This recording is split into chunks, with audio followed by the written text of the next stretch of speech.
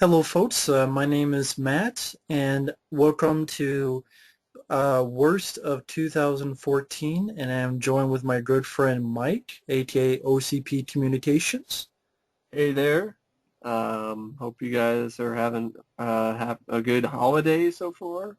Um, And I hope you have a good New Year, because I'll try to put this up before New Year comes up. And yep. I enjoy doing these kind of lists with someone because it's nice to throw off ideas.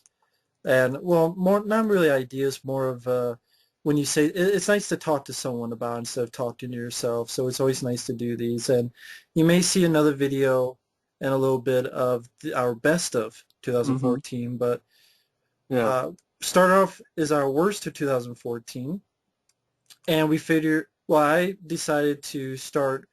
Usually, everyone always goes backwards. Why not start right off the bat, where it was fresh of energy.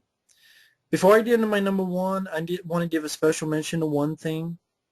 It is the one thing that pissed me off the most this year, and I'll talk about that before I get into the movies. And that is a little documentary called Turtle Power, the Mm. quote definitive history of the Teenage Mutant Ninja Turtles. Definitive my ass. The one that almost everyone I get in contact with always defend because they come off with this, well, it's just a nitpick. It's called definitive. What if they changed the title? Would that have made it better? Fuck No. no. Okay, let me explain something to you. I mean, this is from my point of view because Mike is not as big of a Turtles fan as I am. He didn't follow this as much as I am. He hasn't seen it yet. But here's going from my point of view. This is a documentary I look forward to for quite a few years, since maybe 2009. 2009, went to this forum. This guy posts who works on the documentary, and all these years, I would read what he typed up. I would read what he would post. He would talk about how he got this guy, how he got this. They would put pictures up, including people that were not even in the documentary, which I'll get into. They would show these little bits of footage to tease it. They would ask people and beg people, please get the word out. Please, please, please get the word out. Please, please. I did videos. I even had to defend it from people because they were pissed that I was talking about it. Because it's like, well, why are you doing that? Why don't they do it themselves? Good question. I posted to news websites. I even got a mention in joeblow.com. I'm not just saying that to toot my own horn. That's just me going, hey, I believe in this. I'm trying to help out as much as I can. I got in contact with Angry Video Game Nerd to see if he wanted to talk about it, and Angry Video Game Nerd responded in an email long ago. I had this guy in for an interview that it was posted on my channel, but I deleted it because I got pissed off and fucking delete a lot of stuff because I got pissed off because at the end of the day, it comes out with this cash grab bullshit documentary where it's only 80 some, not maybe nine, I would say 90 minutes total, in which the quote definitive history, which this guy then pulls a bullshit definition of quote definitive, which is like the definition that no one ever fucking uses. Everyone knows what definitive means except this guy who pulls one out of his ass to justify his bullshit claims.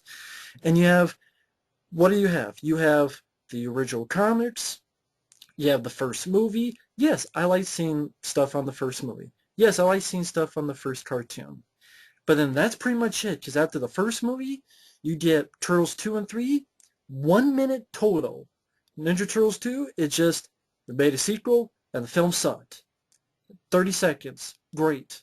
Another 30 seconds in which they like Turtles 3 more, and What?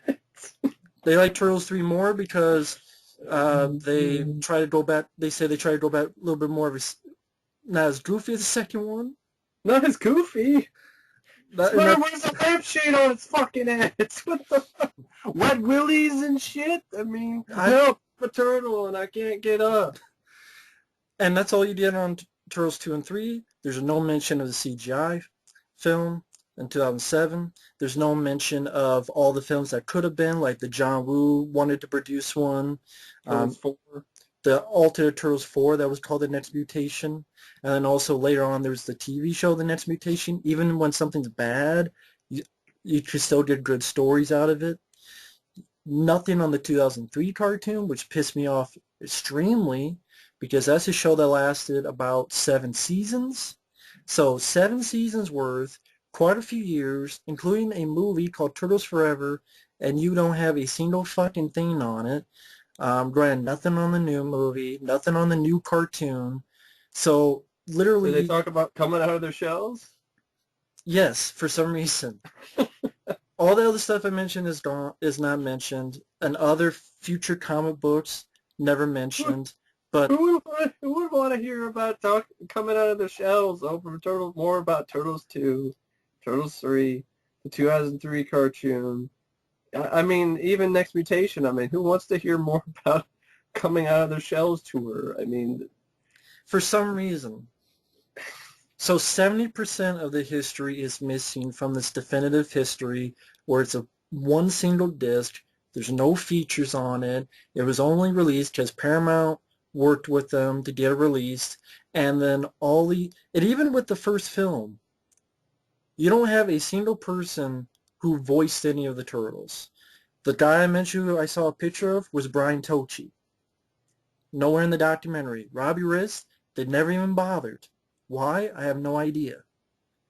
Yeah, you probably didn't get Corey Feldman, but who knows? I mean, go to Kickstarter and raise some money. They had Corey Feldman Friday the 13th. That's exactly what I thought, is that they should have been on Kickstarter from the beginning. And I suggested it, and I was completely ignored. And that's stupid. I mean, it's really stupid to ignore Kickstarter when you look at everything that's been all these things have been funded from Kickstarter.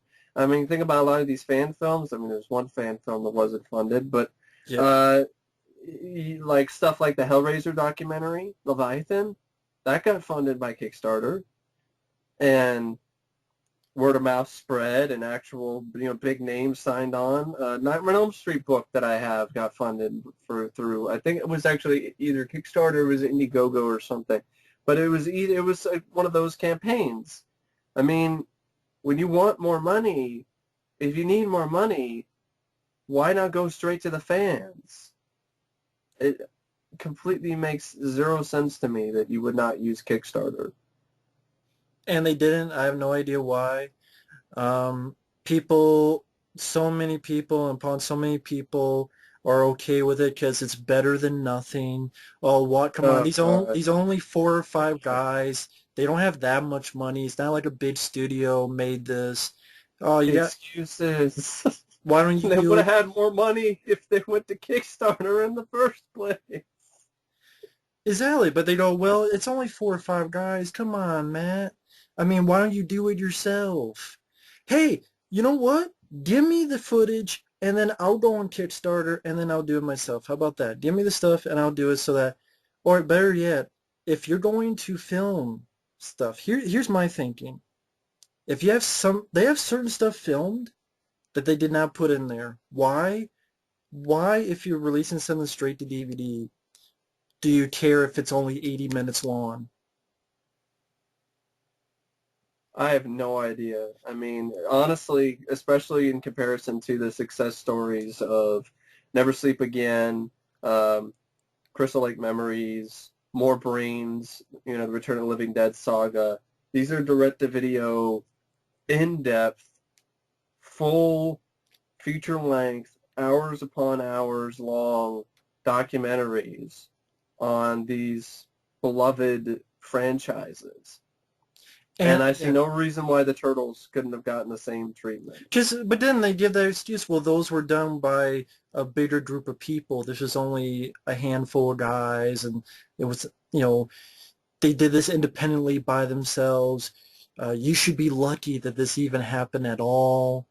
They did start out kind of independent. None of those are independently done, those documentaries, series. I mean, it's not like they were funded by the major I mean, they might have gotten support from Paramount or whatever, and New Line or whatever for Never Sleep Again and so forth.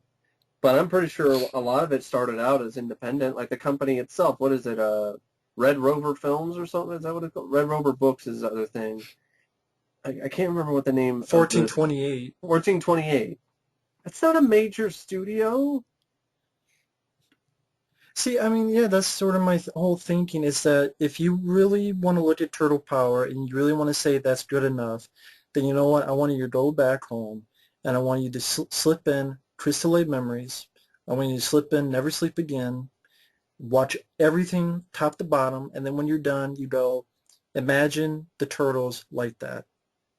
Even More Brains is another one. I mean, it had bonus features on the other disc that had more about the other films in the series. Yeah, bonus feature on Return of the Living Dead 2, bonus feature on Return of the Living Dead Part 3, full-length documentary on just the first film itself, Yeah.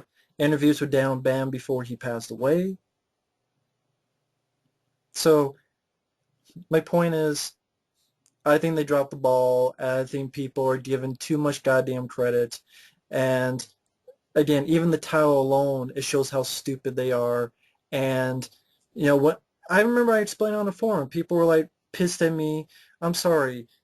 It really makes me hate the Turtles fans because it's complacent. I really do feel like it's Mm-hmm. complacent. When I Yes. get a number one, I feel it's complacent. And yeah, if you disagree, fine. If you like it or fine, fine. I'm not here to change your mind, but I'm not going to fucking pussyfoot around. It's complacency because the Turtles been treated like shit forever, so that when something decent comes along, get complacent for it. And these aren't even decent in my opinion. I'm sorry, a documentary that excludes 70% of the fucking history and even 30% is not done as in-depth as it could. You talk about the original comics, but it's only like how it before, and they mention like the first and second issue. That's it. The original cartoon, they mention how it got started. That's pretty much it. The movie, you don't have any of the people who voice the turtles, but you got the kid who played Danny, who I give two shits about. I'm sorry, Turtle Power. I did a whole rant on it. I stand by every word on it. It's fucking load of shit, and fuck that It's shit. called Turtle Power. Did it even talk to partners in crime? No, yeah. I mean, there you go. It's called Turtle. Turtle Power. The song itself. Why not talk to them? Nope. Have a feature-length documentary on the first movie. Deserves it.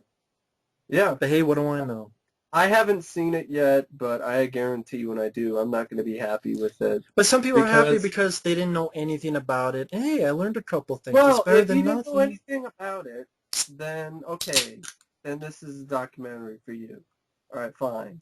But for those of you who know a lot about it, you're not going to be satisfied. Like another fucking documentary, which I'll get to later. Did you want to get to it later or now? Since I said one documentary, it's up to you. You can wait for later. You can wait till now. It's up to you. I can wait for later because it's on my list and Okay. and it's probably on your list too Yeah. somewhere. Yeah, I separated it. I separated into stuff. I mean, Yeah. I'll talk about it when you do. But Okay. But going up to what it was trying to yeah. say is I wouldn't since I'm not a super huge big fan, but I'm still a fan of the Ninja Turtles. I still really like the Ninja Turtles, Like what if they and did a Robocop documentary? that's what I was going to lead into exactly is that how Matt is feeling is how I would feel if they did a Robocop documentary, called it like The definitive history of Robocop. yeah, it was like Your Move Creep or it's not actually Dead or Alive You're Coming With Me, the definitive history of Robocop. And then they only talked about the first movie and said the second movie sucked for 30 seconds and then said the third movie was better, Which okay, people have. which people have, like Candy Taylor. And just take a candy cane up her cooch. But it's being completely just joking here, folks. Candy cane. I'm not. I'm not advocating candy cane pussy violence. But anyway, Be like the guy in Joyride. Candy cane. My Ted Levine voice. yeah, Candy cane. yeah. So they briefly mentioned Robocop 2, say it sucks. Talk about Robocop 3 and say it's better, and then talk about for example, embarrassing shit like Robocop in WCW and those shitty commercials, and talk about the TV series, and that's it. And don't mention anything else. Don't mention the new movie. Don't mention the cartoons. Don't mention the comic books. Don't mention the toys. Don't mention the video games. Don't mention any of that. Which that's another thing they don't mention, video games. You see it for 10 seconds, the arcade, but probably 10, 20 seconds. It's an opportunity. You could get James Wolfe, the Angry Video Game Nerd, to talk about... I emailed him. I know. He would have been willing. And they didn't give a fuck what I had to say. No.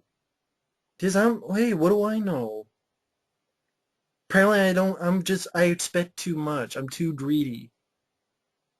I mean, there's even like fan stuff. I mean, there's like fan-made video games people made for Robocop, I remember. You could talk about the shitty Titus game on the Xbox. I mean, but no, if they don't talk about any of that and only talk about first movie, shit on the second movie, say the third movie's better, and then only talk about the TV series and talk about the embarrassing shit. Like, he's a wrestler and those commercials from Japan, and that's it. I wouldn't be happy. I'd be fucking pissed, and I'd be like, what the fuck is this? This isn't definitive. Yeah. Motherfucker needs to look up the definition of definitive in the dictionary again, because it obviously doesn't know how to use it properly. I mean, I even asked people around me. I did a little experiment. I asked people in my college. I asked my parents. I asked them what definitive means, and they all said that it's an iteration of the same thing. They all said, every single one of them said it's undisputed, it's encompassing, it's the end all be all, everything. I heard all those type of words in different, ways that people have said them. But I asked a bunch of people, and that's that's what they said. It's encompassing, it's everything, it's all all you need to know. Like, another word, like the ultimate guide, so to speak. And his definition is done or reached decisively and with authority. I've never heard of that fucking definition for that ever in my life. He probably fucking looked for it and found it and pulled it out of his ass. Because it sounds good. Yeah. It's a good title. It's bullshit. And that's why I deleted it, because fuck these guys. They're lying sacks of shit. I'm sorry, I have no respect. And then when they said, like, it's only volume 1, I mean, we'll have more volumes. I'm like, yeah. Where's volume 2? I don't see it on the release date. I'll say right here, folks, there's a book that came out that did it better. It's not perfect. I have little issues with it, but there's a book that came out, did it much better. Speaking of books, like, there's a Robocop book that came out that I bought. And it doesn't talk about in depth about the comics and other stuff, but it does talk about Robocop 2. There's like more than a few pages about Robocop 2 and 3. And it talks about the series a little bit and prime directives and all this other stuff and a lengthy bit on the new movie. But is it perfect? No. But I can accept that book because at least it mentions some of the stuff.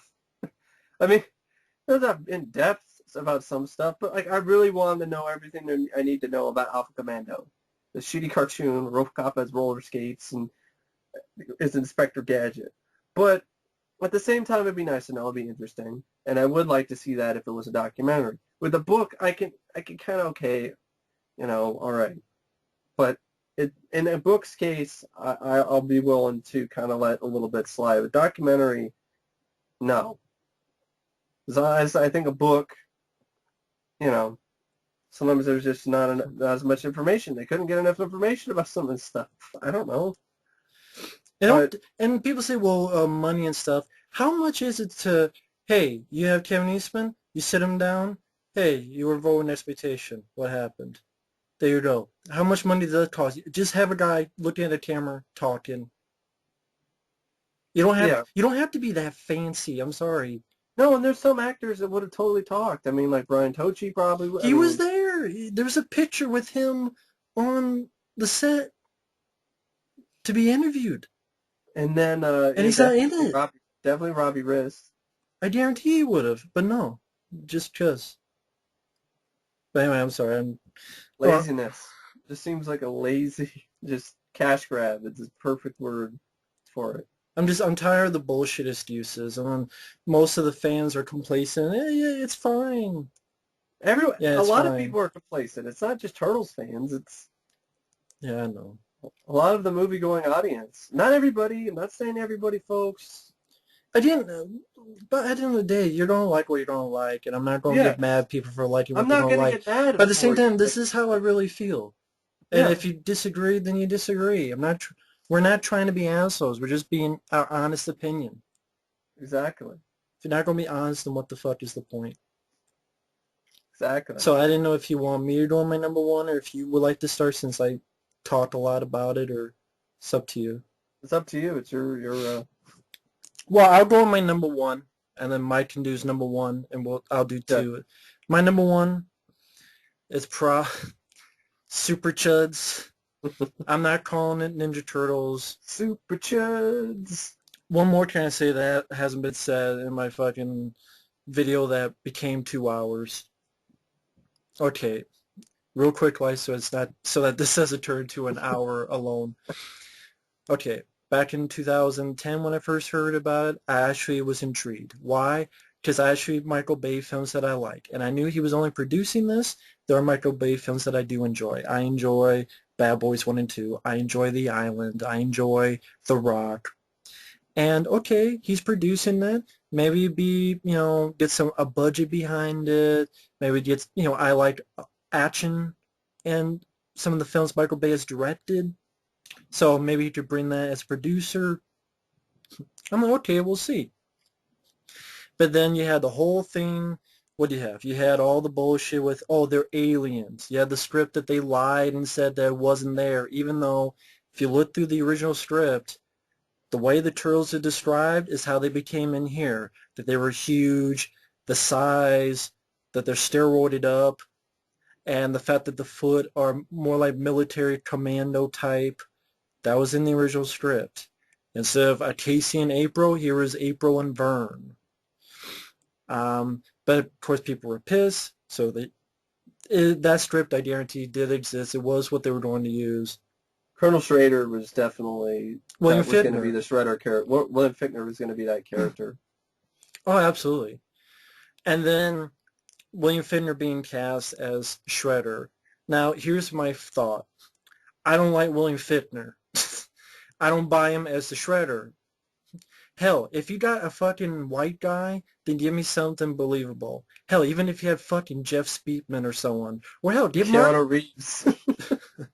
Well, after John Wick, I could see him more... If he was like John Wick, I could believe him more as Shredder than fucking William Fichtner. Yeah. And I know he did that 47 Ronin. I'm sure it's bad. I haven't seen it, but I buy him more than fucking... I don't like William Fichtner. But here's the thing. Why William Fichtner? Why not? Yeah, Marta Costos, all these other people, I guess they don't exist. What were people talking about? Ken Watanabe, they're mentioning all these other Well, people. but they decided to cast some random Asian guy eventually. Yeah, which I'll get to. Japanese, yeah. Because it was going to be William Fichtner as the Shredder. And then for the longest time, I said I wasn't going to do it because I just didn't want to go through the headache. But you know what? After all that time, I'm like, you know what? A lot of people are asking me for it. I've been very lucky being here on YouTube, meeting good friends like my friend here, Mike, and so many people. I said, you know what? I'm not getting anything out of the deal, but if when dozens of people ask me for something that's humbling, I'm going to do it. I bit the bullet. I talked. It went on for 2 hours. I didn't want to edit it because it was too lazy. I said, fuck it. I just uploaded it. It's Megan Fox the movie. And I'm sorry, it's Megan Fox the movie. And I don't understand how a single Ninja Turtles fan can like this movie. If you do, fine. And please don't give me the shit of, well, it's just for kids. So is the 1990 movie. And that had a turtle getting the shit kicked out of him and put into a coma. That had kids fucking smoking. It had fucking... Swearing. Turtle swearing. Had Splinter's owners being killed and half his ear being cut off. The Goonies is a kid's film, but it's an awesome film. Monster Squad is technically a kid's movie too, and it's kick-ass as well. Kicking werewolves in the balls and saying he's got nards. Yeah. The Dracula, that line of dialogue he has, Give me the amulet, you bitch! that's a kid's film. And guess what? They stand the test of time because they're good films. Mm-hmm. Just because it's a kid's film does not mean it has to be a shitty film. That is a stupid fucking reasoning. It is. It's Megan Fox's movie. It's a 97-minute movie. You could tell they changed a lot of shit because the Asian guy, he was thrust in there. You could tell a lot of shit was probably cut out because there was pictures of Raphael in this fedora and trench coat that was nowhere in the movie. But you saw pictures before the movie came out that he was with Megan Fox outside. That was not in the movie. You have this girl named Karai who is completely fucking pointless. You don't even hear her fucking name. It's maybe once when the random Asian guy says it. She's Asian. She's the Asian lady. She must be right. That's an important character in the comics and later cartoons. She's a figment of your imagination. It might as well be. Just blink and you miss it. And the first 20 minutes, the big action scene you get is Shadow throwing a shipping container. Wow. Great for a big summer, over $100 million budgeted flick. How exciting. How is that exciting? Please tell me how is that exciting. Then you see the turtles. Fuck, they're chuds. You see the chuds in the subway of New York, right in Chud, and you just see all they do is one kicks one on the floor and he flies 10 feet, and you see people with guns being thrown into the wall and slammed into the wall. How is that exciting? How is that thrilling? How is that adrenaline pumping? How is that fun? How does that showcase martial arts? How does that showcase being a ninja? None. You see Megan Fox, she finds them. Mikey talks about his boner because he says, my shell is tightening. You have a stupid Batman joke. All the turds look ugly as sin. They look like Sloth from the Goonies. Speaking of sin, Sloth from the Goonies. You have Mikey constantly wanting to get in Megan Fox's pants, and that's all his dialogue. He's a fucking college boy douchebag. He's fucking John Wiener. John Cena wannabe, motherfucker. That's what he's basically. If John Cena was in this movie, it's fucking Mikey. Mikey went to the school of thugonomics in this movie, huh? And John Cena sucks, just like Mikey sucks in this movie. This is the worst iteration of Michelangelo. He's all he is an asshole pervert who won't shut the fuck up and talks about his dick. Or later on he farts in his brother's faces, because I guess that's the humor people like nowadays, which I'm sorry, I disagree. You have, and this is, 30 minutes? This is what you did in 30 minutes. This is a third of your movie. And what you did a shitty, tacked-on origin. For some reason, Megan Fox, when she was little, it was her pets.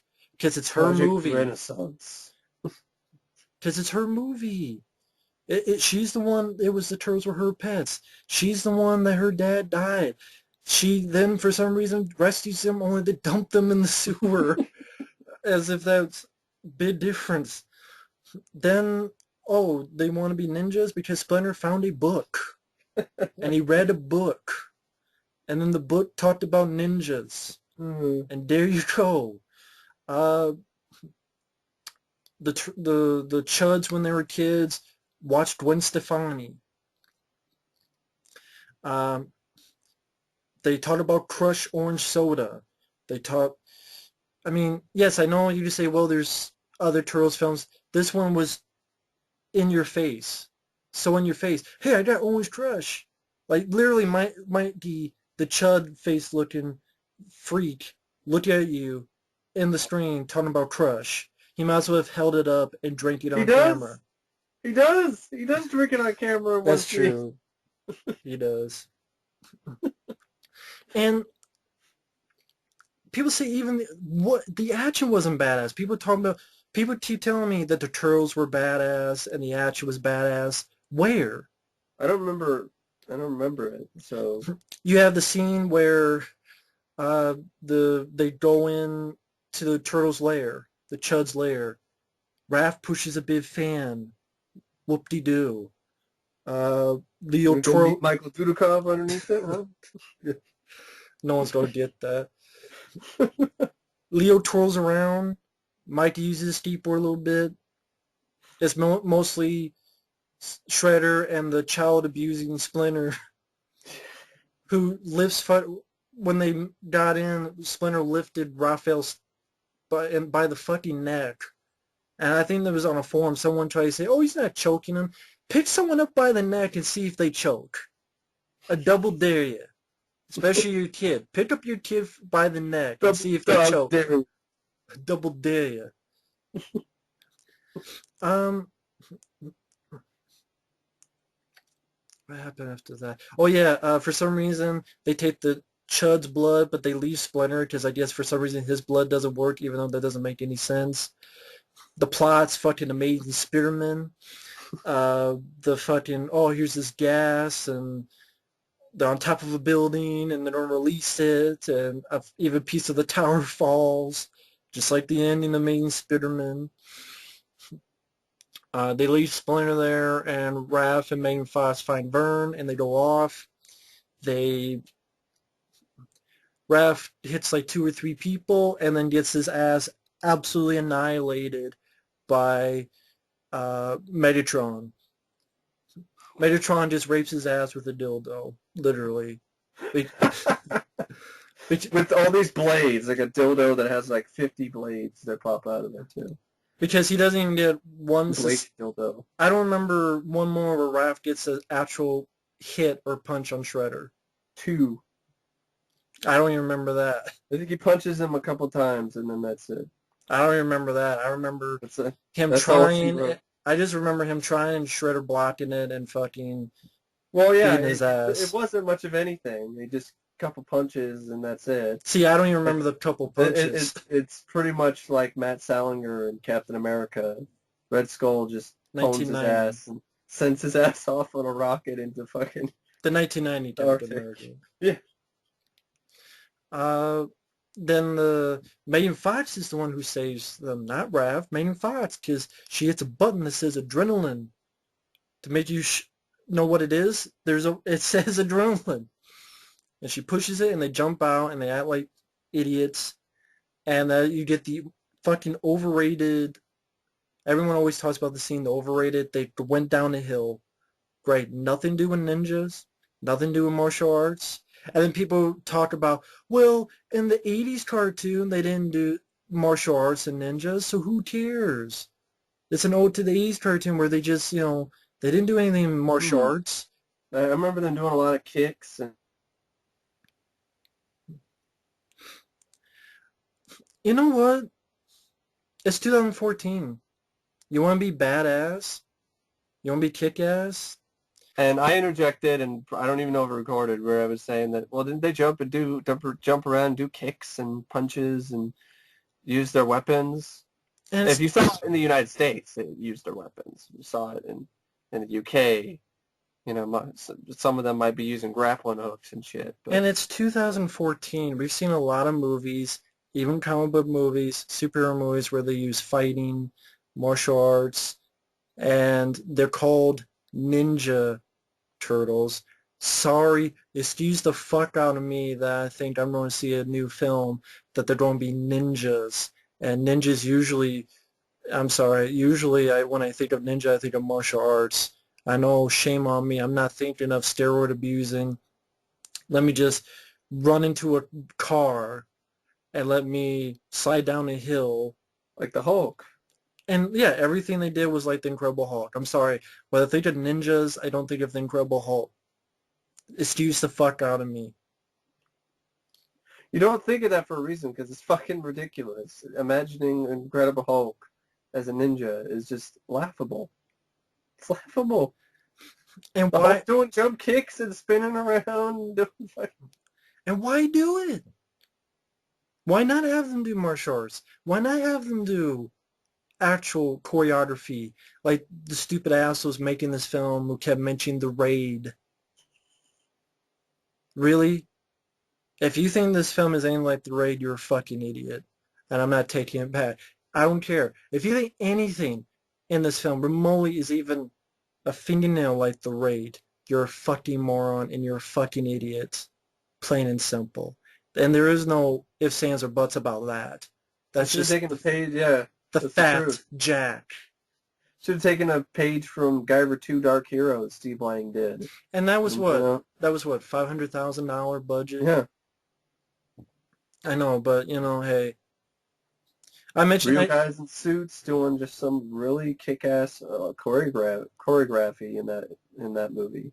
but hey, I mentioned Steve Wayne's name. No one fucking gives a shit. Except you and maybe a guy in New York. Yeah, Meffrey. the guy in New York. And after that scene, it's they go off and hey, maybe they'll get in this big battle with all these uh, bad guys. No, they get into an elevator and they dance. And all the people who shit on Secret of the Ooze, you're okay with them dancing in a fucking elevator, twerking, but oh, and Secret of the Ooze, that's so bad. At least they Double were standard. actually kicking ass during it. It's a double standard. They were kicking ass during it. They outsmarted two mutants. They were kicking the foot soldiers' ass, and they did it. I always remember the shell shock thing where They kicked his ass too. So all these asses they kicked, and they're actually using martial arts and fighting some foot soldiers, and then they dance. Here, they just disregarded and get into a fucking elevator and twerk, but that's okay. Secret Ooze, though, is so horrible. In which, I mean, and they actually have some actual family moments and bonding, little moments that you can catch. Uh, Here they have none of that. Zero, none of that. Just an out-of-the-blue speech that Raph has that is out of fucking place. And don't give me, oh, it is, there's that one thing where Raph says he's going to leave. And then there's that one thing before where they look at each other and they're a little bit mad. Really? That's all it takes for you? Then, wow, you're easy to please. Super easy to please. especially in comparison to the first film, where I know a lot of people were like, you can't compare it. Fuck it. They're both called Teenage Mutant Ninja Turtles. Okay, Yeah. I'm going to do it. The first movie, it had those. It was totally clear that there was tension between Raph and his brothers. Totally clear, especially between him and Leo. And of course, you saw scenes where he goes out on his own. He says, "Screw this! I'm going out. I'm going to see a movie." And that's where he meets Casey Jones, and exactly. Go ahead. Yeah. Yeah, so he meets Casey Jones. It's a fight with him or whatever, and almost gets hit by a car. And actually does get hit by a car, but because he rolls over. He rolls over. But see, you already get that tension building right at that moment, that there's tension between the brothers, and it's easy to grasp. It's not this subtle wink and a nod and they kind of glared at each other. It's a blink and you miss it. Yeah, and you're like, it's way too subtle. It's way too fucking subtle. It's like, I'm gonna leave, and then that's it. And they're like, okay. It's like they just figure, well, you've seen the Turtles before, so you just assume shit. Like Cowabunga. Well, of course they say Cowabunga. They said it in the old cartoon. Well, if they were gonna have that attitude, it shouldn't have been an origin story anyway.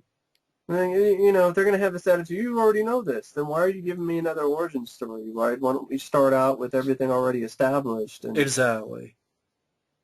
Exactly.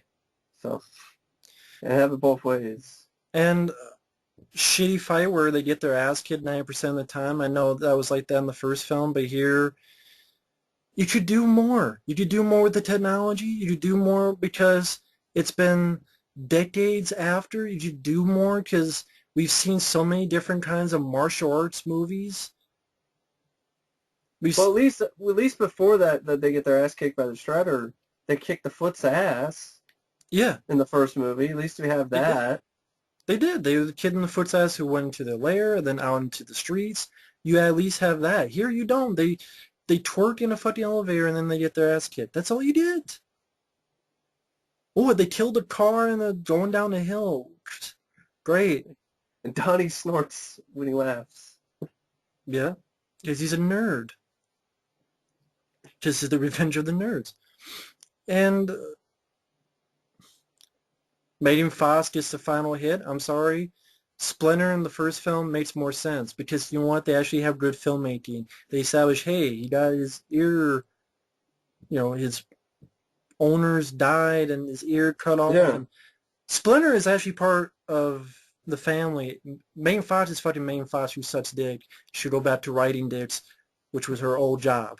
Riding down dicks down the hill like a fucking pogo stick. Or one of those bouncy ball things. Like the fucking trampoline she was jumping at the beginning of the movie. And Will Arnett, he was a pile of nothing. He was a waste of space. He was just there to drive the van and stare at Megan Fox's ass and get shot. Should have died. And Megan Fox gets the final hit, and the movie ends with a stupid song from the Turtles. And then, what more can I say about this movie? I don't get a fucking iota why any fan of the Turtles can look at it and go, okay, they're not the stars of the movie, and they're not only are they not the stars of the movie, they look like shit, they don't do martial arts, they're not ninjas, there's fart joes and boner jokes, you have a shitty plot, the action sucks, where's the badass action people talk about? Explain it to me. Actually explain it. Where's the badass action? There is none.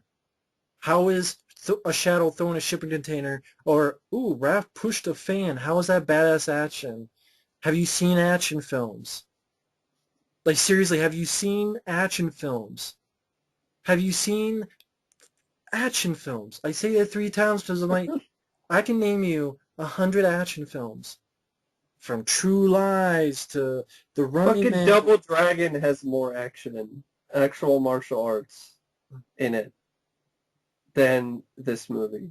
Double Dragon is a shitty movie, but that has more martial arts than this Teenage Mutant Ninja Turtles film. Shitty action, shits on over the origin and background of anything before. I hate this fucking bullshit. Well, it's different. Do you want the same? No, I want something good. Whether you want to be the same or different, I want something good. Super CHUDs is not good. It's lame as fuck. Whether it's the same or different, I want something good. If it's lame as fuck like this, then it's lame as fuck. An origin that, oh, they just found a book is lame as fuck. A Ninja Turtles movie in the year 2014 with no martial arts, or blink and you miss it. I barely even call them martial arts. Fucking bullshit.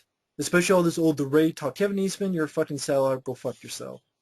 It's hard for them to be ninjas if they're 10 feet tall looking troll motherfuckers. Like, how can you be stealthy when you're that big and that tall? It's impossible. It was a stupid decision. Megan Fox sucks as an actress. The story sucks. Everything about fucking sucks.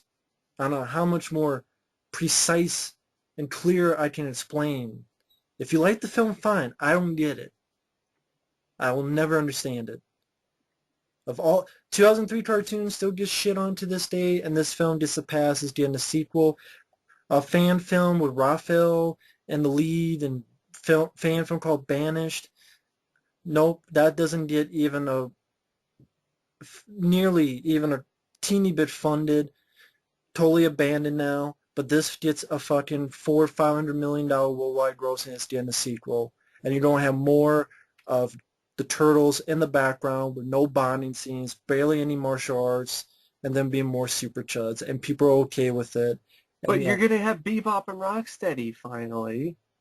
Isn't that something to be excited about? No. I mean, you also don't have Casey Jones, so it's going to be great. Megan Fox and Will Arnett, and then whoever jerk off plays Casey Jones, and Whoopi Goldberg, and probably April's going to have a friend named Irma, and then they probably don't fucking put William Fichtner back, then the random Asian guy, and maybe give the Asian girl something more to do, and then Bebop and Rocksteady now. The Turtles, the CHUDs are going to be in it for 5 minutes by the end of it.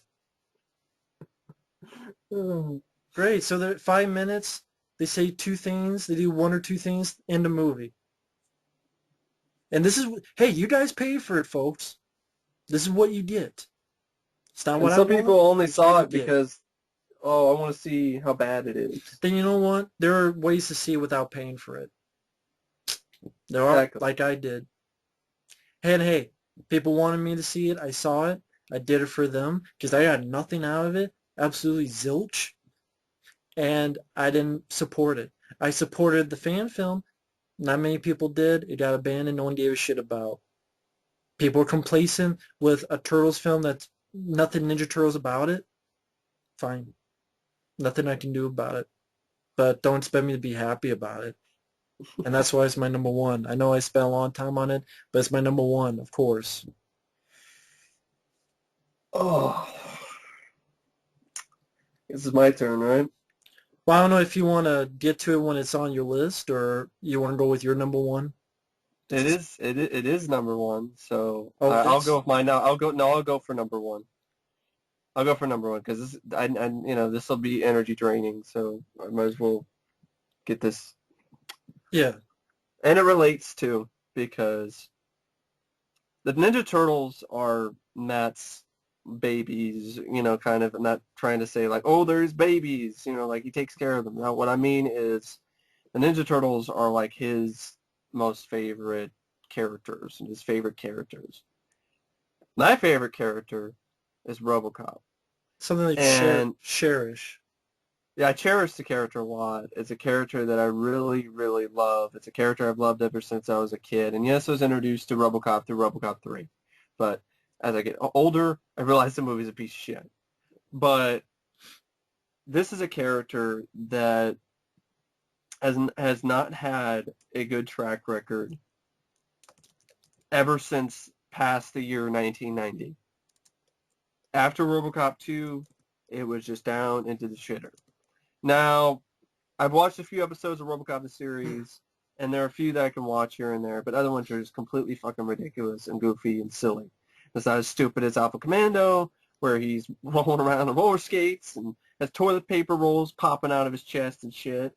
The Marvel cartoon I didn't mind, but at the same time, it's nothing spectacular. There's some shitty episodes in that where Robocop gets a fucking cold. And From then sucking on top, Robo Dick. exactly. And then you have Robocop Prime Directives, which is a low-budget, kind of shitty show, miniseries that had some moments.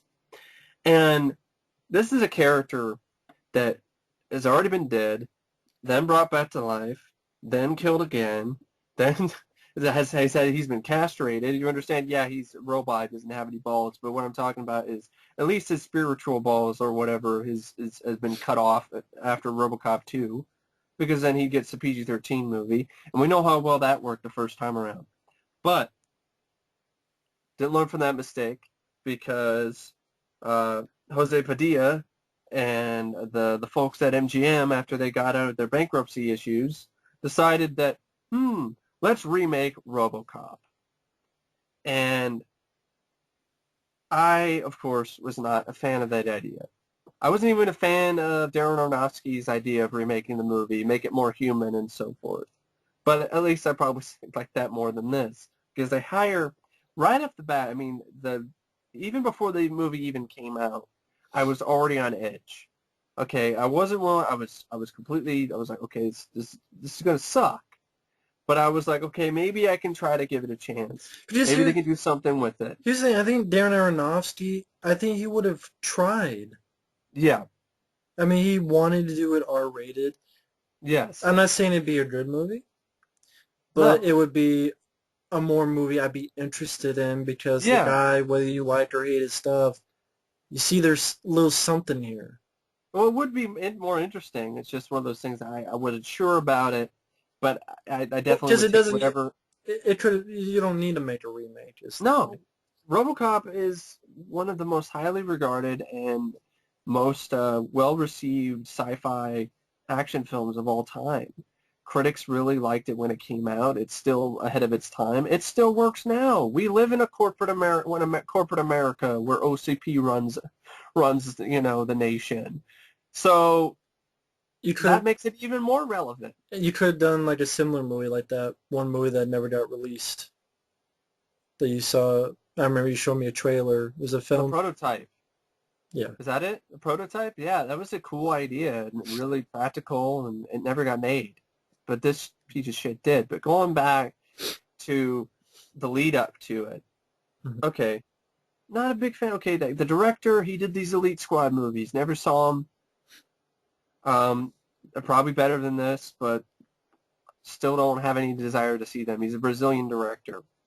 Now, I didn't have a problem with that. But when they cast Joel Kinnaman, and when I hear the words that come out of his mouth where he says things like, my Robocop will be more human, and it won't be nothing but chin acting, Mm-hmm. that already got my guard up.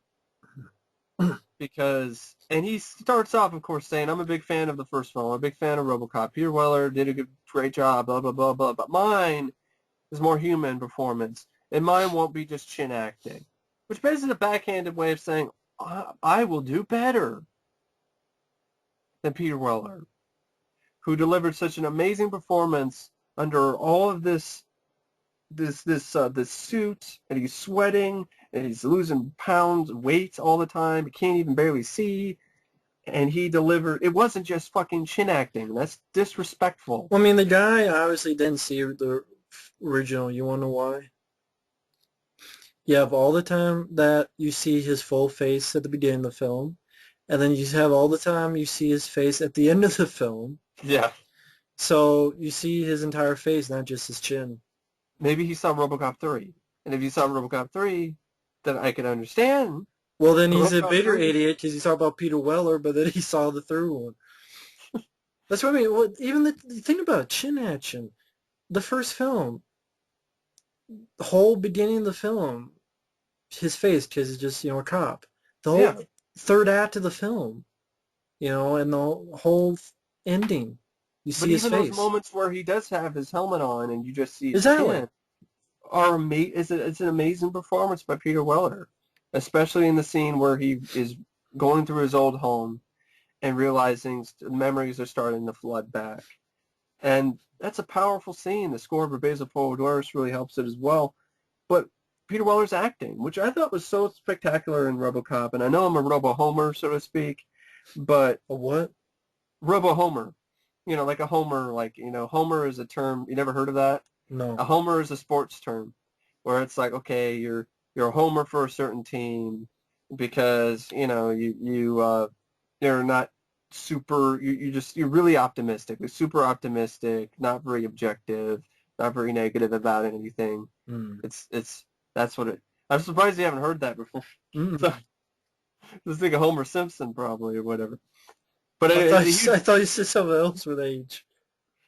no, Robo Homer. Robo Homo? No. Robophobish. Yeah. Which you'll get into that. I'm gay for Robocop. No, I'm not. But anyway, pretty much what I was getting at is I am a huge fan of Robocop, and so I might be a bit biased, but I still think Peter Weller deserved an Oscar nomination for that performance in the first film. I can't say the same thing for Joel Kinnaman, who I think delivers an absolutely terrible performance because I don't even when he's supposed to be human, he seems somewhat robotic. Even when even when he's supposed to be robotic, you don't buy it. It just looks half-assed. And his moments of emotion are just so over the top and melodramatic, it's laughable. But anyway, it says it's just chin acting, which pisses me off. Then I see the fucking photo of what the suit looks like, and it looks like Robobukkake. I'm like, great. Fucking, he's painted black. Robocock. And it's Robocock. Looks like a fucking dildo. Robocock. So, great. Lovely. Fantastic. I was kind of interested when I heard Michael Keaton replaced Hugh Laurie as the head of OCP, which they can't even call it Omni Consumer Products anymore They gotta call it Omnicorp because we can't call it OCP. We gotta be different, so we call it Omnicorp. Because they're like, well, we can't copy every single thing. We gotta be our own movie. See that, and see, I can understand that. And this movie did try to be its own movie, It just but did this is so an example. But stupid. it didn't work. It just didn't fucking work. And yeah, I'll get to that. But unlike Matt with the Ninja Turtles, Yeah, I didn't pay for that movie. I did. yeah, you did. I had a little bit of a free movie ticket, and I spent an extra $6 on top of it to see the movie in IMAX What a waste. because I wanted to see it, you know. So there's no excuses that anybody can give me. You're Oh, being a consumer. you didn't see it. You didn't see it, in high def. You have to see it on the big screen to truly appreciate it. You can't watch it on cam. That's not going to give you the full experience. So I said, okay, all right. I had, my subscribers, just like Matt's subscribers. Ever since this had come out, people are like, "Are you going to see the new one? Are you going to see the new Robocop? Are you going to new Robocop?" And I saw the trailer, and I was like, "This looks horrible, fucking fantastic, lovely." But maybe I'll see it from Michael Keaton. Nope, because you got home and I talked to you and you Exactly. described it to me. Exactly. And that's still up on my channel. Even Michael Keaton didn't fucking save the movie. So when you said it started up with instead of the MGM logo, instead of the MGM more folks, you're in for a really bad time at the movies when you hear my from Sam Jackson. Samuel motherfucking Jackson. I'm not kidding. Mother folks. beeping. Yeah, because it's bleeped out anything that you said. It's PG-13. Because it's PG-13. Mother beeping. You're in for a really shitty time when it starts out with something like that. Okay, well, I could not believe it. I could not believe that that's how the movie started. I literally sunk back in my seat a couple more inches, and I was like, from the get-go. Oh fuck. So if only had a heart.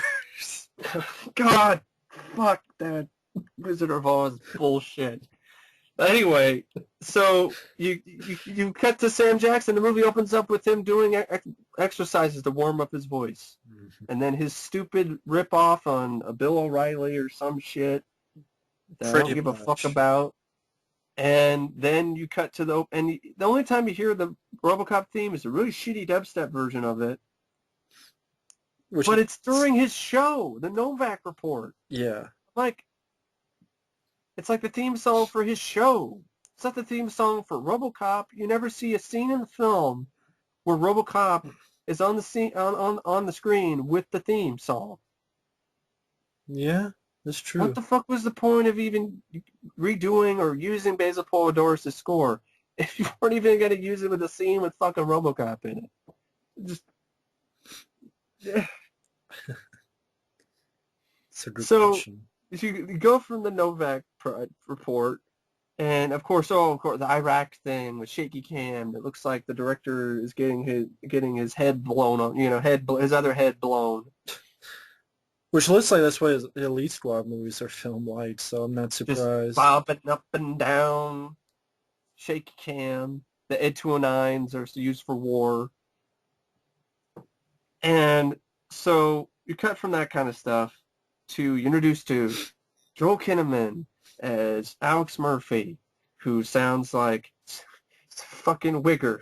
It's fucking sounding, like gangster. It's like, oh boy, you don't get.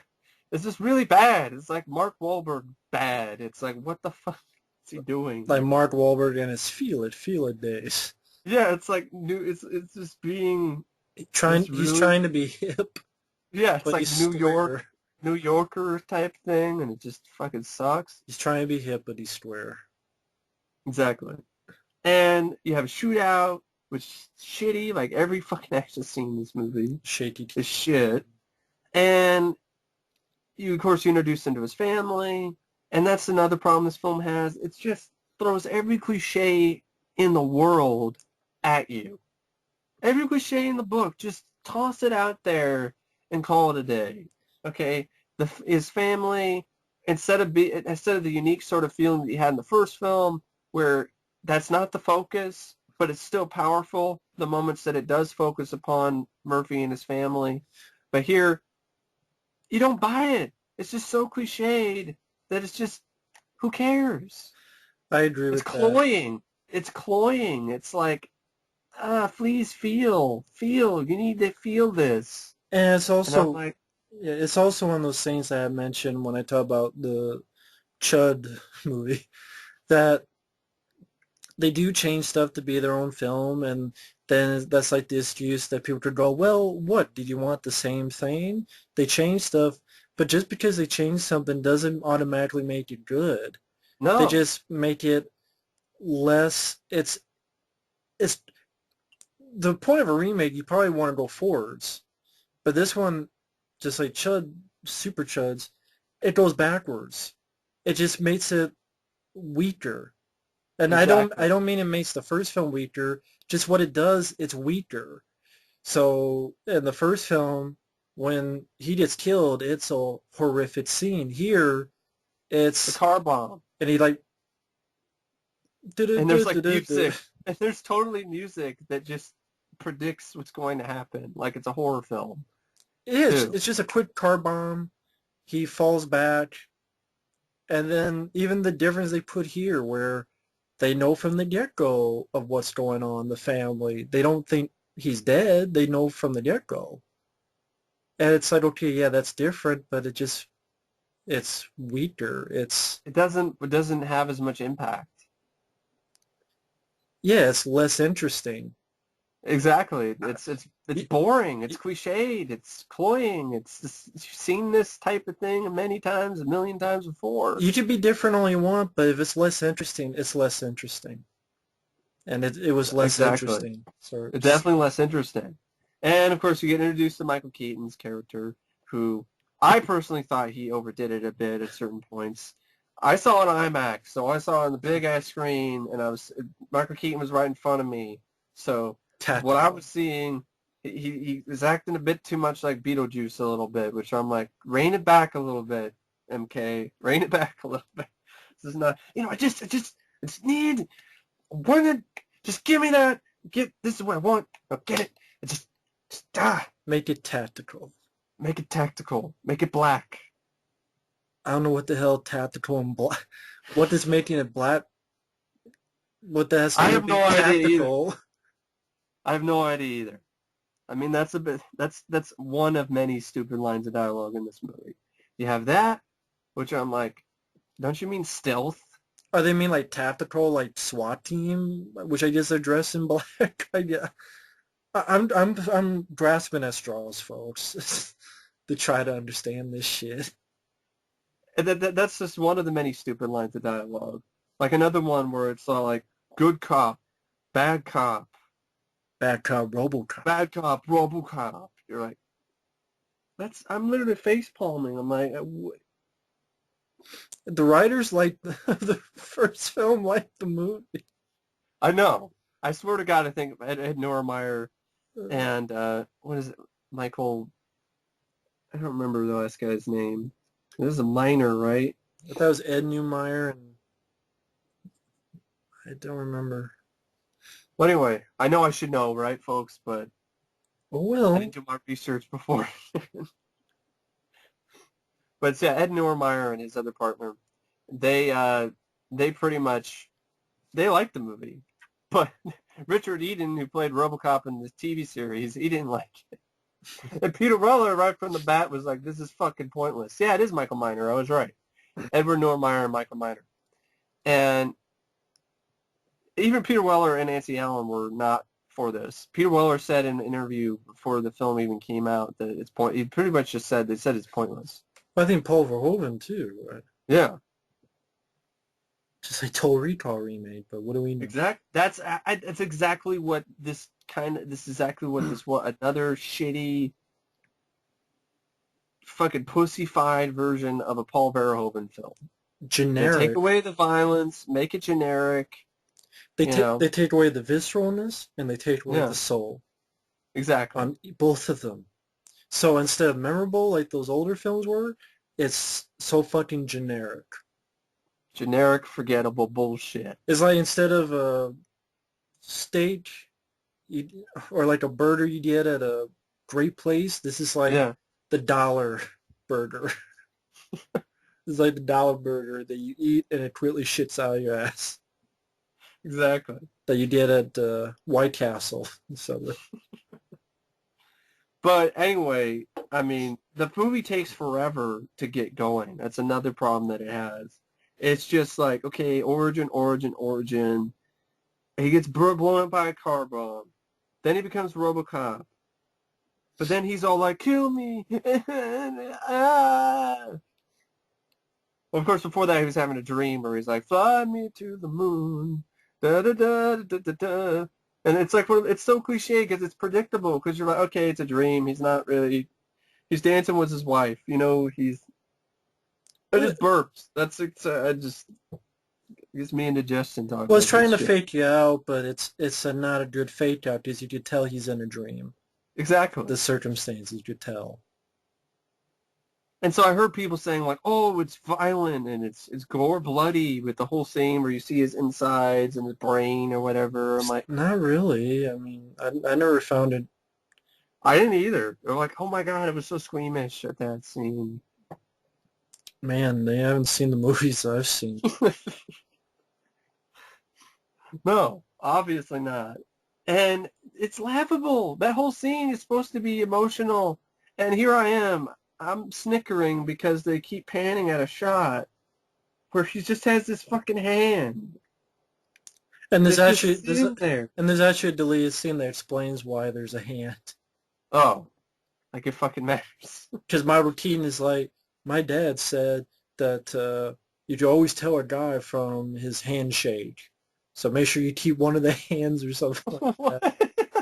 It's something like that. It's a deleted scene I read up on. I remember hearing that it was like something that like it was a coding thing. So on his hand, That's maybe not shoot what the it was in the gun. deleted scene. It was something about, you could always tell a man from the grip of his handshake. My old man said that.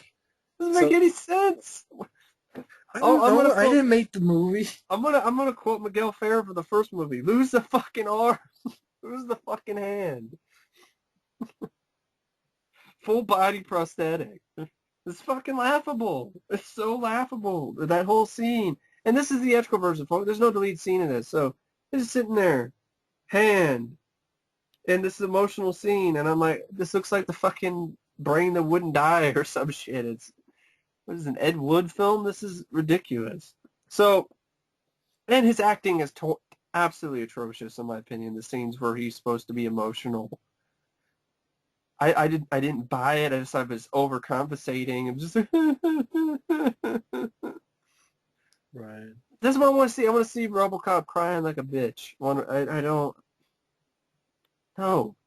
So he's all like, "Oh my God, I'm dead." I'm like, you got blown up. You're back. You're still alive technically. You're in a better body now. Like what the fuck? You're not crippled anymore. You still have your brain. It's one of those things you're like, it's not that bad in comparison to the first film where he had his mind wiped and he didn't know anything until it starts to come back. And then he slowly realizes that he gets his humanity back, but he realizes that he can't have his family anymore. He can't do that. That's more tragic than this. He already has his family, and he's super cop now. I'm supposed to feel sorry for a super cop. I'm not really feeling sorry for super cop. I'm sorry, I'm not. So that's another part of the plot that sucks. And then you don't see him in action for a long ass motherfucking time. Instead, you see training sequences where, of course, he doesn't start out. He's in a gray suit at first. He doesn't start out black. It still looks like shit. And there's like one scene where he's running around trying to run away, and all I remember is there's a bunch of, it's in China somewhere, Yeah. and these workers are all wearing pink for some reason, Yeah, I So he's remember that. running through a bunch of hallways, a bunch of pink, people wearing pink, and he runs into a rice field. It's Yep. pretty racist, and gets fucking shut down. I mean, there's probably rice fields in China. Yeah, I know, but it's right outside the fucking facility. Yeah. And then he's like, I want to go home or something. And then they end up going to this stupid training sequence with Jackie or Haley And another is shitty going, remake. and yeah, and another shitty Yeah, remake, Elm Street. like Elm Street. And this movie does callbacks to the first film, but they're lazy. He's just like, I'll buy that for $1, in reference to Robocop and his new technology. And I'm like, the fuck does it have to do with anything here? It's just a throwback to the first film. And then in this scene, I hated this fucking scene. I literally wanted to tear the movie screen down while I was sitting in the theater watching this shit. This training scene where he's going around, just and all you see is from these movie screens. And Gary Oldman is just exposition machine. He's the exposition machine in this movie. He's just there to say some shit, explain shit you already know. Like, this is what he does, and this is what blah blah blah blah. Stop narrating the fucking sequence, No Gary shit Oldman. Sherlock. Stop it. No shit Sherlock dialogue. And if that wasn't bad enough, Here's the worst part, folks. fuck me, man. Robocop in these fucking montage sequence, train sequence. If I only had a heart. Fucking Jackie or Haley starts playing the Wizard of Oz fucking music. The Tin Man song. Because, of course, it's a reference to the Tin Man jokes from the first film. But it's not funny, it's not clever, and it just is a total fucking embarrassment. It's the most embarrassing sequence I've ever seen with Robocop. And I'm talking Alpha Commando isn't as embarrassing. I'm talking the fucking Robocop the series where he gets lost in some virtual reality world. That's not as embarrassing. This is Robocop 3.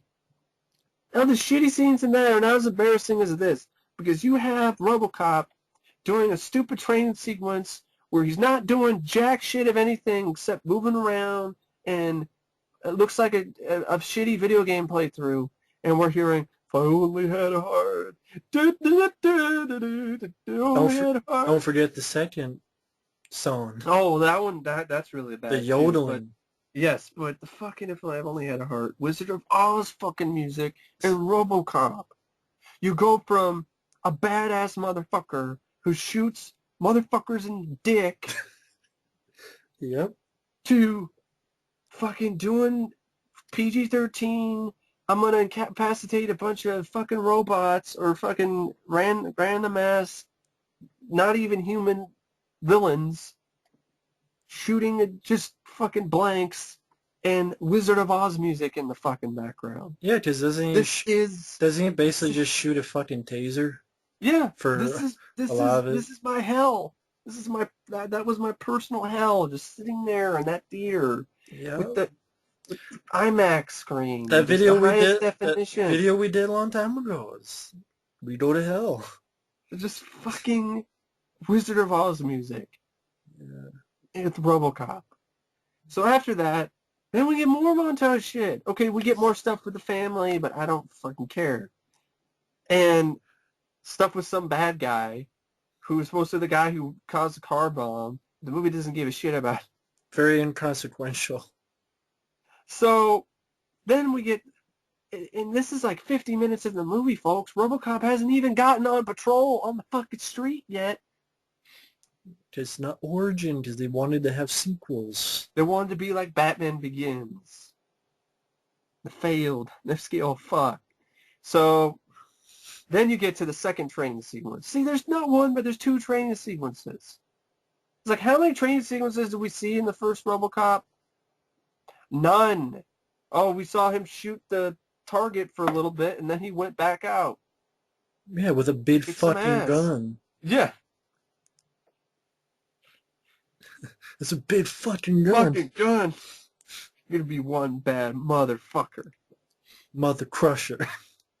Well, this movie is one bad motherfucker. One bad motherfucking movie. One bad mother crusher. You know this. You know you have a shitty movie when the edited for TV version of the first film is better and more entertaining and more worth your while. Of course. I mean, Anyway, and yeah, in that scene you were talking about, he the gets fucking in a second song is montage. yodeling. Yeah, it's Hocus Pocus by Focus. And it's That's right. fucking yodeling. It's supposed to be badass, and it's like Yodeling. I don't know yodel. And just him shooting drones. Drones. It's completely forgettable. It's CGI shitty. drones. Pointless. And Jackie Haley's trying to shoot him with a taser or some shit. And then he gets on patrol, and he's painted black. And he goes and finds some guy, and this movie's idea of humor is to show his video screen saying this guy's high.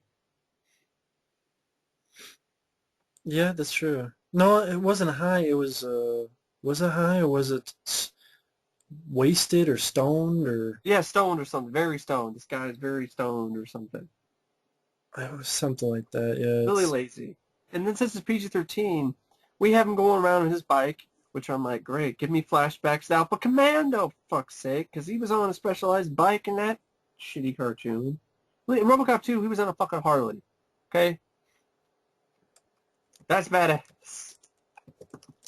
Here's on a specialized bike that I swear he either stole from Judge Dredd, or took it from the Street Hawk. So he goes in a specialized bike, goes in and stops these drug dealer guys. It shoots them with the machine gun, and it's completely blink and you miss action because it's just people fall down, drives away. That's it. And of course, you have to keep cutting back to fucking Sam Jackson, who won't shut the fuck up in his shitty fucking show, which I would shut off if it was on TV. I don't want to watch this show. I don't like watching the news in the first place.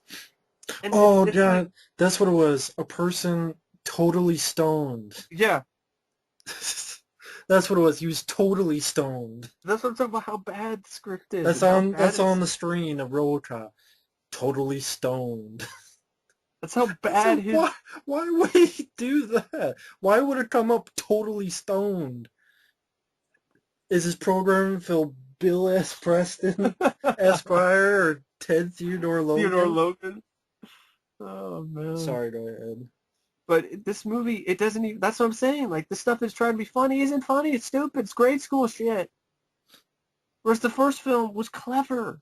The satire was witty and genuinely hilarious. The satire in this is broad and shit. It's just shitty. And all the satire I try to give you is the fucking Novak project, which I'm like, I don't want to watch the fucking news.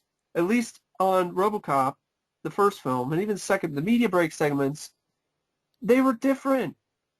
They were satirical, and they didn't last as long as these fucking Novak project segments do. Element, fucking the Novak element. I did it wrong. Whatever, said it wrong. Who the fuck cares? Literally half this movie is just Novak element shit. And the plot is Michael Keaton wants to make robots illegal so he can do martial law, or he can fucking use them in the military. Michael Keaton wants it legal. He and wants the it legal. senator doesn't. Yeah. Because Michael Keaton wants to use the stuff that he does overseas. He wants to use it here in the U.S. Because Sam Jackson's for, and that's why he says that line, "Why is America robophobic?" Which is why I mentioned that before. And so Michael Keaton's like, well, they want a guy in the machine. We'll get that out, and maybe that'll get people to like this, and that way I can use more of my technology here in the U.S. to patrol the streets. You know, you don't really get the idea that Detroit is that bad. Really shitty. Yeah, it's not bad. It's not a war zone. It isn't even Doesn't seem like a war zone in this film.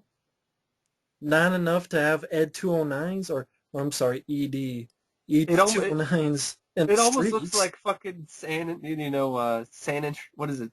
San Angeles. It looks like San Angeles for fuck's sake. Demolition Man. Like they don't need. Sure, yeah.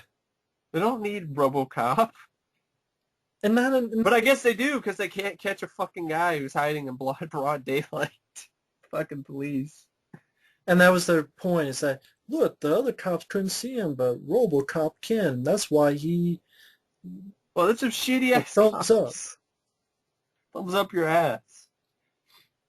So yeah, there's scenes like that. He gets his mind wiped because he's resisting stuff because he wants to visit his kid or some shit. And that's part of the film they literally copied from the first movie. The whole thing, loses memory, and then by sheer willpower, he brings it back. Yeah.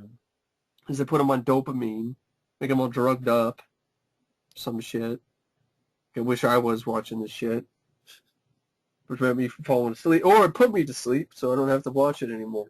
Exactly. But so he gets his free will and goes out, gets revenge of the guy who blew him up, and it's shot in the fucking dark.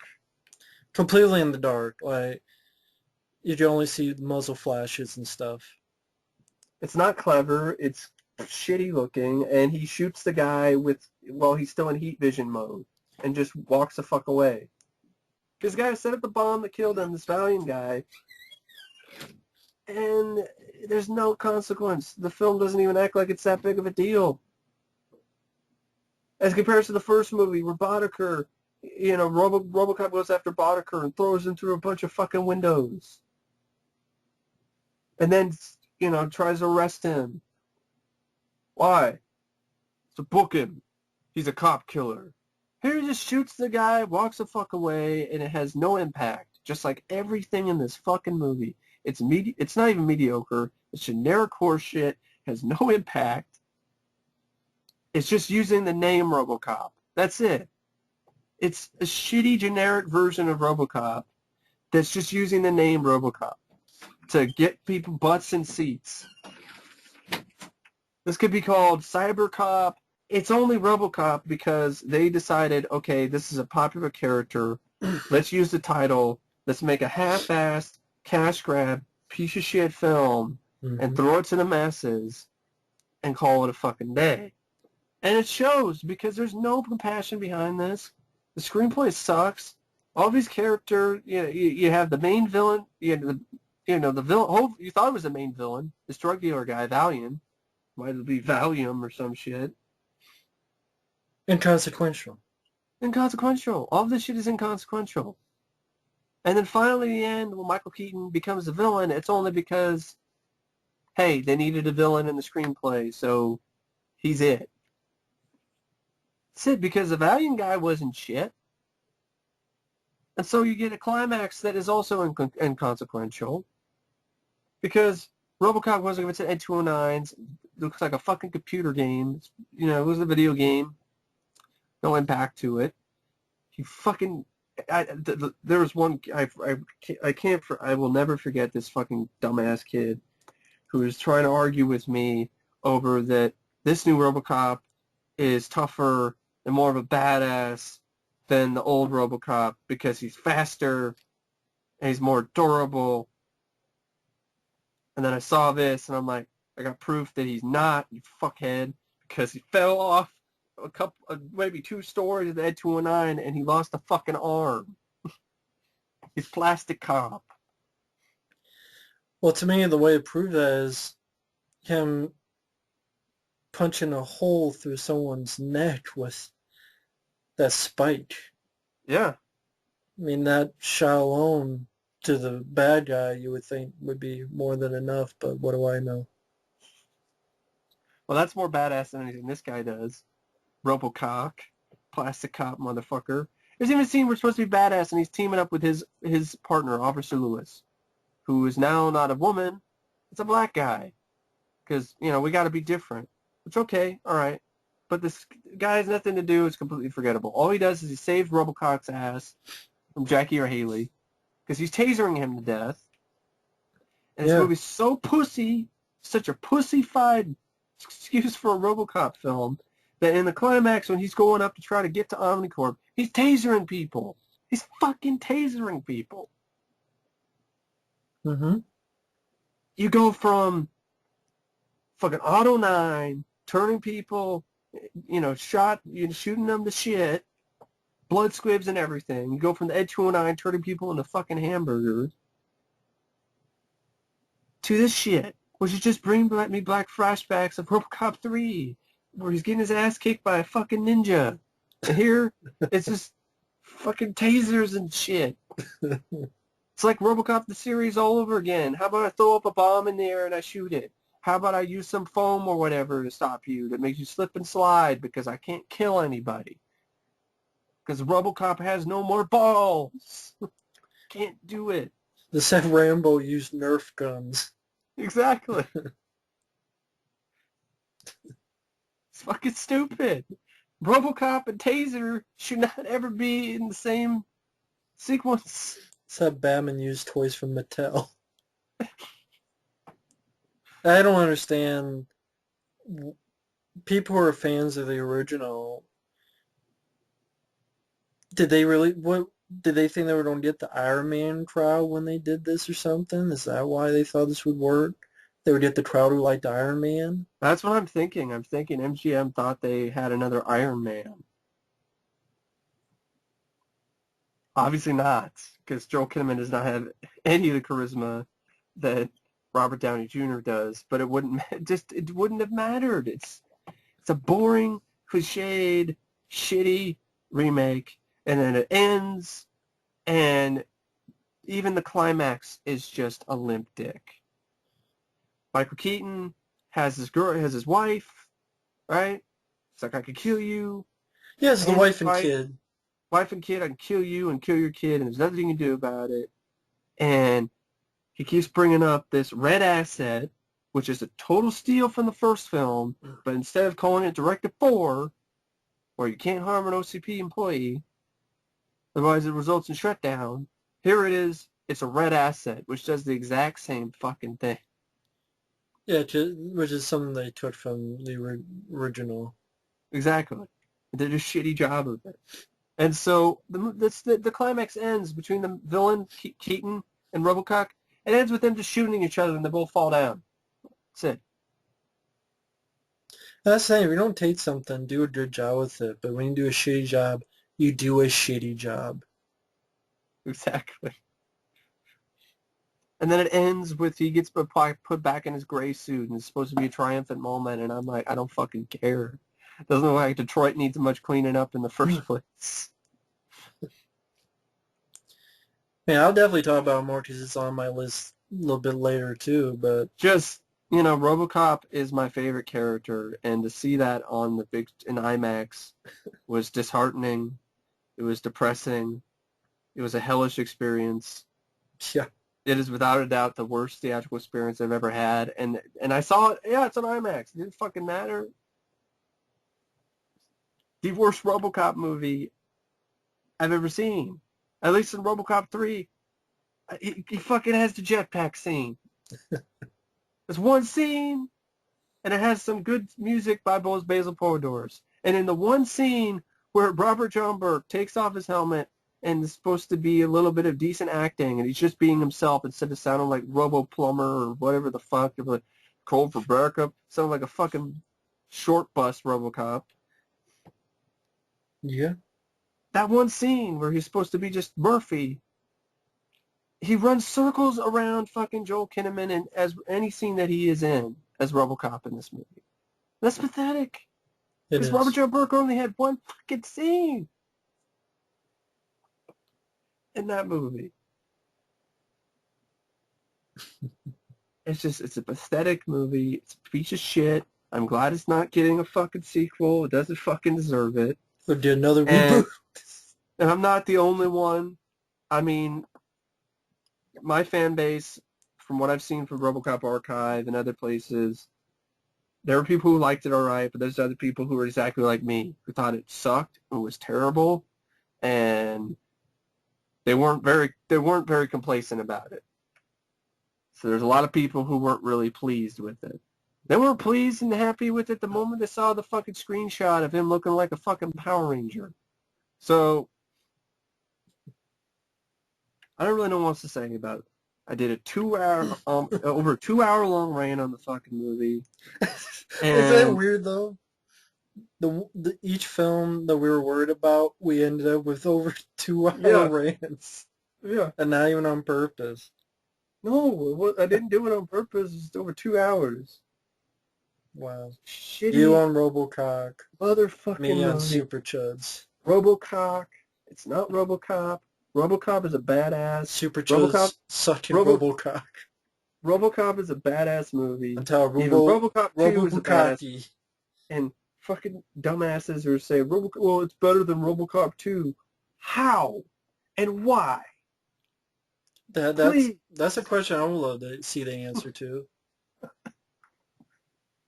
How is this pussified taser bullshit better than Robocop 2? An evil robot addicted to drugs that Robocop takes his brain out and smashes it into the ground in bloody glory. I would love to know how that's supposedly worse than this generic PG-13 shit. I do too. That at times was like a fucking PS4 game. And in other times it looks like a TV movie. And this is over $100 million film. Didn't look like it. Satire doesn't fucking work. The action is forgettable. The story sucks. The lead is a dipshit. White bread motherfucker. Corn-fed motherfucker. He's fucking terrible. He's disrespectful to the series. Corn-fed Talk about chin acting. bread. Talk about chin acting. Where the fuck was your acting? Because it was not even It was even there. It was in a paper box that he didn't open. And then all other shit, like he doesn't even, this motherfucker Joel Kinnaman doesn't even know what the Oregon Trail game is. Doesn't know what that game is. Because he's not the American. sweetest. So fucking what? It wasn't even the game. He didn't even know what the Oregon Trail was. I'm not talking about the game. The game's understandable. He thought The Dark Knight was R-rated, Mike. Yeah. That says it all, because there's nothing in The Dark Knight that would remotely make it R-rated. Nothing. He's not the only one that feels that way, though, about The Dark Knight. Well, then, I don't know what to tell him.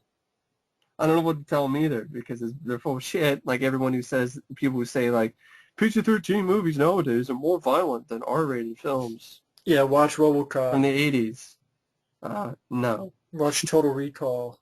Watch Red Dawn. It's a PG-13 movie from the 80s. Gorier than bloodier and more violence and whatever. I just, fuck this motherfucking movie. I hate it.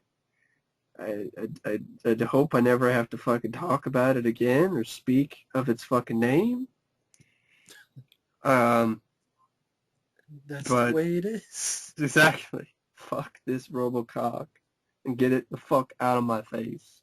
Out of my ass. So, I guess I'll get to number 2. Well, we're only at number 2, folks. I know it was long.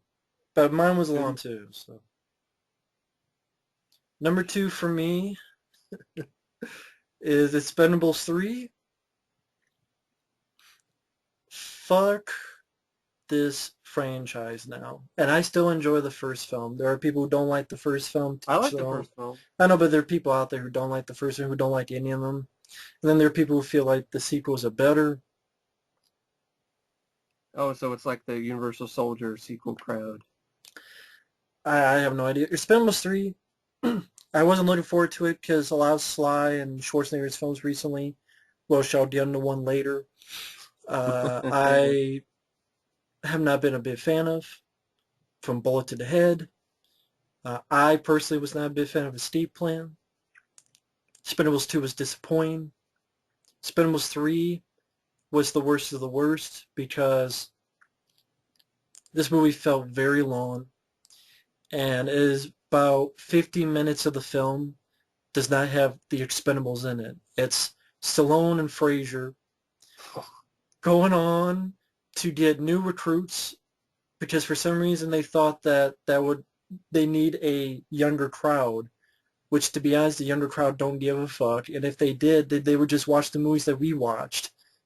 Because I thought that we'd give try out the younger generation for a change. We joined that something club. like that. We joined that club. And didn't you mention the Raid? Yeah. What was that? I was like, we're gonna top the Raid. What? Not even close. No. So 50 minutes, you have killing Lutz. The 50 minutes, just that alone is a killer of the movie. There's other bad stuff, but that alone, 50 minutes of a 2-hour movie where it's called The Expendables 3, and there's no Expendables. It's Stallone and Frazier. They go to a guy, and because he flew away in a CGI parachute, He fell off the fucking, he's not even a good, he's like, he's great at climbing. It was like, he fell off the fucking cliff. And then because of a CGI parachute that saved his ass. and yet, That's all the reason why he actually is still there. And he gets and hired. he gets a job. He fell off the fucking cliff. I mean. Then you have Ronda Rousey. She's a girl who can fight. That's it. And it's a shitty nightclub scene. And, okay, you have a guy who can shoot a gun. David Ortiz, yeah. And because he can shoot a gun, he gets hired. Then you have a guy killing less because he got his ass kicked. Took a fall. He gets hired. And fuck, you want to see another movie, Dolph Lundgren, that does the same thing much better? You watch Men of War. You even had a guy who on purpose lost in order to win who was losing to win a bet. But that was a much better action film. And a much better... And I didn't get a theatrical release. Barely any at all. So you want to see a better movie that did this? Watch Men of War. But anyway, 50 minutes where they're doing this Mission Impossible type of shit where they sneak in. And then, like, Stallone's... we had to have the tech guy. And Stallone's character's an asshole. It's like well, I'm doing this because I don't want to get you guys killed. But he's okay with getting if these new guys die or not, apparently, I guess. Exactly. If these guys die, that's okay, as long as it's not the old guys. Even though the old guys want to do it. Barney Ross is such a fucking dickhead in this movie because after this mission that they have... Which he fucked up because he saw Mel Gibson and he's like, Stone Banks! Blows the cover. Really terrible. Like, the way that he said it, it seems like he had he didn't really care about what he was saying, so it was just like, Stone Banks! Before I get in, let me start from the beginning. Yeah. You have a shitty opening, the worst opening in the Expendables film. Oh, yeah. Because you have them getting Wesley Snipes who's in this gear like Hannibal Lecter. Jing-a-ling, jing-a-ling. And you have horrendous CGI. But it wasn't finished yet. I made sure to double check, and I made sure to find a DVD version. There was no change. I know. It's because it was shitty CGI. It was really bad. The warehouse looked like such that shit you see on the Sci-Fi Channel. It was... And of course, when I say DVD version, I meant when it officially came out to justify my claims. And yet, it looked just as shit. It was shit. It looked like shit. And it's horrendous. I read up on the quote uncut version. There's really no change in that whole scene. It's pussified. Is definitely not in that scene that I read. That whole scene was... Want to watch the PG-13 scene with the train? Watch King Solomon's Mines of Richard Chambers. He goes up, shoots... That's more fun. He goes up, shoots to the CGI building the train's going into, jumps away, and that's where you get the stupid dialogue where, what were you in jail for? Tax evasion. Because that's funny.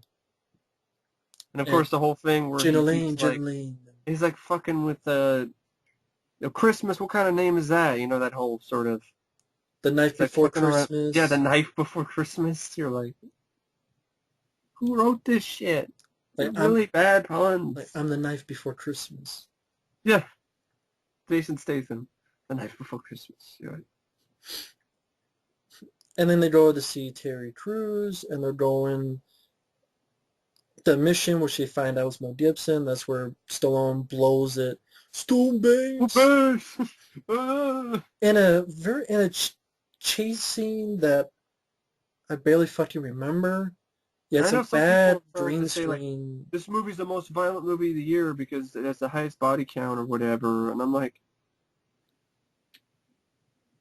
there's no blood, there's no guts, there's no glory, there's no Well, shit. actually, The fuck? technically, I think John Wick might beat this.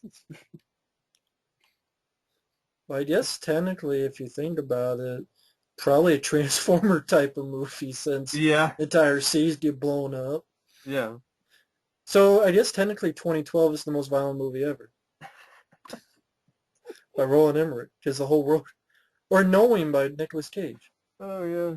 Knowing by Nicolas Cage. I just gave away the ending. I don't care. I guess that's technically the whole world's fucked. But yeah, So yeah, that's these, technically the most violent movie ever by that this 2012 and shit.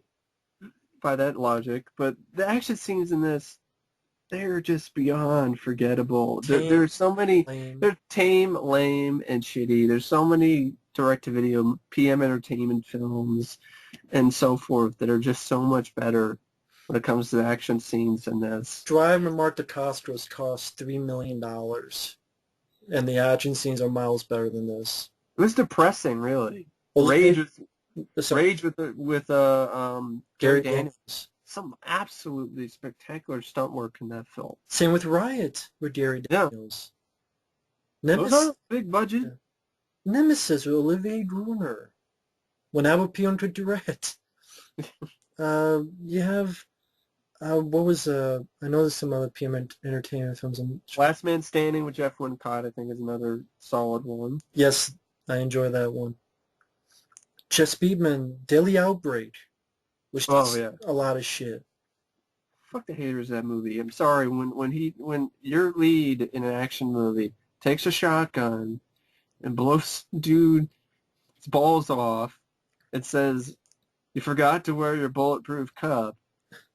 That's a better line than anything in this movie could have done. And it's rated R. Yeah. And that was a low-budget film, folks, Daily Outbreak. And I saw better action scenes in the TV movies with Hulk Hogan and Carl Weathers, the Shadow Warriors. You suck, Expendables 3. If I saw better fight scenes with Hulk Hogan. And, I mean, what more can I say? I mean, you have the shitty chase scene with bad green screen or whatever. Yes. You have Terry Crews, looks like he got shot in the ass. Looked like it. And you have trying to be artsy because they have the audio of your ears ringing playing in the background. Oh, yeah, and this is the director of that movie that you haven't seen yet. Red Hill. Who's, I guess, directing the remake of The Raid. And I'm like, wow, this guy who showed no talent in this movie is doing a remake that's not needed. It makes perfect sense in Hollywood today, to be honest. Yep. Even this film that was a big flop, and it was a piece of shit movie, and it deserved the flop. And I don't want to see Expendables 4. I hope there's not, but I would not be surprised. I mean, I'm, when Sly said, I made a mistake, I made an oversight. But he always does that. It should have been R, should not have been PG-13. And I'm like, no shit, Sherlock, no shit, Sly. What the fuck? Why did you just completely give a big middle finger to your audience anyway? I mean, the only reason why the only reason why you fucking made the Expendables franchise was as a throwback to the 80s and 90s action films. That was your intention. That was the only reason why you fucking did it.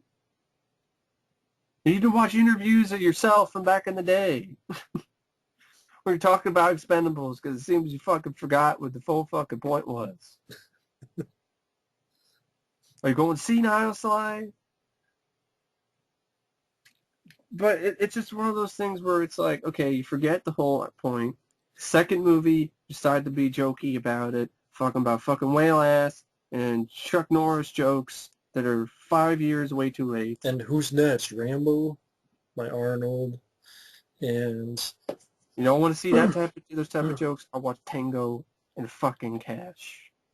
Because that movie is better. Miles better, 2 yeah. and 3. Yeah, Tango and Cash is a classic. So Expendables 3, that's my number 2 as well. Oh, okay. So so you can continue with the plot Well, I line. mean, Terry like, Crews gets shot in the ass. well, okay, let's look at each of these actors and how they're utilized.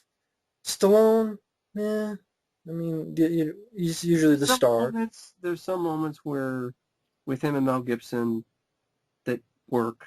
Because, yeah, Mel Gibson does a decent job. Yeah, I thought he was fine. He did a good job. I mean, didn't have necessarily a lot to do, but Jason it's Statham, completely wasted. wasted. I looked up, apparently in the extended cut, there's a one lawn scene at the end where he's just doing this gauntlet of killing these guys, and he has a longer fight with the one big guy. That's pretty much it for him on that.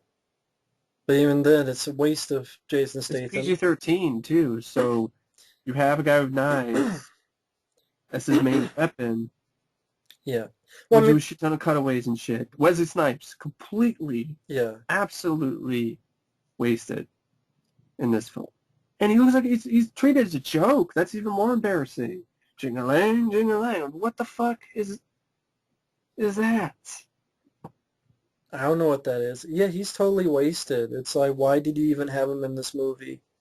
And then he said I remember some stupid other line he said before he's going to knife some guy that made no goddamn sense as well. There's a lot of other really stupid lines that he says that you're just like, It's like, oh what? man, he's got a knife or something like that. Yeah. Like, oh my God, he's got a knife. It's like, Knife is going to hurt me or something like that. this is stupid. And he doesn't get to do as much martial arts. Fucking Tony Banderas has more martial arts than Wesley Snipes. Yeah, Wesley Snipes is really not used that well. No, and this is his comeback, and he's not even given. Much of There's anything nothing to do. memorable that he does, except saying stupid lines of dialogue. Dolph And Lundgren Tony is, Banderas oh, is sorry, just a yeah. fucking motor mouth. Yeah, he's like Speedy Gonzalez. There's some moments where some of his action I didn't mind, but In the third act, yeah, some little physical stuff, yeah. it just won't shut the fuck up. It's obnoxious and it's not funny. It's annoying. The one side to punch him in the face. Put some duct tape on his mouth. Arnold Schwarzenegger, totally wasted. All he does is say lines from his older movies. Just get to Get the to the chopper. chopper! Which is never one of my favorite lines from Predator, and I don't understand why it became such a huge I like the line, but deal. here's the thing. Come up with new lines. Stop Yeah. relying on old shit. You did in the Well, last they're old. stand. You did in the last stand. I thought you had some nice Yeah. ones that fit you. I'm the sheriff, or Yeah. how you feel, old. Old. Well, speaking of old, that's what this movie is. It's old shit. Jelly, he's pointless in there. He's just Arnold's gay lover. Maybe you should That's it. explain in case people are Because near the confused. end of the film, there's this really uncomfortable sort of gay sort of I thought it vibe. was meant as a joke, like a stupid, unfunny joke. I know, but But go I ahead. know it's a stupid, unfunny joke, but it's this kind of gay vibe between Arnold and Jet Li at the end of the film. Dolph Lundgren, I feel so bad for. I do too. He's getting. He's always been the guy who gets the shaft. I mean, even out of all of these guys, he never really got that big break. I mean, he was already seems like he's behind the eight ball. Oh, Rocky IV and even Masters Universe. Even Sly would go to the set. It's like, you gave this guy lines, and then the Punisher never even got released Not in theaters, no. on theaters. It was going to, but nope. But then the company went under, Yeah. and then nobody else wanted to pick it up and release it theatrically. Punisher is much better than this. I agree. Yes, even without the fucking skull. But there's more to the Punisher than just the skull, folks. Then you have the I Come in Peace. I Come in Peace. Didn't do well. It's bullshit. Should have done better. Red Scorpion was before that. Yeah, I'm it not was sure one of how. his. It was a decent. I remember saying that there was like box office received was a decent Yeah, I think for a so. low budget. It was a decent hit for Shapiro Book and House Entertainment. And Army of One did it even get a theatrical release? I don't even think that I got a don't theatrical release either. I don't think so. And yeah, Men of War didn't. No. So he has Shonen Little Tokyo, that was like what, no. 100 theaters or something. That was bullshit. That's an awesome, excellent, really fun, fast-paced film. Showdown Little Tokyo is fantastic, and the fact Yeah. like 100 theaters is insulting. Yes. That didn't get wide release, and this shit does. Yeah. It's insulting. Fucking Fruity Pebbles, motherfuckers. Fruity Yeah, with their Pebbles. that Comic-Con posters, where the fuck they were. They were like all like a Skittles bag All ran over them. all the colors of the rainbow. Like Look fey, gay, and just they got killed by a Skittles bag. taste the rainbow. Expendables 3, sponsored by Skittles. More like the Hershey Highway. It's Dolph Lundgren is just, I always feel bad for him. And it's because I always thought he deserved a little bit better, a fair shake. because all of he's made a lot of good films. Even to this day, Skin Trade looks a lot better than I Expendables would 3. love to see that in the theater, but that's never going to be released in any theater. No, it'll be direct to video. And that film looks miles better. It didn't have a stupid song like Stroke Me, like Expendables 3 did. And yet somehow they thought that would sell tickets. I know the first teaser was trying to do a reference to Bridge and River Kwai, but I Yeah. didn't know that until Matt mentioned it to me, and I just thought of Spaceballs when I first saw the teaser. Like That's right. I was just thinking of dink dink, dink dink dink dink dink dink dink dink. I'm like, it's not badass. I'm fucking thinking of Spaceballs. What is this, a joke? It was Bridge on a River Kwai. But I know, but for me, I was just like, this is fucking space. even the trailer, I mean, Stroke Me. Oh yeah, stroke me. And Yeah, I'm gonna, spank the monkey to and, Sly and a bunch of old action heroes. and yes, I know later on it was the Eminem version, which I actually like the Eminem version, but that's not Yeah, what they used the first time. and they try to make it like Fast and Furious. And I have to admit, The some of the titles, yeah. trailers, I kind of, okay, I was like, maybe it could be fun. I was deluded. Maybe it Yeah, could be, you said it could be fun. it Okay, could it's be fun. PG-13 because PG-13. Fast 5 and Fast 6 are fun Yeah, movies that are PG-13. yeah. So I was like, maybe if it it could could be be, that kind of fun. yeah, that's what I And thought was they it? were trying to go for. No, that's not what happened because you have 50 minutes of the goddamn movie where you have the fucking new kids on the block Yeah. and no fucking Expendables. The Backstreet Boys going bareback on your butt cheeks. Exactly. So yeah, Dolph Lundgren has nothing to do in this. He shoots a tank once, and he's just there for jokes again. And He doesn't know how technology works. and what he means by that, he means he's inside of a tank that shoots once at some random thing, and that's all he does. Yeah. And there's nothing, reading up on it, there's nothing extended-wise in the, quote, uncut version. Fucking Twilight bitch boy Kellen Lutz does more than Dolph Lundgren does in this movie. Yeah, Even the climbing bro. because for the new generation. Fuck the New Jersey. Which obviously they didn't give a shit when they saw it. And don't give me, well, because it got leaked. No one would have seen that anyway. This movie was going to be a bomb right off the bat because Sly and the rest of the producers in Lionsgate told its target audience to fuck off. And plus, how do you explain Bullet to the Head flopping and Escape Plan flopping? Those films suck. For me personally, those films sucked and they bombed. So, but yet you think this film would have been the... Grudge Match bombed too. Yeah. Sabotage bombed. Yeah. Even A Good Day to Die Hard. I mean, that's Bruce Willis. He's not in this, but that didn't make... Worldwide saved it, but... I mean, in the U.S., it didn't... Yeah, no. Because it's really not that great of a movie, thinking about it. But it's the whole thing. It was, you tail your target on... Had a southern accent there for a second. Tail your target audience. You fuck off. Tell your audience to fuck off. It's like, okay, then I won't see your goddamn movie then. Like, what the fuck are you thinking? Casting all these Twilight fuckboys in an Expendables film. PG-13 now. And the director did nothing. He brought nothing to the table. And I then wouldn't be surprised if he was just Stallone and the rest of the crew's bitch. He just told him to do shit, and that was it. and the fact that John Woo was thinking of wanting to do a movie, an Expendables movie. It almost makes you want to shed a tear, really. John Woo, Expendables. Jackie Chan would have probably gotten on board if, John Woo was behind the camera.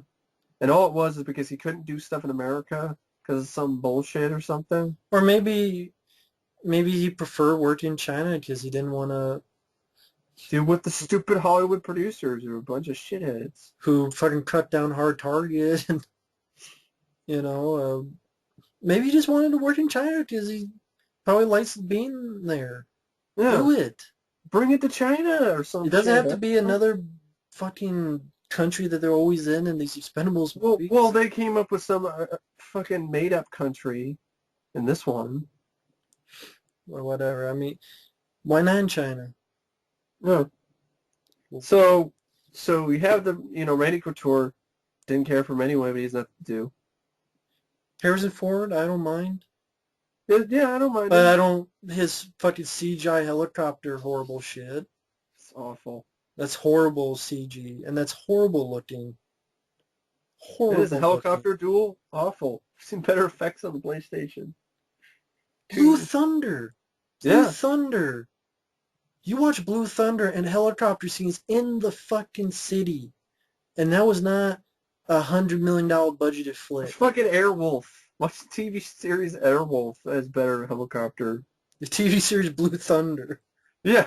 Blue Thunder and Airwolf look better than the CGI helicopters in this fucking movie. Not loud. So we have the old cast. They didn't have much to do. New people. Kelsey Grammer. Well, I like the actor, but what the fuck is he doing in an Expendables movie? You could have had a lot of people in that role. I mean, hell, you could have had Robert Forster, maybe. Roddy Piper. Fred Ward. Even like Michael Pare. Yeah. Get him away from Albert Poontang and his fucking shitty Streets of Fire sequels. Carl Weathers. Yeah. Why not Carl Weathers? And he didn't, why isn't he in any of these? Michael Dudikoff. Jeff Speakman. Even Jeff Wincott. Yeah. Even Olivia Gruner. Cynthia Rothrock. Yeah, I agree with that. Even that, what's his name from King of the Kickboxers? Lauren Avedon. I mean, anybody would be. Yeah, I mean, as long as there's somebody who did actually do action movies. I'm not talking Cody from Step by Step. Sasha Mitchell. Not Sasha Mitchell. That actually did believe good martial arts. I mean, Gary Daniels already did the first film as a bad guy and died, so we can't understand that. But I'm saying, like, why not Roddy Piper? Yeah. It would make sense. Why not fucking... Carl Weathers is the one that really does. Yeah, Carl Weathers, man. Michael J. White. Even Peter Weller or James Woods. Yeah. James Woods worked with Sly before. Peter Weller, he's not the same role, but he's in Skin Trade. Yeah. With Dolph Lundgren. I'd buy Peter Weller as a guy who's... And he's done action. He did 50-50. Who's been friends with Stallone for years rather than Kelsey Grammer. It's just, I don't buy Frazier and Stallone. It just doesn't... Yeah. Rambo and Frazier is not really... When I think of badass, I don't think of Frazier. And it's no slight to Kelsey Grammer. He's a great actor. It's just he seems out of place here. Mm-hmm. Just like the whole rest of the young cast. Fucking is it David Ortiz? I think it's David Ortiz, yeah. David Ortiz, I could shoot a gun. Wow, I could do the same thing. No, I wouldn't join the team because I don't want to join the shitty team of Expendables. But I want to be in a shitty movie. But that's how you basically says, I don't want you guys to all end up in a hole. So it's a young man's game. So it end up your asshole. Yeah, it's a young man's game. So I think we should. Even Wesley Snipes is like, but man, what are you doing? Like, you just broke me out just for Yeah, pretty much. We just this. broke you out so you can wait for 50 minutes to do nothing. Exactly. And Sly doesn't do anything. He's such an asshole in this movie. Barney doesn't do anything when these young guys are talking shit to his team. They're talking shit, calling names, like, and fucking with Dolph Lundgren and the rest of the guys. And Sly's just sitting there with his mouth shut, doing nothing. And it's like, what? Because he does it at the end where they're bickering. He tells them to be quiet. Because the bomb is going to go off. Then you have the fucking lame The action fucking scene. Mighty Ducks have done a better job in their films of dealing with these teams of new recruits and whatever than you have. I mean, that's pathetic. Expendables 3, which is the fucking lamest of lame action movies. Ronda Rousey, she can fight, can't act. Yeah? David Ortiz, I can shoot a gun. What do you fucking do? You can shoot a shotgun. In close quarter combat, which is ridiculous at the end. They're like, you're using a shot. He's shooting it from long range and he's killing a... I'm like, it's a shotgun. It's not a fucking... That doesn't bother me. If it was someone who I gave a shit, Yeah, I could that's the deal with thing. it. But I think I don't give a shit about this guy, so I nitpick. That could be anyone. The hell, that could have been Carl Weathers with a shotgun. Yeah, I could deal with it if it was Carl Weathers, but this fucking guy is just... Fucking... The guy who climbs and is techno wizard. He's fucking pinball wizard over here. Yeah, exactly. And then you have the guy who quit and he thinks he's Ace Hunter on a motorcycle throwing grenades into tanks and shit. Yeah. It's like, hey, put some rockets on that fucking bike and then maybe you'll be a member of the Mega Force. But until then, you're a fucking joke. You, Kellen Lutz. You were a shitty Hercules, too. I don't know what more I can say about Expendables 3. It's a really lame ass, watered down, boring sequel. I remember when I watched it the first time with you, and it was depressing. It was like drained. It was depressing. It was like experience. watching. I'm like they. It's watching like somebody take these guys can't make old school. Yeah, that these guys, all of these guys together, and this is what they come out with.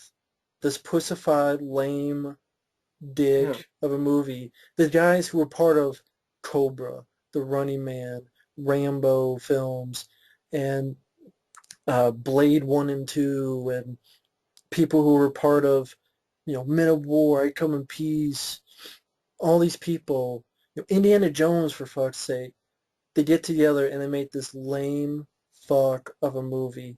Even Robert Davi, blink and he dies. Yeah. That's his role. It's such a lame fuck of a movie. And then it sums it up perfectly at the end when the new recruits do this shitty karaoke. And they mention Captain Planet. Yeah. They fucking mention Captain Planet. That's how fucking shitty this movie is. They mention Captain Planet. It's lame. Captain Planet is one of the lamest heroes ever. Well, and he gets mentioned. It fits.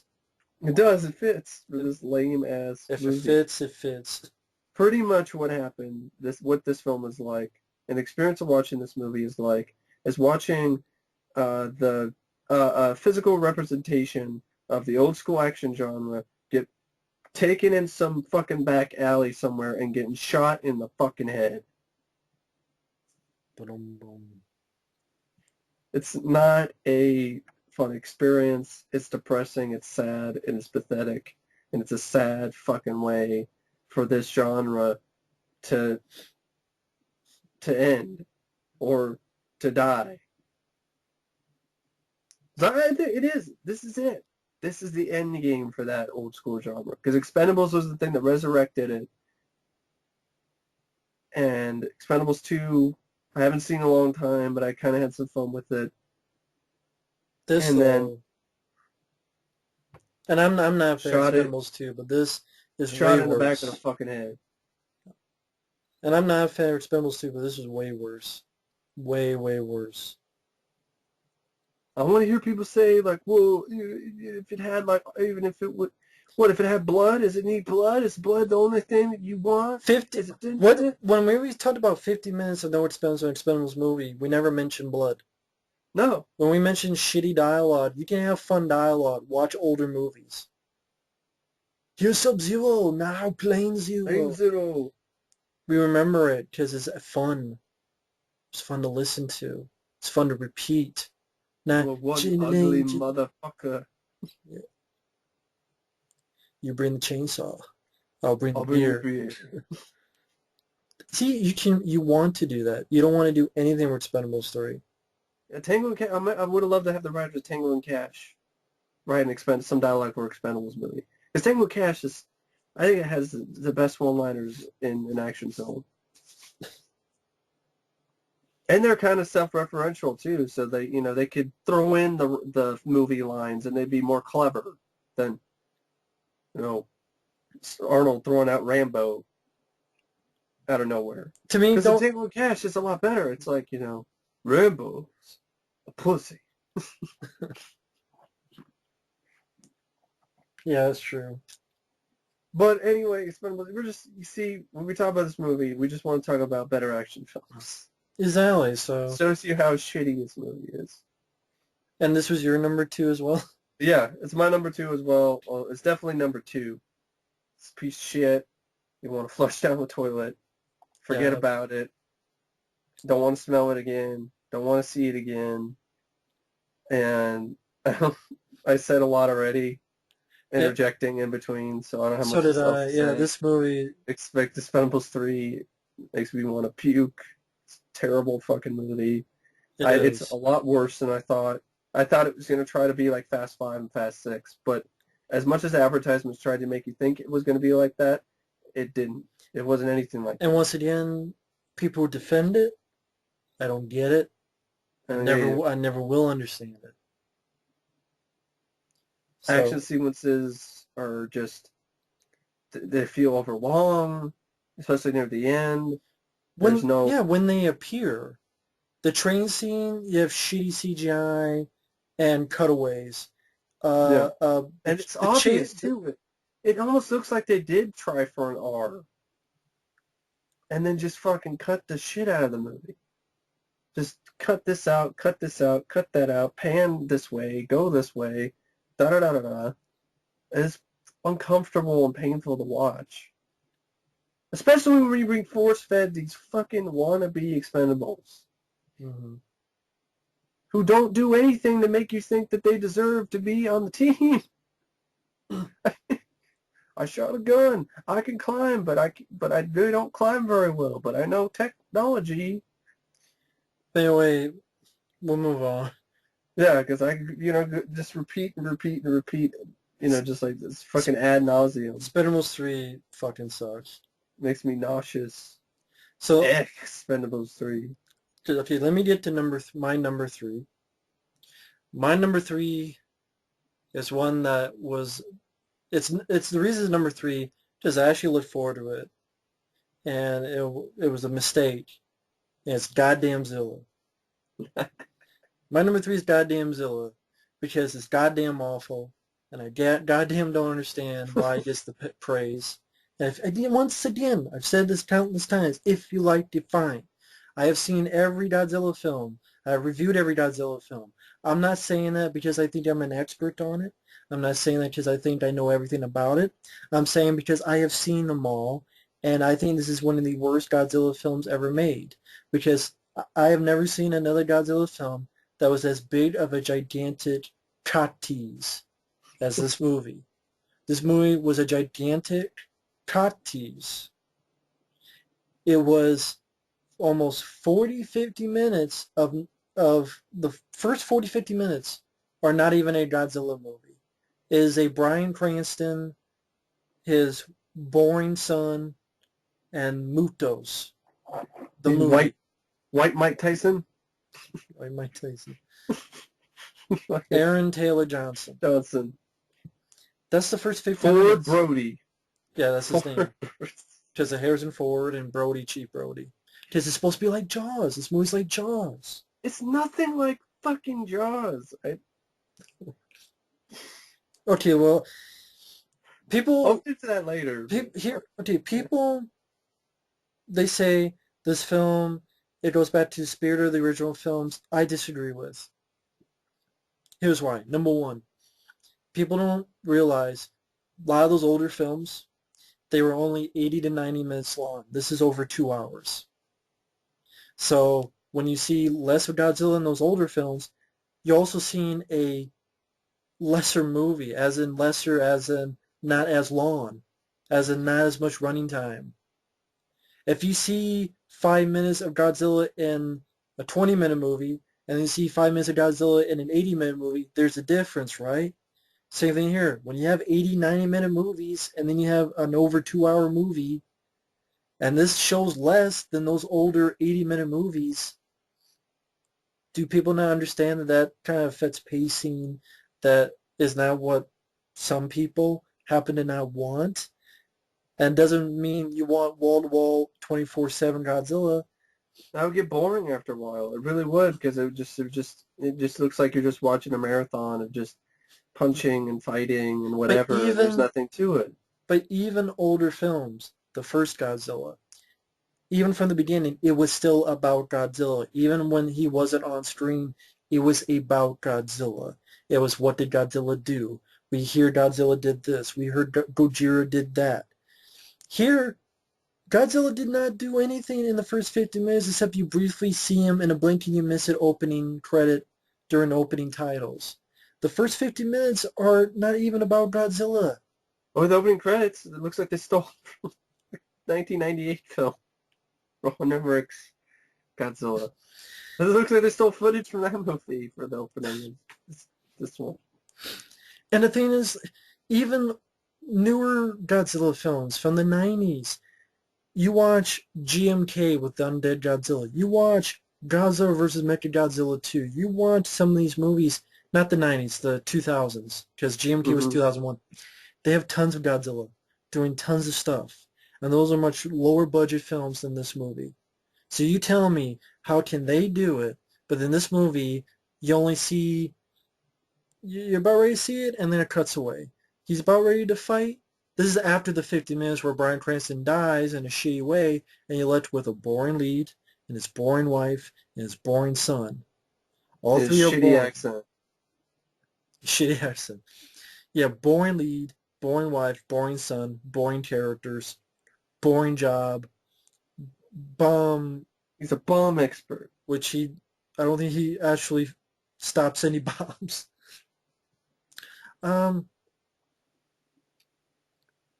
It's boring. It's fucking boring. 50 minutes of a Godzilla movie where it's not even about Godzilla. Even the stuff happening with, Bryan Cranston's wife dies, that's because of the Mutos. Bryan Cranston's obsessed because of the Mutos. He's going in to see Ken Watanabe because of the Mutos. The Mutos kill Bryan Cranston. Mutos, Bryan Cranston for 50 minutes. And then the one guy that you like, Bryan Cranston, dies, and then it's 50 minutes, and then by the way, it's like, oops, shit, we forgot. This is called Godzilla. We should have Godzilla in, even though it's the 50-minute mark. Oh, it's just like that movie Monsters 50 minutes!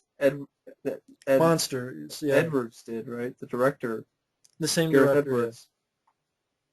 It's kind of like Monsters. Is it Edwards or Evans? Edwards, I think. Yeah. Edwards. Okay. Evans is the Raid director. But here's the thing. But he has a budget. Low budget. Yeah, Monsters is a low budget, so okay. This was his style. This was his choice. It's just, we don't want to reveal everything. But this is Godzilla. People know what the fuck Godzilla is. I thought it was a teaser. I thought that I loved the teasers and I loved the trailers and they really got me pumped. And I thought that was just a clever way of not showing you too much in a teaser or trailer. That's what I thought it was. But that's the entire movie until... But that's the entire movie. The lame third act, which I think is the name. That's the fucking problem. Again, There is not a Godzilla film in the past that did this. In the original, when you finally see Godzilla, you see him. When he's destroying Tokyo, it does not. He's about ready to do it, and then it cuts away, and then it cuts back, and it's over. It doesn't do that, folks.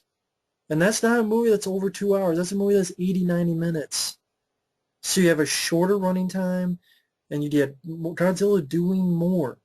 It doesn't cut away from destroying Tokyo. It has nothing as serious, this new movie, as the original, where you have a mom telling her two kids, oh no, we're about ready to see your dad who's in heaven, and then they die. That is more dark. And a lot of people are saying this is darker. This is a throwback to the Toho. It's serious. Name one scene. This is also my number 3 as well. So we're like on a roll here with Oh, this that's your number sort of 3. thing. Because I was really looking. I was going to see this in the theater. I was sold by the teasers. They gave me chills in the theater, folks. The teaser that I saw. I was like, oh man, this looks epic.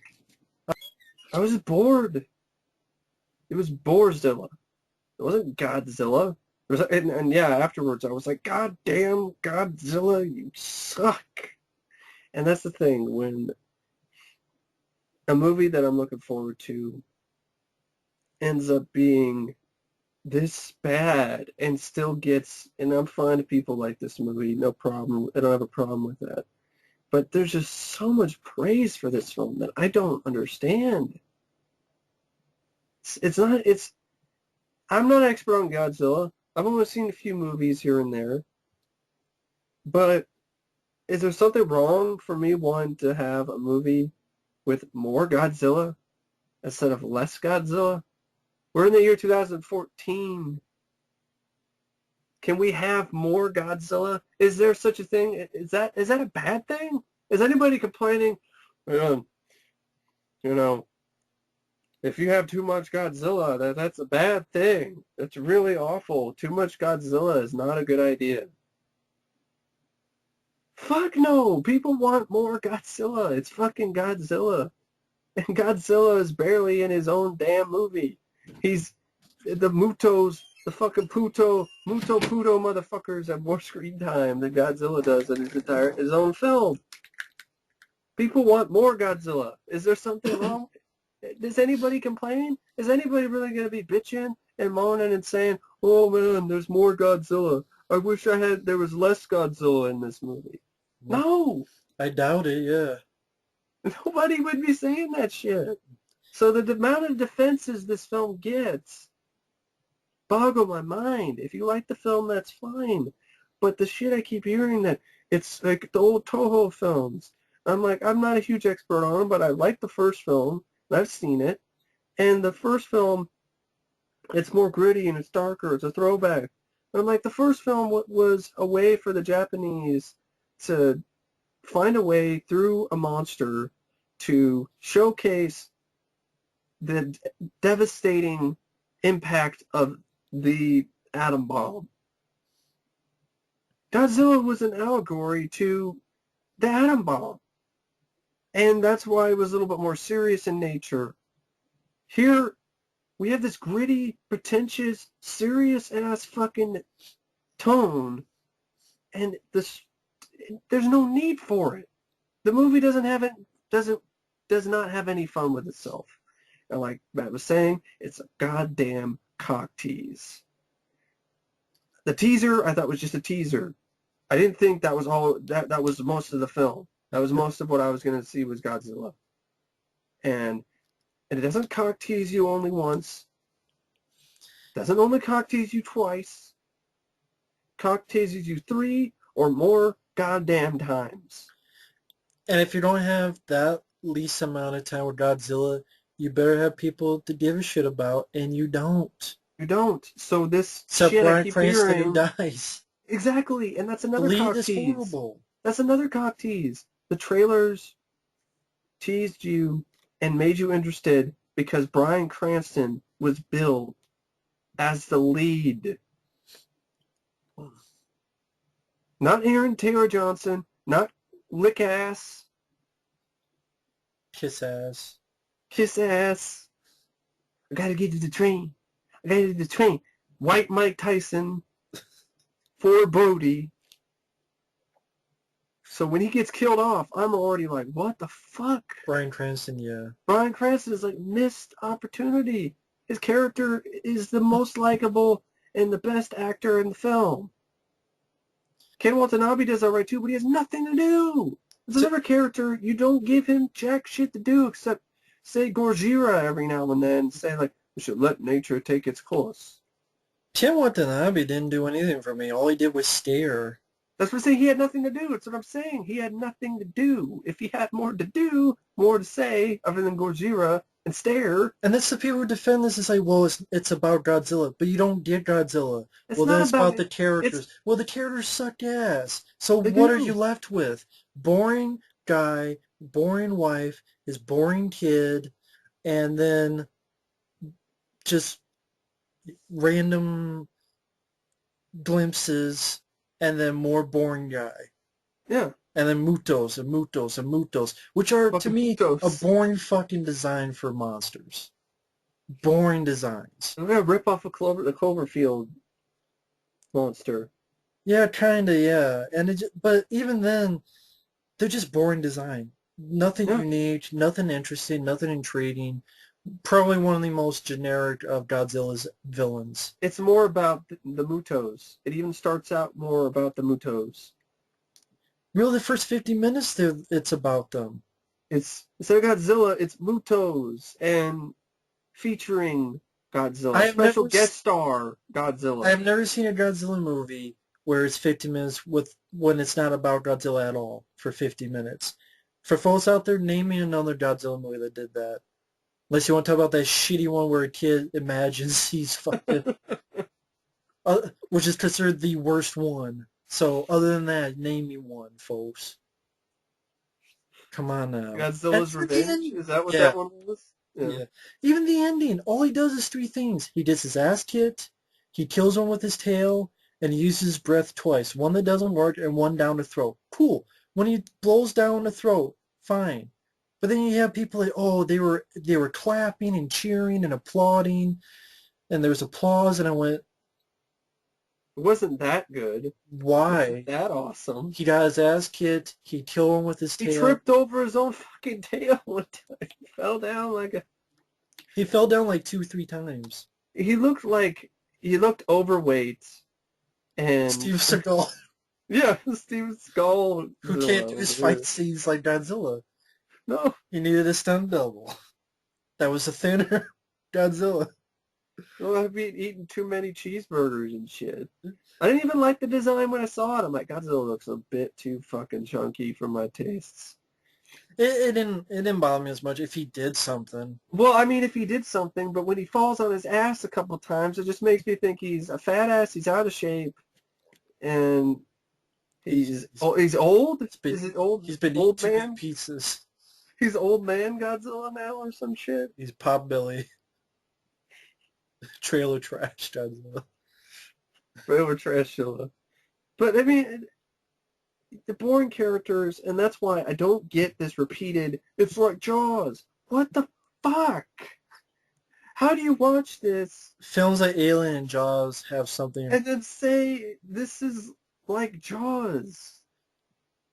They have people you give a shit about Jaws and Alien. This doesn't. This doesn't, so that's why I don't understand why people keep mentioning Jaws and Alien in reference to this. And apparently in the sequel, the director's going to do more of this teasing shit. Jaws has Brody. Jaws has Hooper. Jaws has Quint. 3 characters, which even by themselves are more likable than Aaron Taylor Johnson, except for maybe Bryan Cranston. But he dies, so he doesn't stay in the film. If this was like Jaws, if goddamn Zilla, if Jaws is like goddamn Zilla, Jaws would be a shitty movie. It would not get the praise that it gets because Brody would die in the first 30 minutes, get eaten by the fucking shark. Well, fuck, you see more of the shark in Jaws than you do Godzilla in this movie. I know. Yeah, you tease Jaws, but you see more of the shark than you do in this movie. If you're gonna have and from the beginning, it's about the shark. What you see in the first scene, the shark kills someone. Do you Yeah. see something with Godzilla in the first scenes? No, because you don't see anything for 50 minutes. It's not 50 minutes with nothing with the shark in Jaws. No. It's not like, oh, here's an octopus that's doing stuff. And then Okay, after 50 tentacles. minutes, it Yeah. is, that's what, oh, at 50 minutes, it's about an octopus. And then all of a sudden, oh, now here's the shark in Jaws. That's what, if it was like Jaws, that's what Jaws would be. It'd be a shitty movie. It would. That's like And then you have 50 minutes you of Alien. It's a killer robot movie. Like Brutal Terminator 2. fucking Saturn 3, and then it turns into... And then after 50 minutes, then you have the Xenomorph. And then you have the one likable character dies, and you're left with some fucking bland-ass motherfucker. You have like with Kurt Douglas and his ass. Naked ass. God. It's not epic. If it is epic, it's an epic fail. That's what it is. Yeah, It's an epic fail. This teasing was just infuriating. I've never been so infuriated watching it's like, a it's Godzilla almost like movie. people, I can't speak for anybody, but it's like, hey, I got to see Godzilla on the big screen for 5 minutes and he does one cool thing where he kills one down its throat. I want more than that. That's not enough. A couple minutes in an over 2 hour movie is not enough. But there's more than that. I'm not counting the cock teases and the scenes where you see Godzilla doing something briefly on the fucking news. Not counting that shit. Well, what's so cool about seeing a tidal wave? We've seen tidal waves in a lot of movies. What's cool about you see them and then the doors close? What's cool about that? That's not cool. That's what I'm asking. That's Exactly. basically the film flipping you off. Exactly. What's cool about that? What's cool if, oh, you barely see his tail? Okay, you've seen lots of monster movies where you see a tail. This is like What's the cool about worst. that? This is like the worst call girl ever. This movie, pretty much. You see more of the Cloverfield monster, and that's only an 80-minute movie. You pay this call girl money to give you pleasure, and she just constantly just fucks with you for the entire, and not in the good way.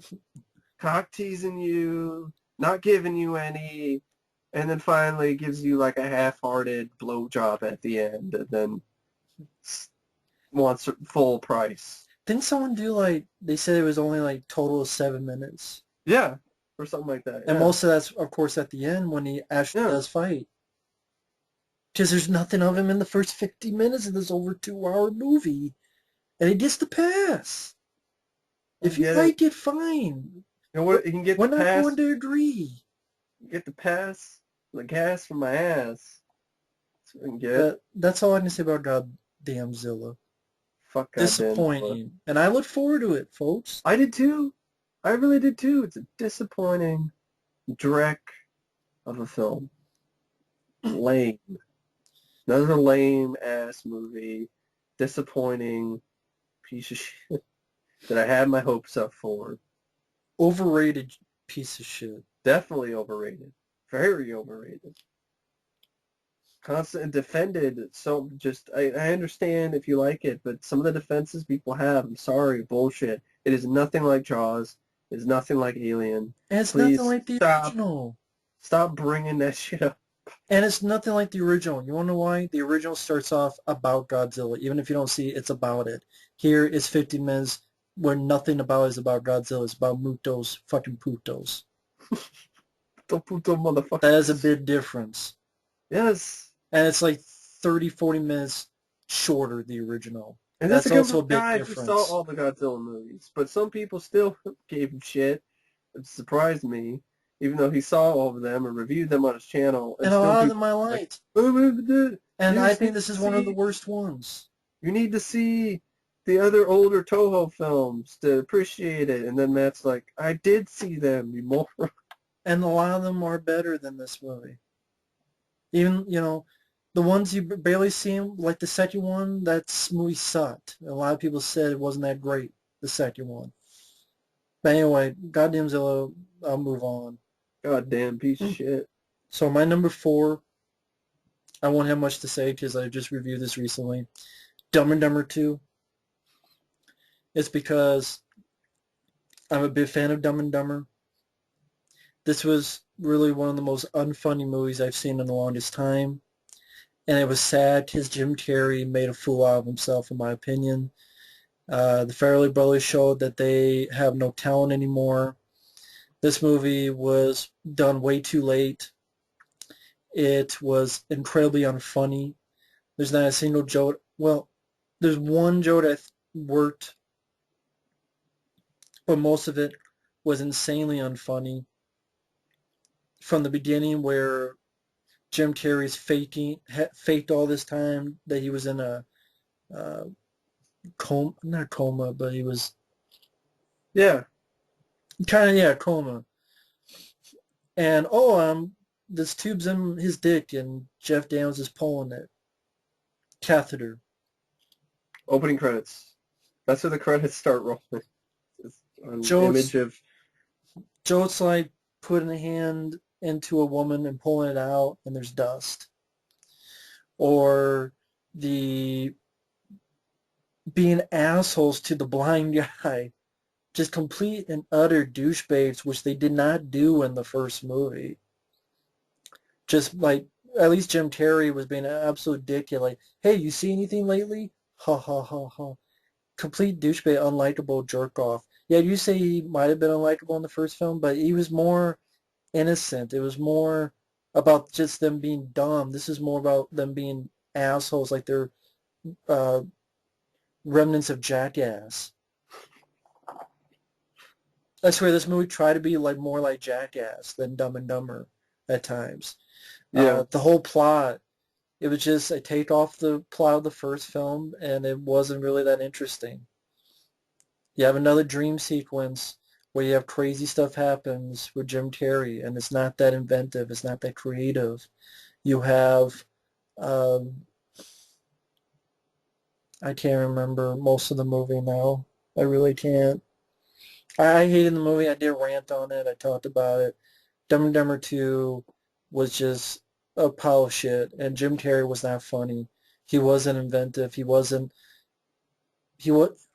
like he was lazy performance. It wasn't that good. And it's apparently took a lot of writers, and they didn't do a good job. This movie was just unfunny. And it's to the point I saw the film not that long ago. I don't remember much about it. That says a lot. Not much more I can say about it. Dumb and Dumber 2 sucked. It's on my list too, but it's a little bit down the line. Number 4 for me is Teenage Mutant Nasty Taints. Teenage Mutant Ninja Turtles. Mm-hmm. I hated this movie.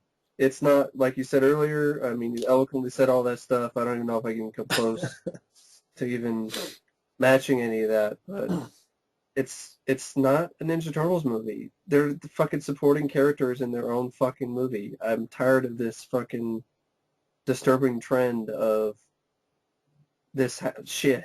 Goddamn Zilla. It's not even the main fucking attraction. The Mutos have more screen time than he does in a movie called Godzilla. Expendables 3. Barely in the fucking movie with the actual Expendables. The real Expendables. 50 minutes where they're not even in the fucking film. It's called Expendables 3. And they're supporting characters. Even Robocock. Movie sucked ass, but even that, okay? Robocop doesn't do shit. It doesn't get on the patrol until 50 minutes into the fucking movie. So, Teenage Mutant Ninja Turtles, or Teenage Mutant Nasty Taints, is April Origins. That's what it is. It's Teenage Mutant Ninja Turtles, April Origins, the movie, and it's not interesting. It's not inventive. It's not fun. It's boring because the first 30 minutes or more is just backstory.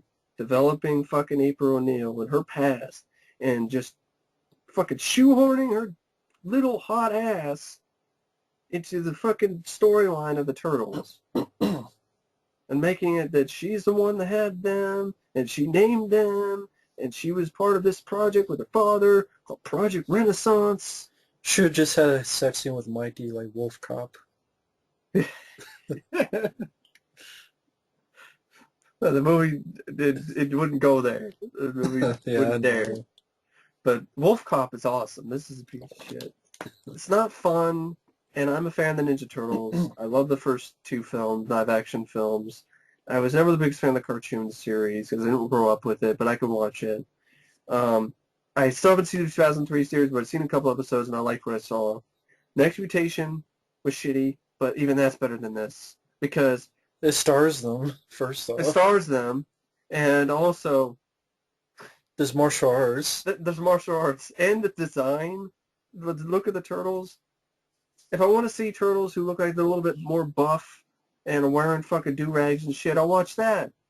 It's sad. It's like, who thought that, let's take the Next Mutation design, which nobody lists as their favorite design of the turtles, and let's jack them even more up with steroids. Guess who's a big guy for Next Mutation?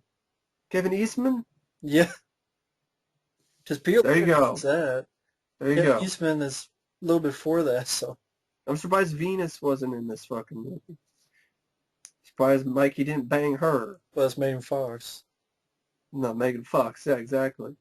So, first off, casting Megan Fox right off the bat says you don't give a fuck about this property or this series or this franchise.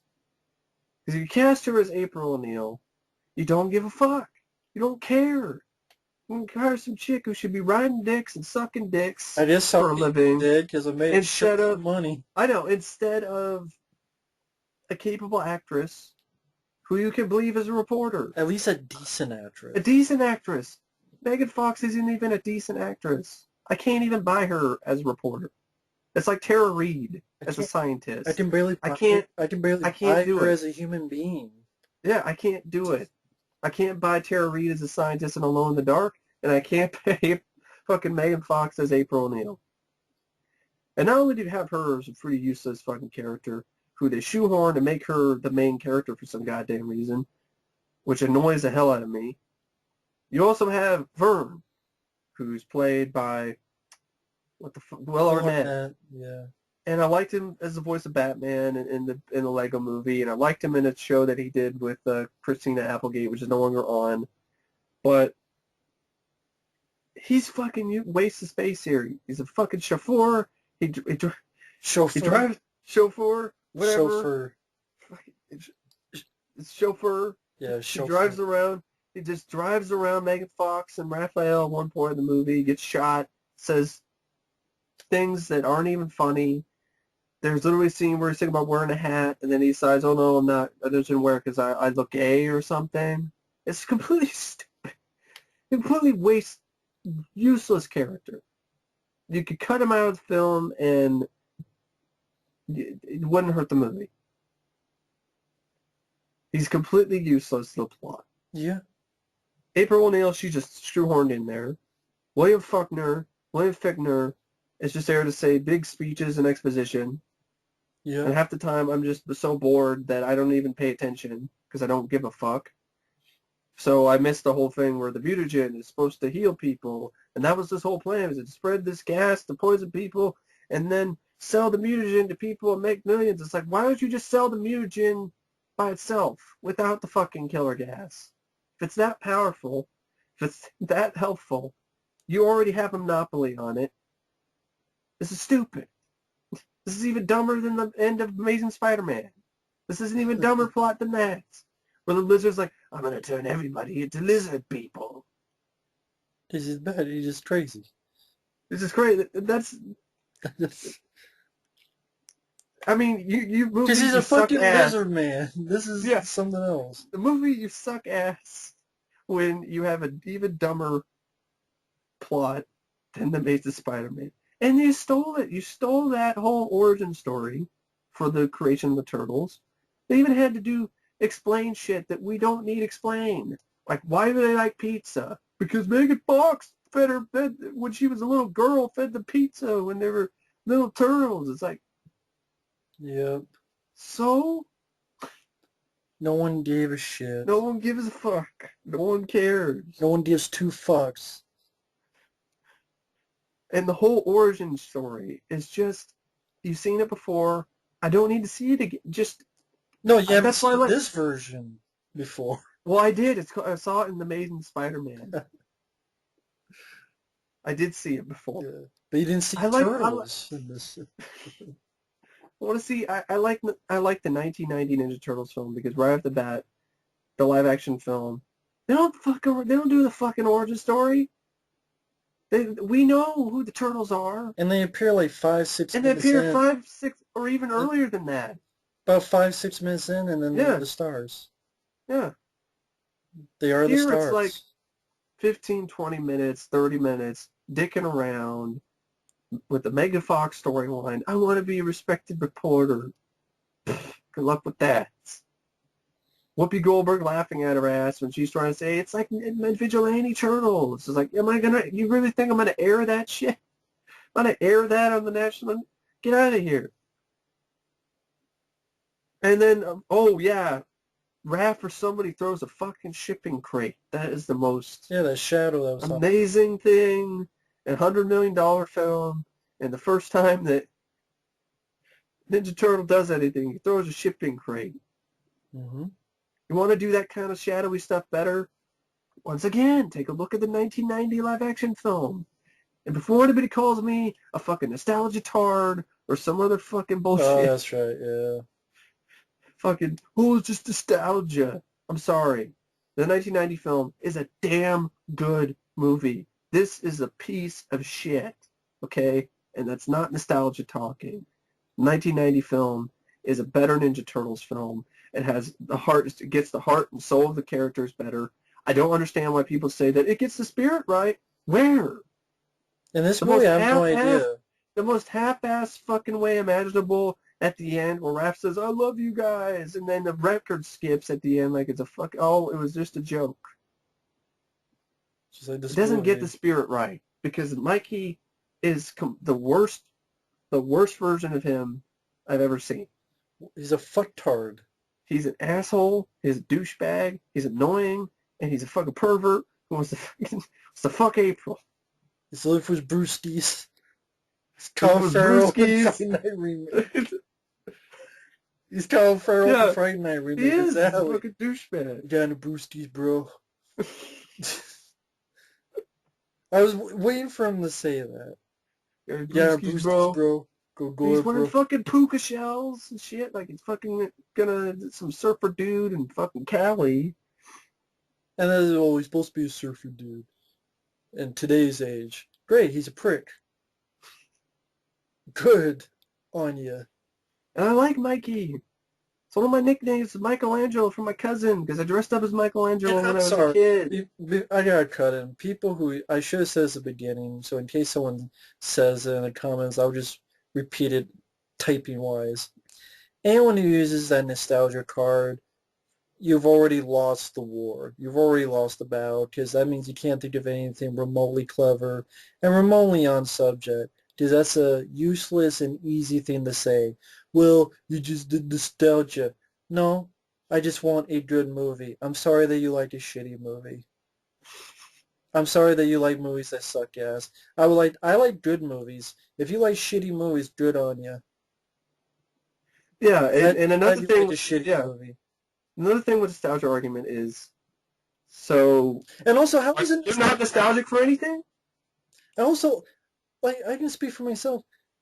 How am I nostalgic if I like the comics, and I like the first two movies, but then I also like the new cartoon, and I like the 2003 cartoon, and I like some other stuff throughout, 30 decades. So how am I nostalgic? If I'm nostalgic, won't I only like one or two things? It's kind of like the people who talk to about Batman. I prefer Tim Burton's Batman over Nolan's films, but recently I've appreciated the first two of Nolan's trilogy. But I think third film sucks dick. The Dark Knight Rises is a fucking terrible movie. And I like the Dark Knight I even appreciate some of the... Yeah, I appreciate some of the animated movies and some of the new comics. So it's not nostalgia. It is. It's one of the worst arguments. Well, yeah, how's it nostalgia if you like other stuff even in today's age? Yeah. I want Well, better it's just movies. a shitty movie. Yeah. Why do you like shitty movies? Maybe that's the question for you. Why do you like shitty movies that are bottom of the barrel? It's just for kids. Great. Maybe your kids suck. I know, okay, I know I'm going overboard. Then I'm sorry. I'm sorry that you kids like a shitty movie. I apologize for that. Have them like a good movie, like The Goonies. I'm sorry that you kids like a shitty movie. Okay, I apologize for that. I know that's mean. I know, but this is what I. Politically incorrect This is, Matt over but this is what I get.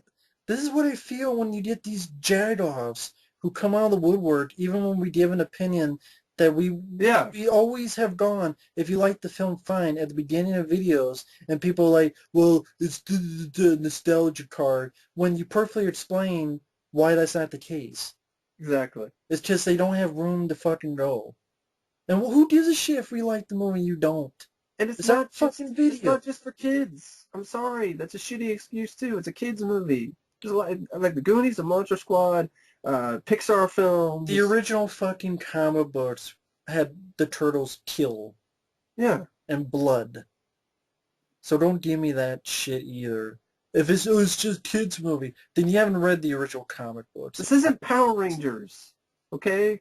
Power Rangers has always been kiddie, childish. I mean, I like the Power Rangers movie, and I watched the first couple of seasons.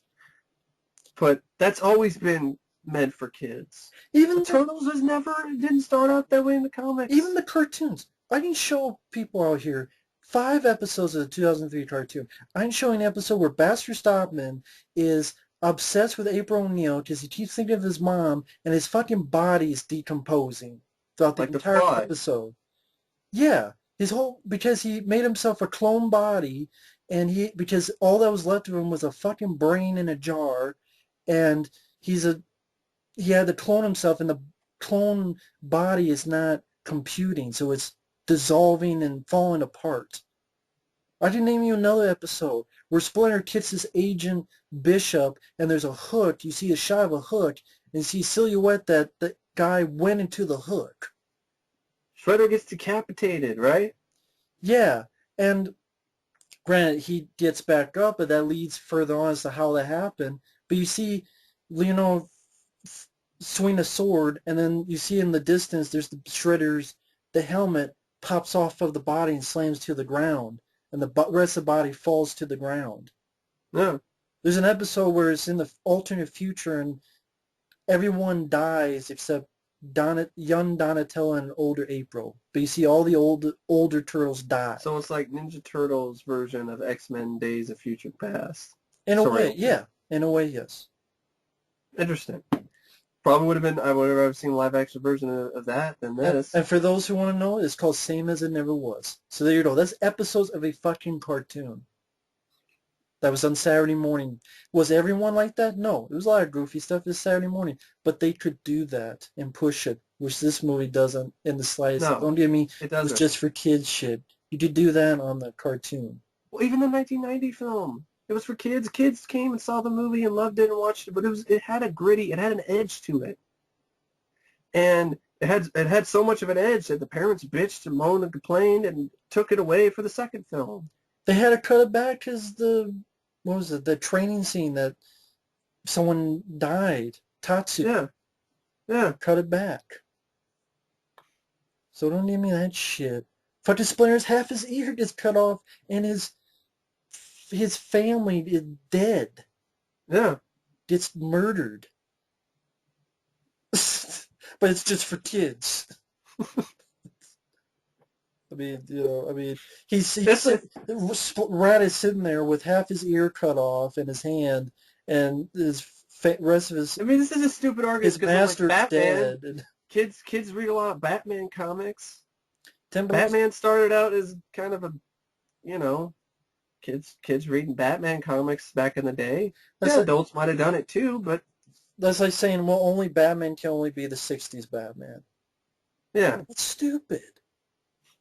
Then you wouldn't get Tim Burton's Batman, if that was the case. Oh, but remember Nolan is the one who did everything, and Burton didn't Well, do. I think Christopher Nolan himself would disagree. I know. So That's a whole I'll other say it, story. Christopher Nolan himself would disagree with that statement. That's a whole other story. Yeah, anyway. Going back to the film itself, Anyway. it Yeah. is origin story, boring, I don't give a shit. Great. Characters I don't give a fuck about. They don't build up the turtles. They're not likable either. Donatello's the only one but then it's like he's portrayed as the most cliched fucking nerd imaginable. He's got tape on his glasses. He snorts when he laughs. The fact that he's got glasses in the first place. I mean, it's like ridiculous. Why the fuck does he have glasses? And I've heard people, not in a proton bat, and I've heard people say, like, well, the turtles, they needed a redesign. They needed, so they looked more realistic. I'm like, motherfucker, these aren't real. These are comic book characters. These are mutant turtles. Again, turtles, for fuck's sake. They're not real. You talk about you want Ninja Turtles to look more realistic, even though they're not real. That's like saying, I want a realistic alien. What the fuck is that as a realistic alien? Are you talking about special effects wise? If you're talking about design wise, what the fuck does a realistic alien look like? Exactly. That's how stupid it is. When a Ninja Turtle is real and you bring them on your leash, that you keep them in the basement because you're a freak, and you pull him out and you prop him down and show me what he looks like. And if he looks like the stuff in the 2014, I'll say I'm wrong. Until the day comes, your argument is stupid and dumb and is inconsequential. Or they want to be like, well, make it look more gritty and less cheesy with stupid grins, like, the 90s styrofoam, turtles, which I don't agree with. Well, then I would bring up, how do you like that scene where Mikey farts in his brother's faces? Yeah. How do you like that for your gritty? How do you like that for your darker? How do you like that? Them apples. Like them nipples. So, once again, your argument is invalid. No, I'm not talking about Mike. I'm talking about anyone who mentions it. Yeah, this is just, people are talking. You talk about a movie that has them farting in their faces. Come on now. But that's another thing. Like, it's the nostalgia thing and the cheesy. So cheesy. He farts in his face. And you fucking not cheesy. Whatever. I don't like using that word in the first place. But anyway, you have this boring origin story. Don't give a fuck about April. Introduce the turtles. You have a scene where I swear it's just a shitty version of the subway scene where Raph kicks some ass and meets April in the 1990 film. Do you want to see that done like shit? Watch this movie. Yeah. Where a bunch of foot soldiers get fucking slung against walls and the shaky cam and shitty fucking editing and schizophrenic and fucking lens flares and shit. And fuck Jonathan Leesman. He did a shitty job. He did. So did the editor. So, and then, April meets up with the turtles and they have shitty lines of dialogue. Like, oh, he thinks he's Batman. And of course, Raph's like, oh, we saw Batman once. Whoa. And Mikey's saying shit like, oh, she's going to be my girlfriend. And, oh, we may be teenagers, but we could still have adult conversations. Yep. It's like, oh, they're teenagers. They want to get in their pants. But they're not. They were never that bad. Mikey was never like, even in a little bit of the sort of moments you saw in the live action films, like maybe in the second movie or whatever. It's a friendship. They're friends. Mikey and April aren't friends with she's not a friend with benefits for Mikey. It's not what it is. There's a difference between thinking one's cute and going, hey, my dick's hard. Exactly. It's literally There's a difference. Does. It's creepy. It's like a fucking pervert. Ninja Turtle pervert over here. Yeah. Who won't shut the fuck up either. It's just annoying. I choke him out with his puka shells. Raph thinks he's fucking Cobra, the matchstick, and he's not, and needs to light his ass on fire. Yeah. And the turtles look ugly as fucking sin. They look like fucking shit. They look like shaven gremlins. Dude, they look... People go, well, you want the same designs? First off, yes, because they look better. Second off, yes, because they look better. Looking better means looking better. Third, they've looked the same for decades. Why do we need to change so much shit? Hey, because it's different. One looks... Because different doesn't mean it's good. Well, you know what? One looks better than the other. Hey, I'll pick that one. What's so hard to understand? At this point, I'd even pick the spotted, buck-tooth-looking turtles from Turtles 3, and that's pathetic. Those turtles look awful. They really do. But I'll pick those over these fucking ninja troll-looking motherfuckers. You can have the best CGI in the world, but if the designs suck, the designs suck. And there are some shots of Leonardo who's fucking wearing a samurai outfit. I thought he was a ninja, not a samurai. Well, they don't do anything they don't have ninja in it anyway. No. So it doesn't matter. It's like he stole it from one of the Lost Boys from Hook. And then, in some shots, he looks like the fucking Michelin Man. He's got the chubby face. Yeah. I'm like... Johnny Knoxville, why they get him, I have no idea. He does nothing. Leo's a pile of nothing. Leo does nothing in this movie. He throws a sword once to Shredder, that's it. Yeah, he's a pile. Absolutely nothing. Raph just gets his ass kicked, and that was what I was afraid of. Yeah. They're going to have my favorite turtle, who's usually been a badass, get turned into a guy who looks tough, talks tough. He's a pussy. But he's a pussy. But he kicks some ass early. Yeah, but as soon as he faces a Shredder... Great, he killed a car. Killed a car, he threw a crate, he smacked some guy upside the head against the fucking wall, and the foot being a bunch of soldiers, fucking commandos, John Matrix can mow down with a machine gun, is boring. So what if the foot had been ninjas and it's been done many times before? Ninjas are more interesting than soldiers. They haven't even been done that many times. You had the first movie, you had the second movie, you had like 10 seconds in the CGI movie. Yeah. And what else? The cartoons. The 2003 cartoon. The 80s cartoon, they were robots. Yeah. So it's not the same. 2003 cartoon, okay. Well, yeah, no one gives a shit about that cartoon. There hasn't been that much, really.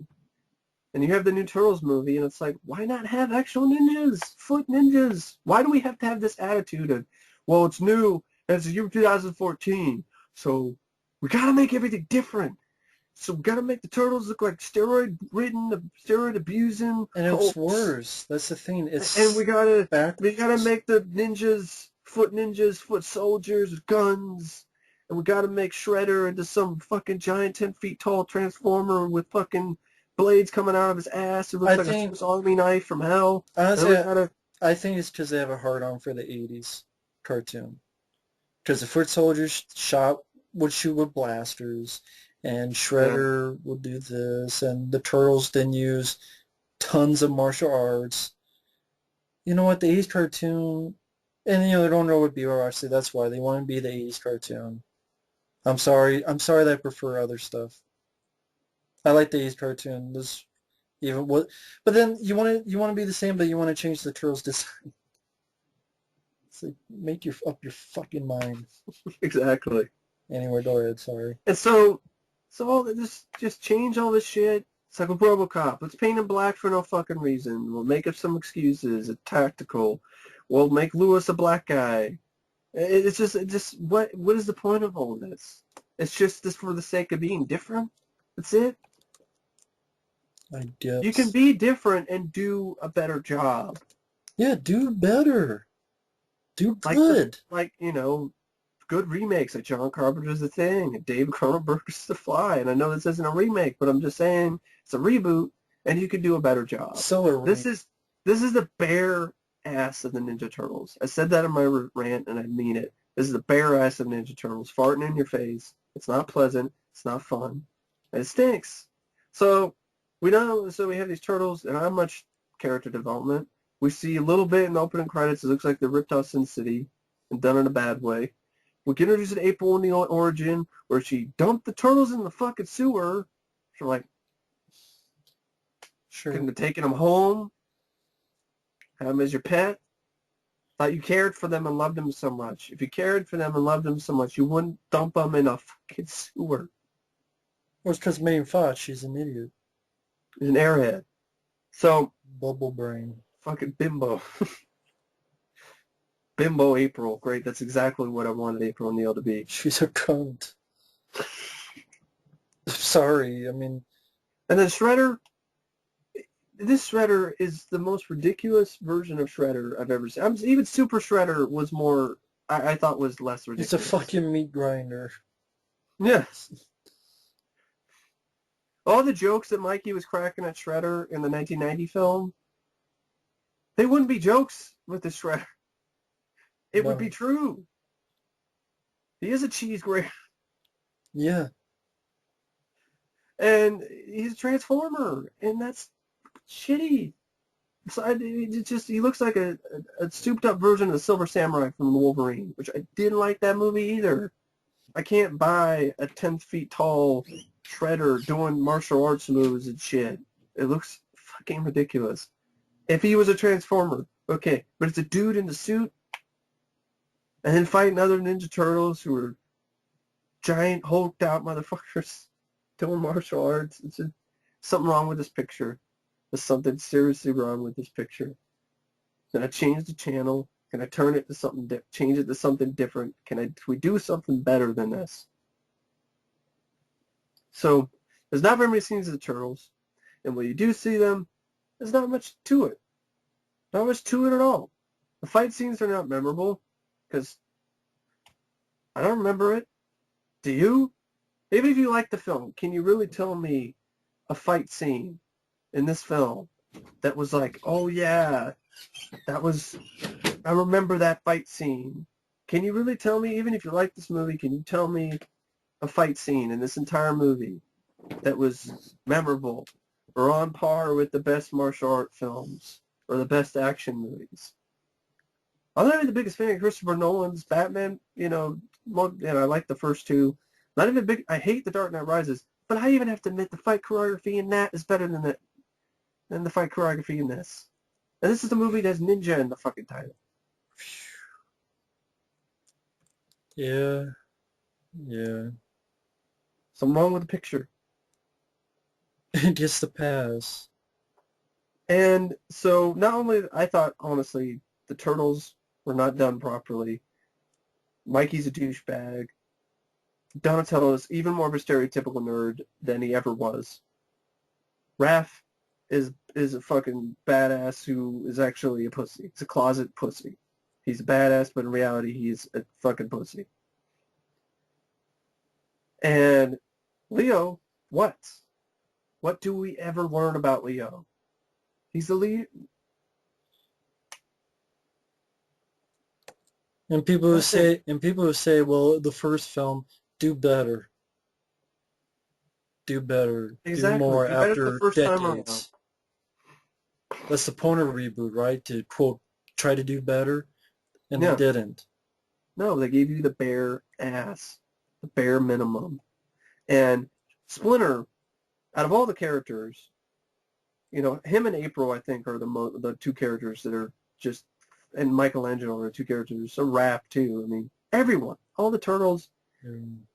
Fucking Splinter. But Splinter especially, to me, stands out because this is both a father figure for the Turtles.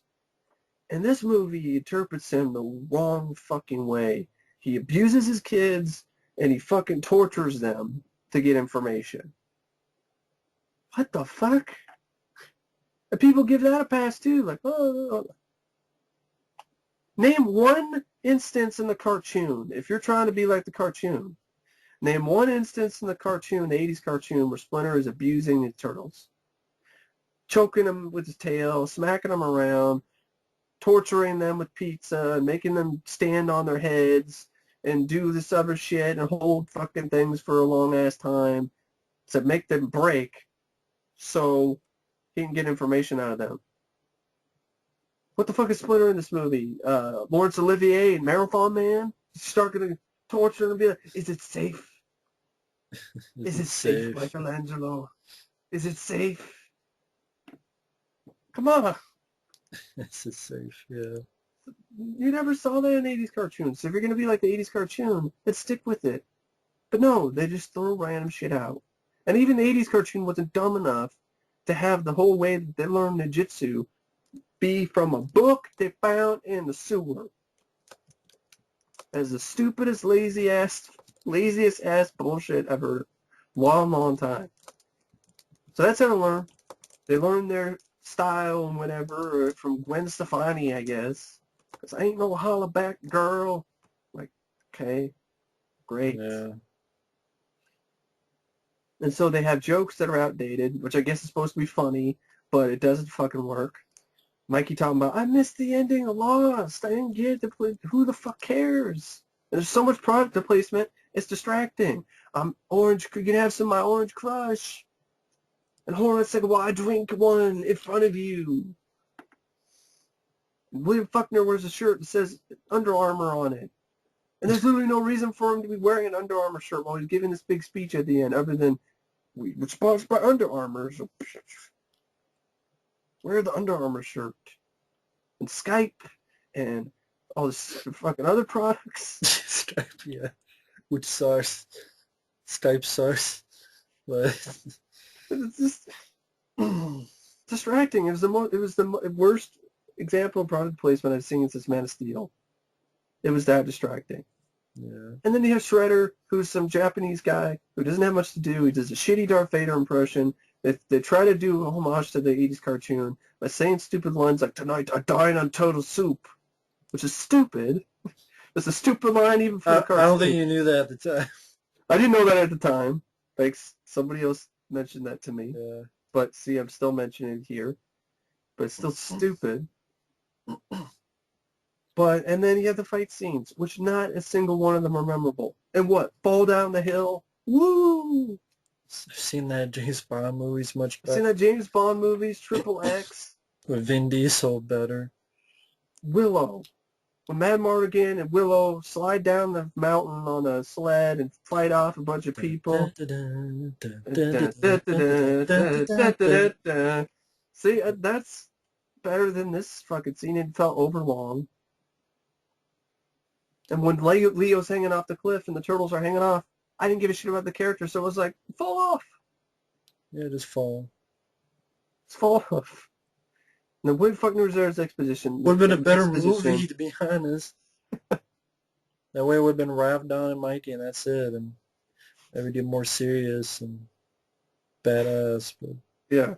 And then you have just total examples of missed opportunities. They get captured, and Megan Fox, because we have to have things so simple that even her airhead dumbass can figure it out by having adrenaline button, a big ass adrenaline button on a computer that says push, touch screen. Simplify everything for Megan Fox. And because the script is pretty simple too. It's stupid. It's a stupid script. It's a stupid movie. When you have a scene where they learn ninjutsu from a book they found in the sewer, it's a stupid fucking movie. And then she gets some adrenaline, they pop out of their cages, and instead of a badass scene where they could fend off Shredder while they're hopped up on adrenaline, they just use it as a joke. Like they're high on cocaine or some shit. Great, missed opportunity. Raph goes out on his own after Splinter gets his ass kicked by Shredder, which looks like it's a scene from fucking, Star Wars Episode 2 where Yoda's bouncing off the walls and shit. And then Raph goes out on his own, thinks he'll be badass. And it's nothing of the sort. He gets his ass kicked in 2 seconds. It looks like 10 seconds flat by Shredder. And then Shredder runs away. And the turtles don't fend him off. And then the climax is that they go after Shredder, and they don't learn how to fight together until the moment they decide, let's play the bucket game. Remember the bucket game we played? And then they say, mention a line. Remember that line we used to say as a kids? Cowabunga. I'm like, okay, I don't remember that line that you said as kids because you never really established that, but whatever.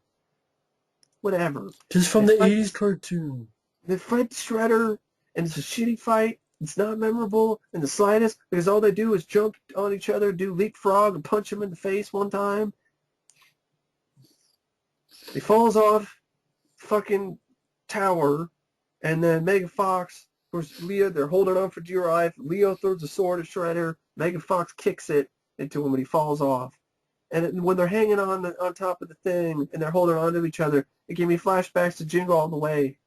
Arnold Schwarzenegger, they have the Sinbad hold on to Arnold or whatever, or the kid, to drop the kid or something, and Turbo Man has to come and save the. This is ridiculous. I should not be thinking of Jingle all the fucking way. Yeah, but I like Jingle All the Way. I like the It's a movie better too. movie than It is a better movie. I'm not saying I like the film. I really enjoy it, but I'm just Yeah. saying I should not be thinking of that movie. And the tower falls, and they think they're going to die, and they say stupid shit. Raph says one thing which could be a heartfelt moment, but then the movie treats it like a joke with a record skip because they end up falling and they're fine. And there's no And build up to it there's either. no build up. And like when they're falling, it sums up this movie. It's a shitty amusement park ride. You want off. It's not fun. It makes you want to hurl. It's not. It's a shitty amusement park ride. And there was one scene in the film that summed up the film and the entire year, where the tower falls and it smashes a TV screen in Times Square that says 2014. Boom! Shatters it into a million fucking pieces. Like, sums up this year. Here we go to hell, and this movie can go to hell. It sucks. It's Teenage Mutant Nasty Taints. And I don't like the Turtles, so that's not good.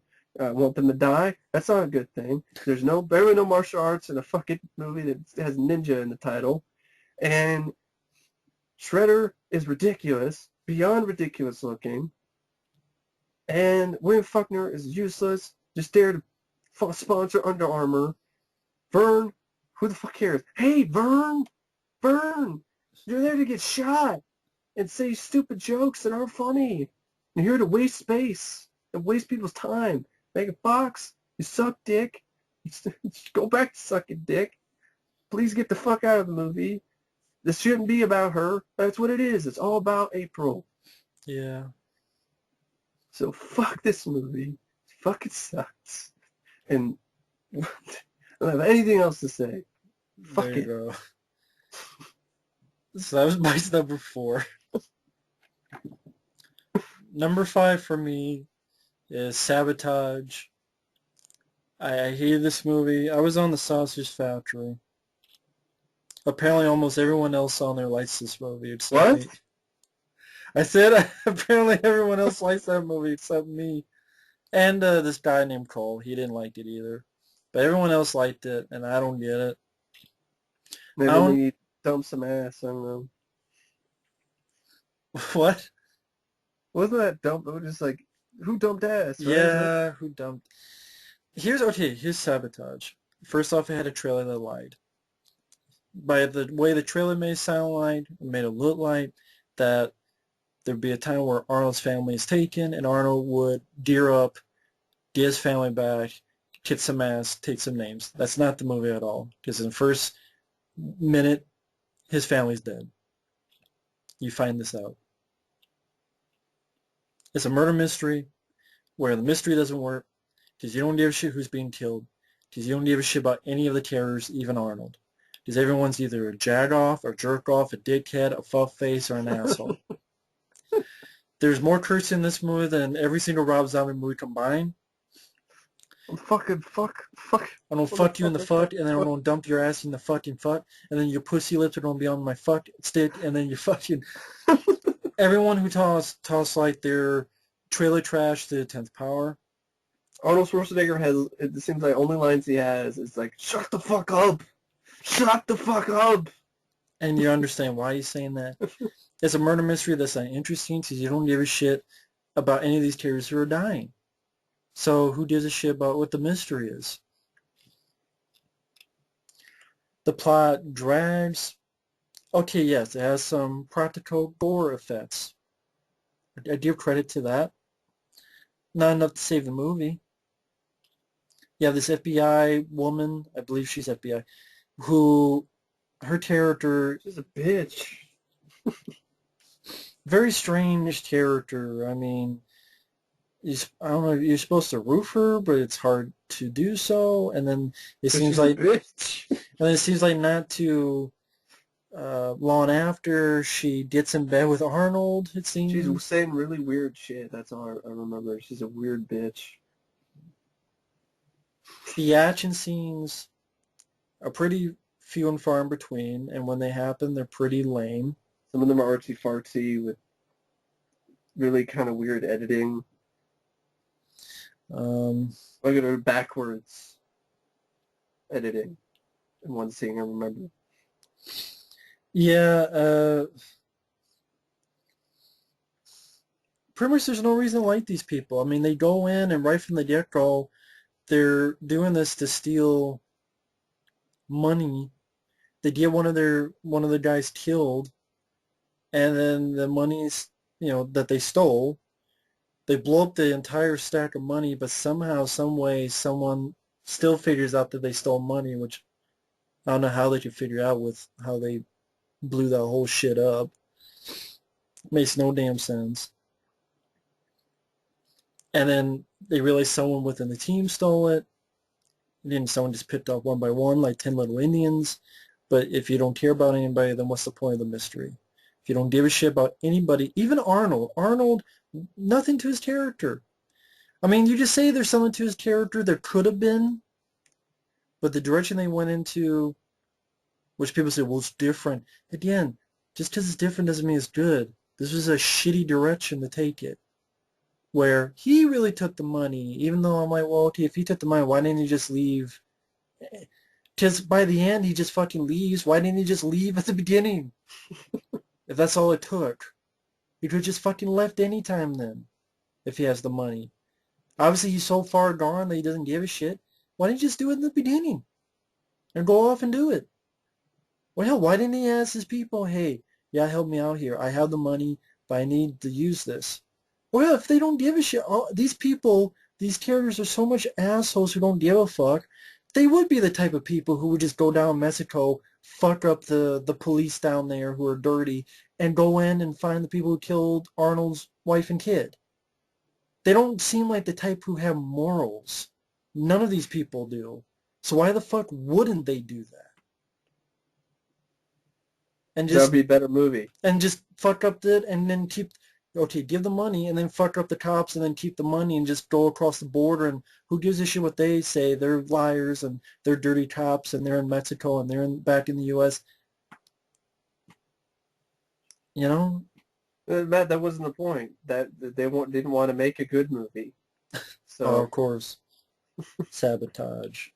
But that's my number 5. I mean, it's Sabotage. That's on my list later too. that's all I can say about Sabotage. Fuck it. Number 5 for me is Dumb and Dumber 2. Too many fucking years too late. Yeah. I like the first film, but I don't think I'm as big a fan as my friend Matt is.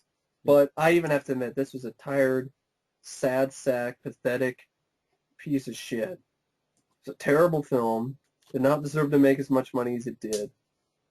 It was depressing to watch for many reasons.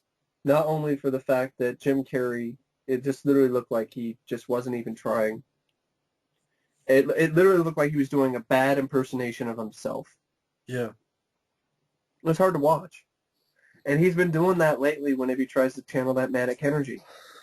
Because it seems like whenever he took a break, when he took a break from the comedic acting, the zany off the wall performances like he did in Liar Liar and The Mask and so forth, when he took a break from that after Bruce Almighty to do more serious work, it seems like he lost that. He lost that ability. And it seems like something that, how could you lose that? It should be something as easy as riding a bike. But it seems like he focused so much on trying to be a serious actor that it seems like he just lost that energy, that drive, that genuine, believable zaniness, over the top. I can make a face and make you laugh. It seems like he just lost that. He just seemed like he was listless in this. He didn't have as much energy, and it just seemed like they were both Jeff Daniels and Jim Carrey were doing bad impersonations of their characters. And honestly, when Harry met Lloyd, when Dumber and Dumberer, those guys did better impersonations. They did a better job. Yeah, I thought so. And this is the real Jeff Daniels and the real Jim Carrey in this, and they did worse. That's sad, and that's amazing.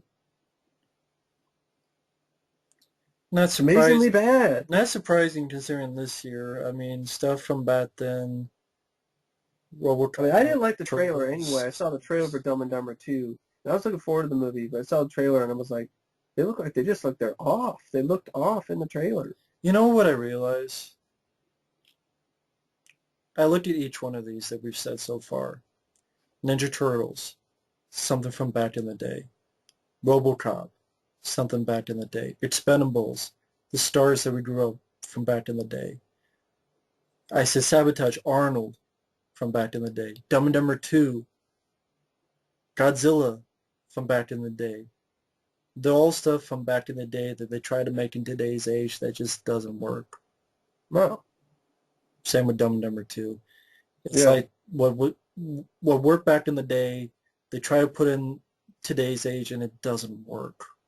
Well, I think Dumb and Dumber would have worked if it had a screenplay that actually understood the characters. The way that the characters are written in this is like they're complete douchebags. Both of them. And I don't remember that ever being the case.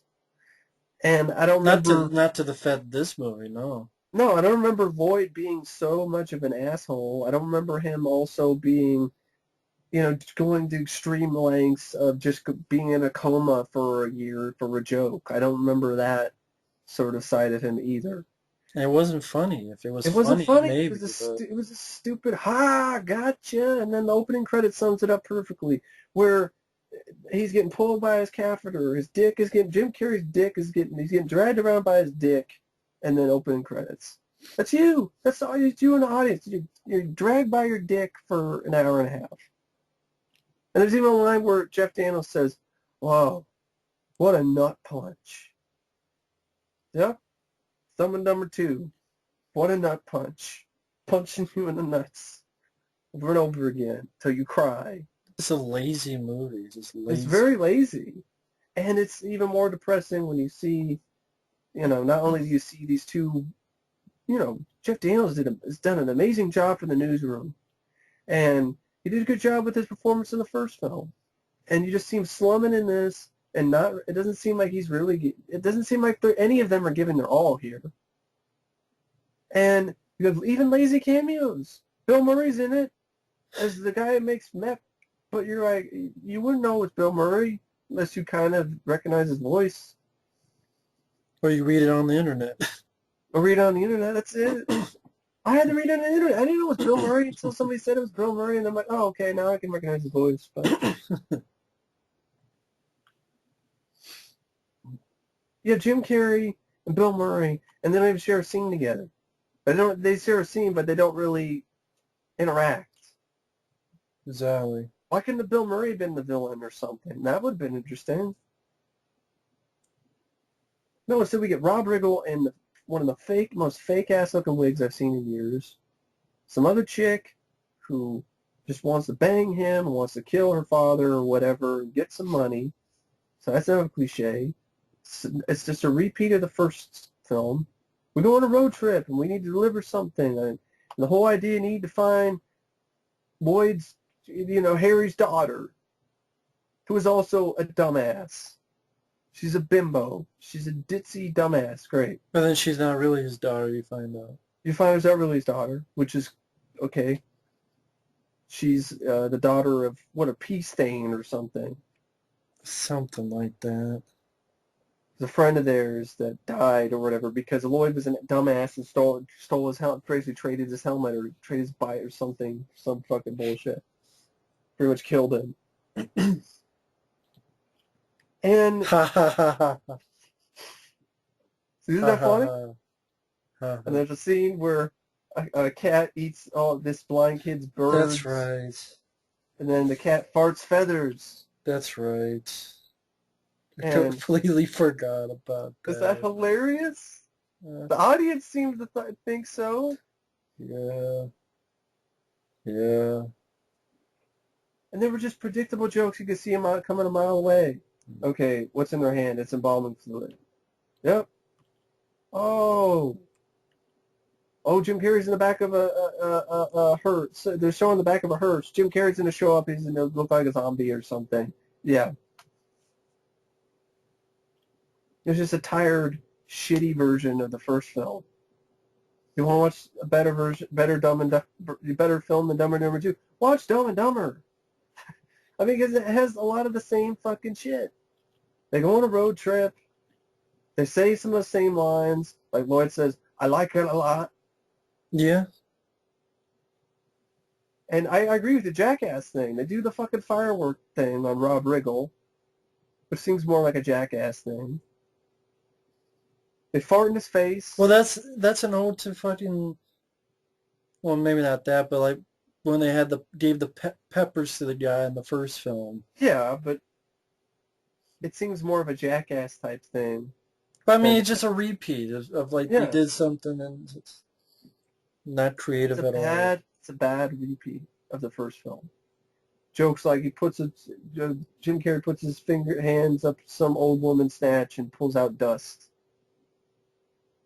And that's like this movie. It's old as fucking dust. It's tired, old, stank ass shit. Yeah. And they're assholes. There's a scene where they're at the science convention and they're all like, show us your tits. I'm like, I don't remember them being that bunch of pricks in the first film. Like you say, it's the innocence. They try to do the dream sequences and they suck. They suck ass. They're not funny and they just seem like half-assed dream sequence versions of the dream sequences in the first movie. Yeah.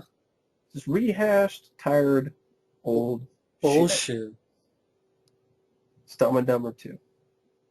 Unfunny, and it's sad, especially to see these two actors get back together again and slum it up and do such a half-assed job and in an unfunny, terrible sequel. And, add insult to injury to see Kathleen Turner. And I know that it's because of some drug she took or something with the thyroid or whatever, but it's still really sad to see Kathleen Turner like this. And just like it is to see this entire film, it's a sad film to watch. Yeah. It's not funny, it's depressing, and it's sad. It's a nut punch. It is. So, that's Dumb and Dumber 2. Number 6 is Tusk. Kevin Smith joined, which he was, Kevin Smith joined. which he must have been on. He was on joints, many joints when he agreed to do this project. And it got funded on Kickstarter. I didn't know that part.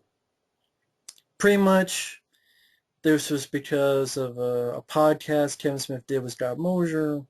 This idea of he had read somewhere, which I think turned out to be a fake anyway. Where they talk about 2.5 hours about this stupid thing, like it's so hilarious. Yeah, like a guy who says, hey, if you do this, but I want you to dress like a walrus. And I think it turned out to be a fake ad.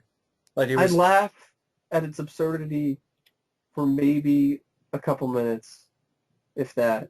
But yeah, they did like a gigantic And that's it. podcast where Kevin Smith went off these ideas of if it really happened, what would have happened. I didn't listen to that podcast. I stopped listening to this podcast.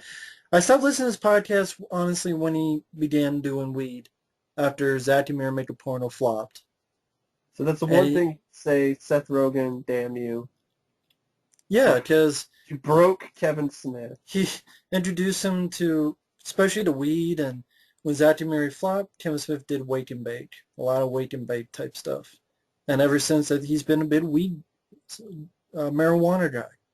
if you keep doing that, it's necessarily better for you than cigarettes and alcohol, but if you keep doing it consistently, it will affect your brain. It will affect, you know, I how you mean, think. It's his career. Real quickly, I'm a fan of his older stuff. Clerks, Mallrats, Chasing Amy, Dogma, Jay and Silent Bob Strike Back, Clerks 2. This is his last good film. Cop Out, when I first saw it, yes, I know I said some positive things about it. I will admit that. Because I I remember liked that. Bruce Willis. I saw it again second time. It was horrible. Tracy Morgan was terrible. Uh, what's the movie he did? Red State, I think, is his worst film.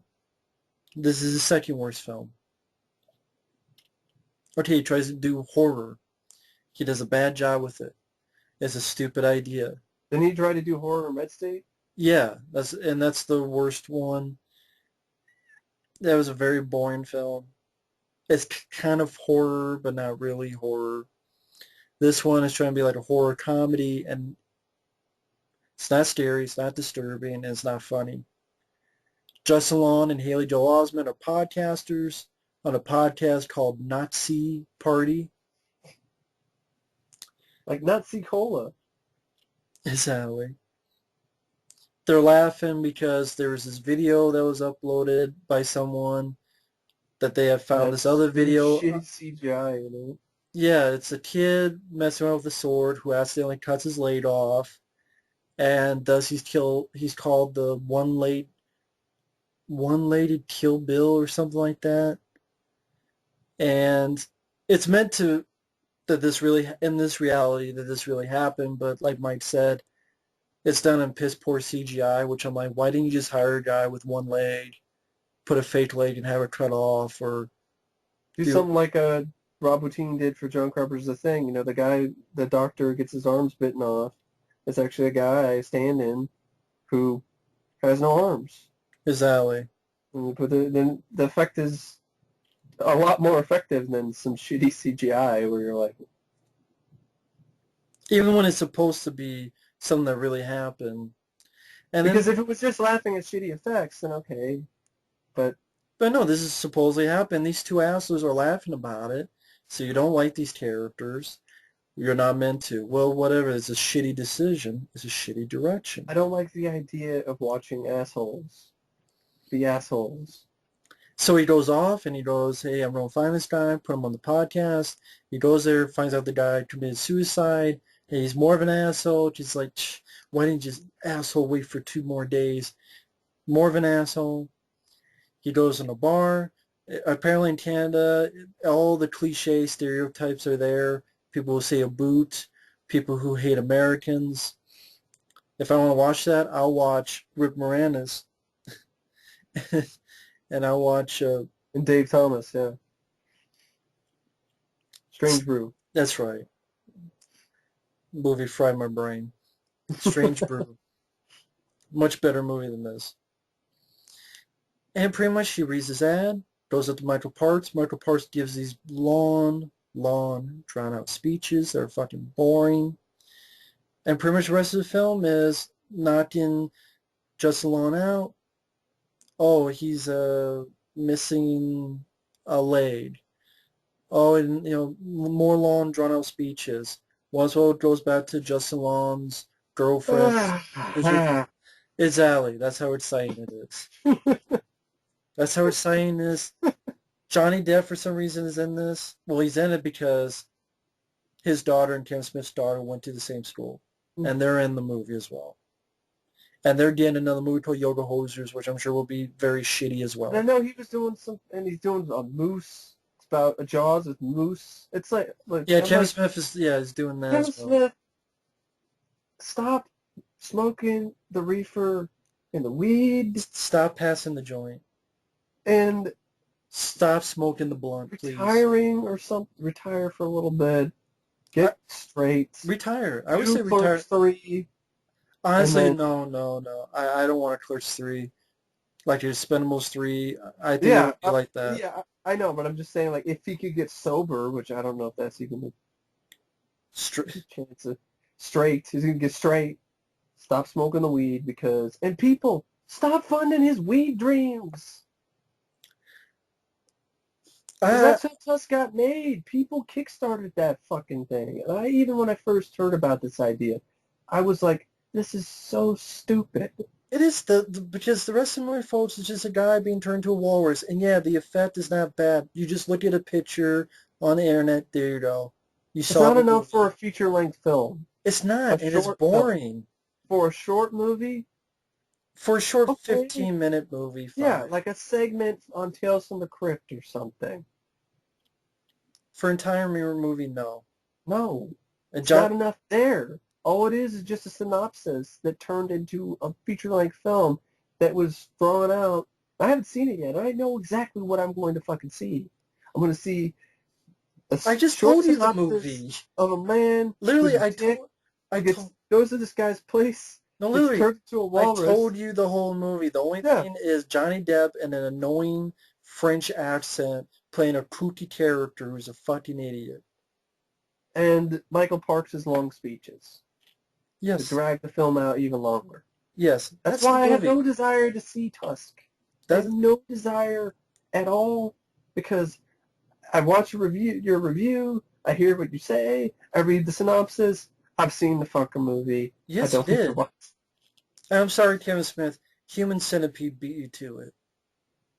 That One, sucks two, and too. three. But Yeah, they do suck. But I'm sorry, Kevin Smith. If you want disturbing, those films already beat you to it, and those films sucked.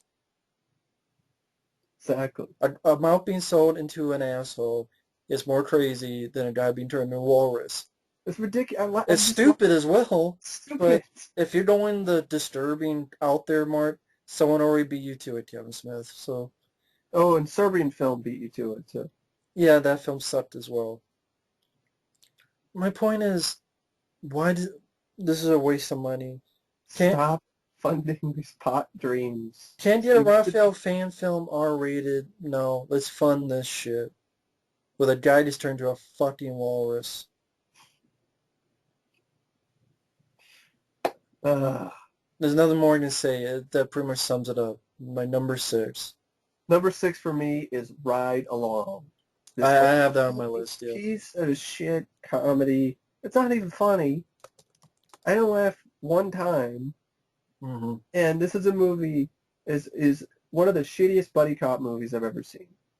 And it's a film that made $100 million fucking dollars in domestically in the U.S. Came out in January and made over $100 million, and it's getting a sequel. It's getting a franchise. Kill me. And it stars, my opinion, one of the most hated new actors for me personally, Kevin Hart.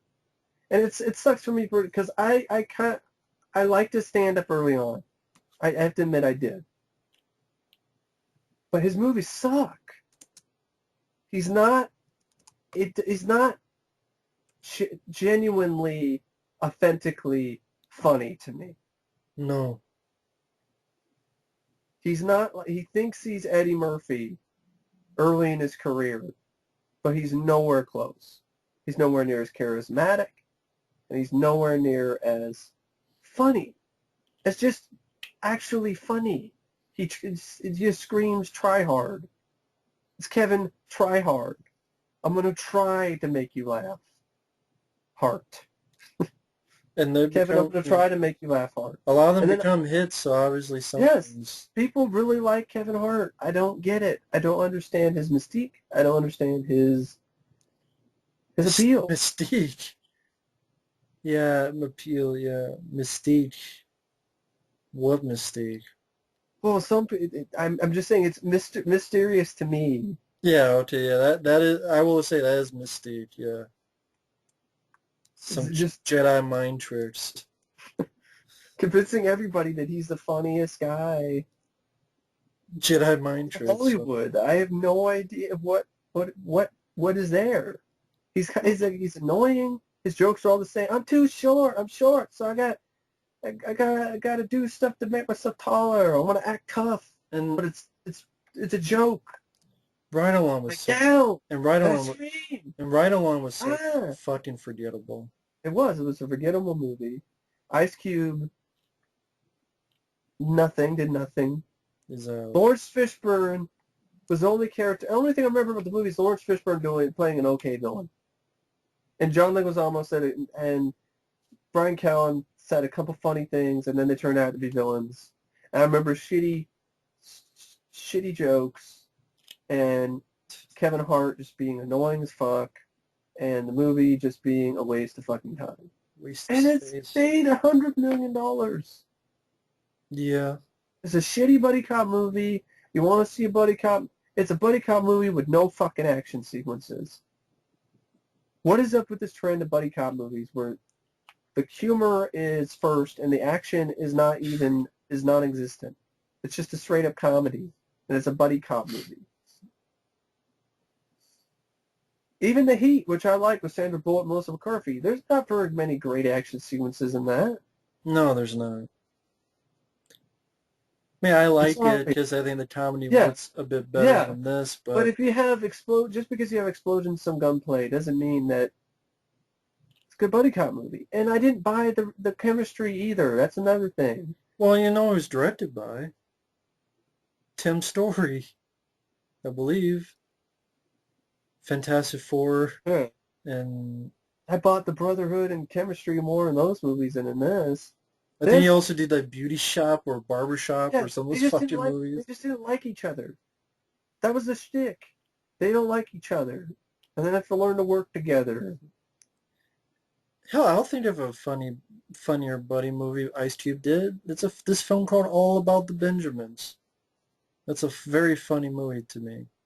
Hell, a lot better than this shit. That looked hilarious. That film flopped. That didn't make $100 million like this did. Mike Epps is funnier than this guy. Yeah, it's insulting that this movie made $100 million to me.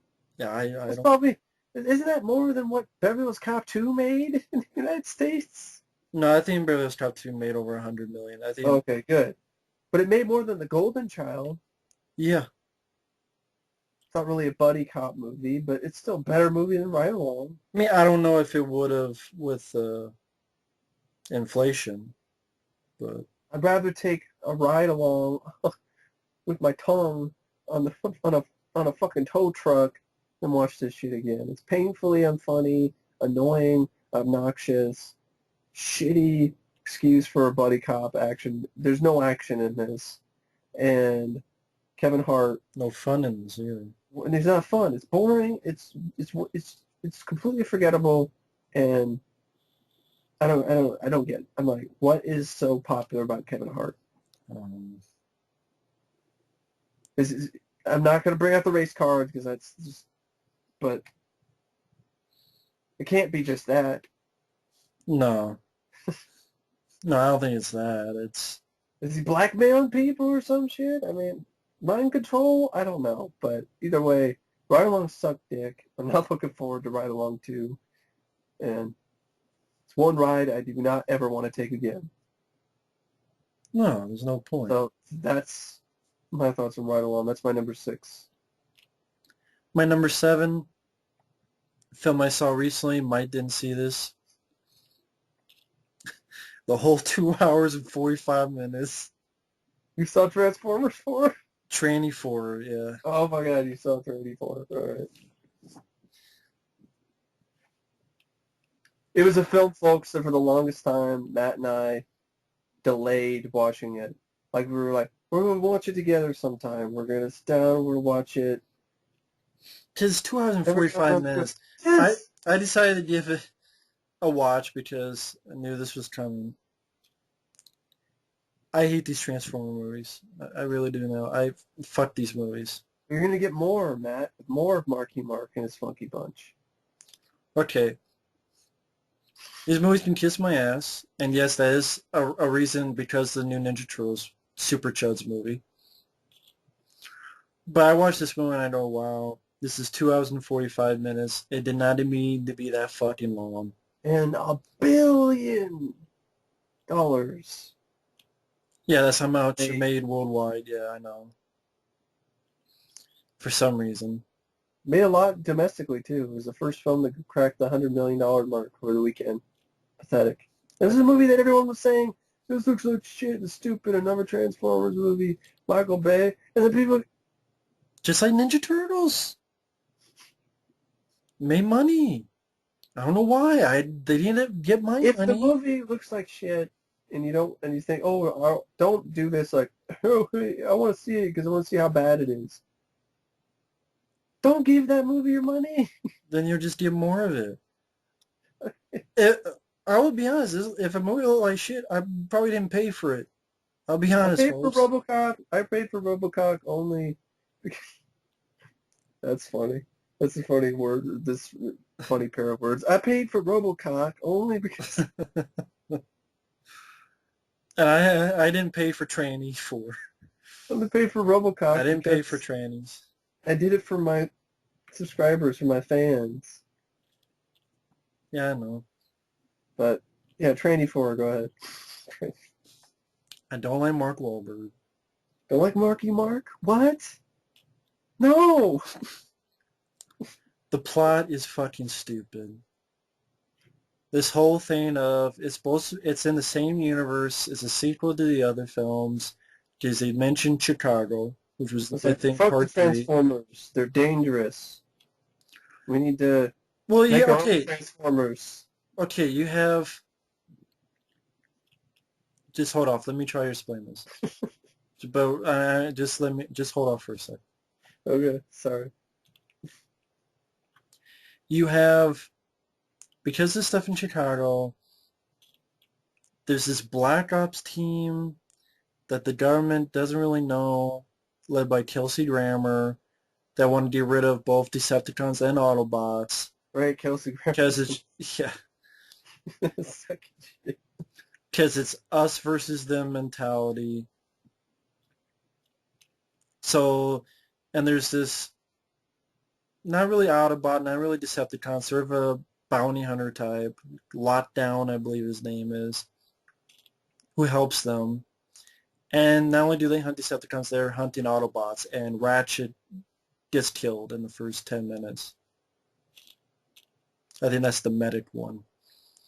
Yeah. And gets killed uh, pretty mean way, to be honest. Don't think it was really the right thing to do. I know that was the point, but I'm like, really? Wow. And pretty much no mention of anybody. No mention of Shia's character. No mention of all the military that helped the Autobots. No mention of Josh Duhamel and Tyrese Gibson. The fact that I guess none of them are trying to could know that this was happening. And you would think they would know all this was happening and they would try to help and stuff, but no. Uh, which that doesn't make sense story-wise, but I know. Story, I know. Well, anyway, the story itself is stupid. I mean, the idea that we would be so fucking selfish and stupid Well, that's because it's as evil Black Ops unit it, doing it. But whatever. They saved your ass from destruction 3 times. that's another thing. This is almost the same fucking plot they do in every fucking movie. Even in the first film. Oh, it's when they took Bumblebee, and it's the same fucking thing. Well, that's what I was expecting. That's why I didn't see it, because I knew it was going to be the same fucking shit. Same fucking Different shit. movie. I mean, they've gone nowhere with this. And it's just, here's Mark Wahlberg, who's a, he's acting like that sort of, hey guys, how's it going? Like that sort of, He's terrible. Like, the trailer was bad, where he's all like, it's a Transformer. and yeah, I mean, his daughter is shit, and she looks like the girl in part three. And the American flags are everywhere. Yeah, and finds out this truck he got was Optimus Prime, and he fixes it up, and um, Optimus Prime. I'm trying to remember. It's 2 hours and 45 minutes, so can't blame me if you blanked. Pretty much, Black Ops guys come. Optimus Prime sees Mark Wahlberg and his daughter shooting some people, and the boyfriend comes in and gets the girl and the Mark Wahlberg, and they go off. And pretty much the action scenes, a couple of them are decent. That's why it's a little bit lower on the list. there's a couple of decent action scenes, but I'm watching this. I'm like, this is such a drawn out, fucking tired story. I do not give two shits about anything going on. I don't give It should not be 2 hours and 45 and I don't minutes. give two shits about Mark Wahlberg's character. I don't give two shits about his daughter. I don't give two shits about the boyfriend. I don't give two shits about the story going on. I don't give two shits about the new Autobots. Because, okay, you got Bumblebee, who still can't fucking talk for some reason, even though this is the fourth goddamn movie. And he talked at the end of the first movie and never, no, he I just, forgot about that. but yeah, in the fourth movie, he still talks in that stupid radio thing. Mm-hmm. And then what you have? You have Ken Watanabe as a samurai. God, it's Kelsey Grammer and Ken Watanabe in two shittiest movies. Ken Watanabe is a samurai one. John Goodman is one with a cigar. Bumblebee. Why that just made me think of Milton, was it Milton Berle or somebody in the voice of the robot in Heartbeats or something? It was Sid Caesar, I think. I think that's who that was. I don't remember. But yeah, it was a robot in Heartbeats. Shitty movie with robots that had a cigar in its mouth. I think you got five Autobots. You got Optimus, you got the Samurai, you got John Goodman, you got Bumblebee, and you got a guy who I swear is trying to sound like Jason Statham. It's not Jason Statham, but I swear it's a guy who's trying to sound like Jason Statham. A robot that sounds like Jason Statham. Well, he's trying to sound like Jason Statham. He's not doing a great job. Stick a gun sword up your That's actually what he's sounding like. up your crank. Exactly. That's exactly what he's trying to sound like. You have like this long drawn out chase scene that barely has the Autobots in it. You have Stanley Tucci. He's the one creating these their own by taking the dead bodies of Autobots and stuff, and in order to create their own Transformers. It almost sounds like there's kind of an interesting sort of ideas here, but I but mean, it sounds like it's just overblown. that's how you get Out. that's how you get Galvatron. Oh, Because they took Megatron's body and they created their own Transformer, and that's Galvatron. so they fucked up and created a really, really dangerous Transformer. Yeah. Yay, humans! Great. And he gets in a little fight with Optimus, but Optimus gets shot by Lockdown and gets taken. The others go in. What is it with Optimus just being a bitch and like somebody? I don't know. It happens a lot though. A lot of scenes of Mark Wahlberg you don't give a fuck about. The gun sword. Well, they go in to rescue him, and that's where Marky Mark gets his gun sword. And like they go in, him and his daughter and the boyfriend, and they're going from A to B, and there's like little robotic dogs, which I guess they needed something for Mark Wahlberg to shoot. So they just ripped off Ninja Turtles, the cartoon, with those little Mousers? No. These are like actual dog, but just robotic type of. Oh, okay. But they can kind of remind me of Mousers, though, these little tiny things. No, these are like big, like human shape, not human size. I don't give a fuck. Most of this film is just a number of I don't give a fucks. I mean, the dinosaur ones, you see them for 5 minutes. So that's really false advertising. Because jumping to the end, Optimus Prime tames the big one, I forget its name, in 10 seconds. Well, okay, literally maybe 40 seconds. And then literally 5-minute action scene was fun. Mm-hmm. Yeah, a couple of action scenes are all right.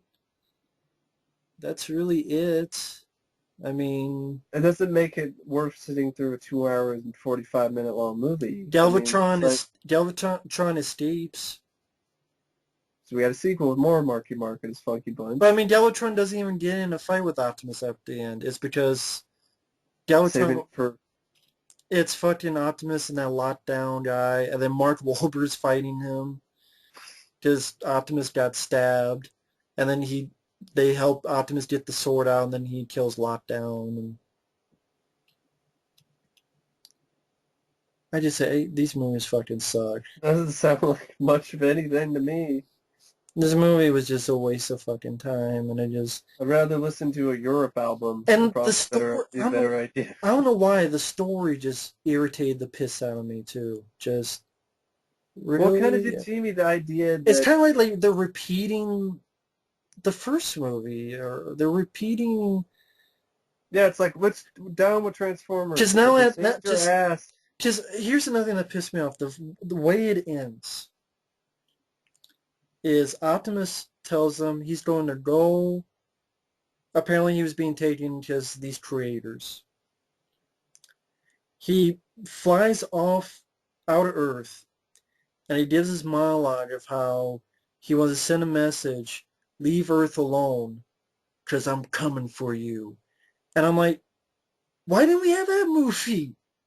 Starring Optimus Prime, leaving Earth and going to Cyber Prime or wherever the hell he's going to the creators, and That'd be from his cool. point of view. Yeah. And I'm thinking, why the fuck didn't we have that? No, it's he leaves and these other, you will protect Mark Wahlberg's family. I'm like, you mean like Shia LaBeouf who disappeared? I mean, because it's Isn't just like, Bumblebee supposed to be his protector? that's like too many of the humans characters. The cartoon, there wasn't very much human. There was human characters, but they weren't the focal point. It was about the Transformers. Well, every Transformers film is fucking about Yeah. the humans. I mean, lo and behold, they do the same thing. As Well, I mentioned the previous movies, except Chicago. I probably won't ever watch this until I review the first three again. I So hate it all of won't them. be anytime soon. I will say this: I hate all of them now. But Don't kiss my fucking fat cock. but I don't know if I can say that yet because I haven't seen them in a while. Yeah, So, I'm speaking for myself. but Just these Transformers could be so much more, and that's the yeah. thing. I'm tired of this shit. I just remember Tired of this shit. the title just is like Age of Extinction. It's like, Yeah, it does stink. it's the age of 80s hair bands? What? 80s hair metal band album cover? I'll just listen to a Europe album then. Multiple Europe albums for Age 2 of- hours and 45 minutes. An age of constipation. Just these movies So, could be so much more. They could be so much more, and they're not because of Michael Bay's is a fucktard. that's like Resident Evil franchise then. Yeah, They keep making these and they can be do so much more and then... and I'm not giving them the pass anymore. Fuck these movies. I'm not giving them the pass anymore. They can kiss my ass. Fuck all of them to hell. And yes, a lot is because of Ninja Turtles, but then watching this was such a fucking like revelation as well. Like these movies are fucking waste. They're a waste of this property. They really are a waste of this fucking property. Because yeah, a couple of good action scenes doesn't save 2 hours and 45 minutes worth of this bullshit. Well said. Same fucking plot 4 fucking times. But anyway. And Mark Wahlberg sucks. I hate Mark Wahlberg. I'm tired of his fucking ass. I only like him in movies where he's in his element. Yeah, where I he mean, plays kinda... I like the big kid. I like Pain and Gain, but there's a lot I like of the other movies that I guys. hate. And that's it. Yeah. There's a lot of other movies that he's in that I don't like. Ted was not funny. As funny as everybody said it was. Number 7 for me, Ouija, fucking movie about, which is produced by Michael Bay, I think. Oh God, really? Ouija is a film that's, yeah, let's make a movie based on the Parker Brothers board game, and let's not really use the board game. The Ouija board itself is not really the main focal. It's like it's just in the plot just because. They don't do anything unique with it. Except for when she looks through the finer things, you can see shit. Yeah, you're right. He's a producer of it. But, you know, you could have had some kind of fun ride, like Jumanji meets, haunted house or something. Jumanji with a Ouija board with some ghosts and spirits or whatever. It might be a fun No, this movie is boring as fuck. Mm-hmm. It is unscary. It has a lead who is fucking dead weight and dead wood and a shitty actress. And it is such a pacified, pussy-ass horror film. I mean, Scooby-Doo cartoons are scarier. This is just wimpy, weak-ass bullshit, and it made millions of dollars. It beat out John motherfucking Wick in the box office. This is what the problem is when it comes to some complacency. And I'm going to mention it specifically for the horror genre. I love horror films. It's my favorite genre. But just because it's a horror movie, I'm not just going to go blindly support it and pay my money to the theater. Especially if it means that half-ass shit like this keeps making money. If this half-ass shit makes money, Hollywood's like, woo, people want more of this. So they're going to make more of this shit. So thanks a lot. Your blind, unwavering love for horror is actually bringing the genre down into the fucking ground 6 feet under. It's my opinion. How I feel. You'll have to agree with me. But Ouija, shitty leads, shitty horror sequences, shitty scares. Lin Shaye is the only actor in the film that's worth shit. The only actress I liked, she hangs herself in the beginning of the film, so I'm left with this mopey,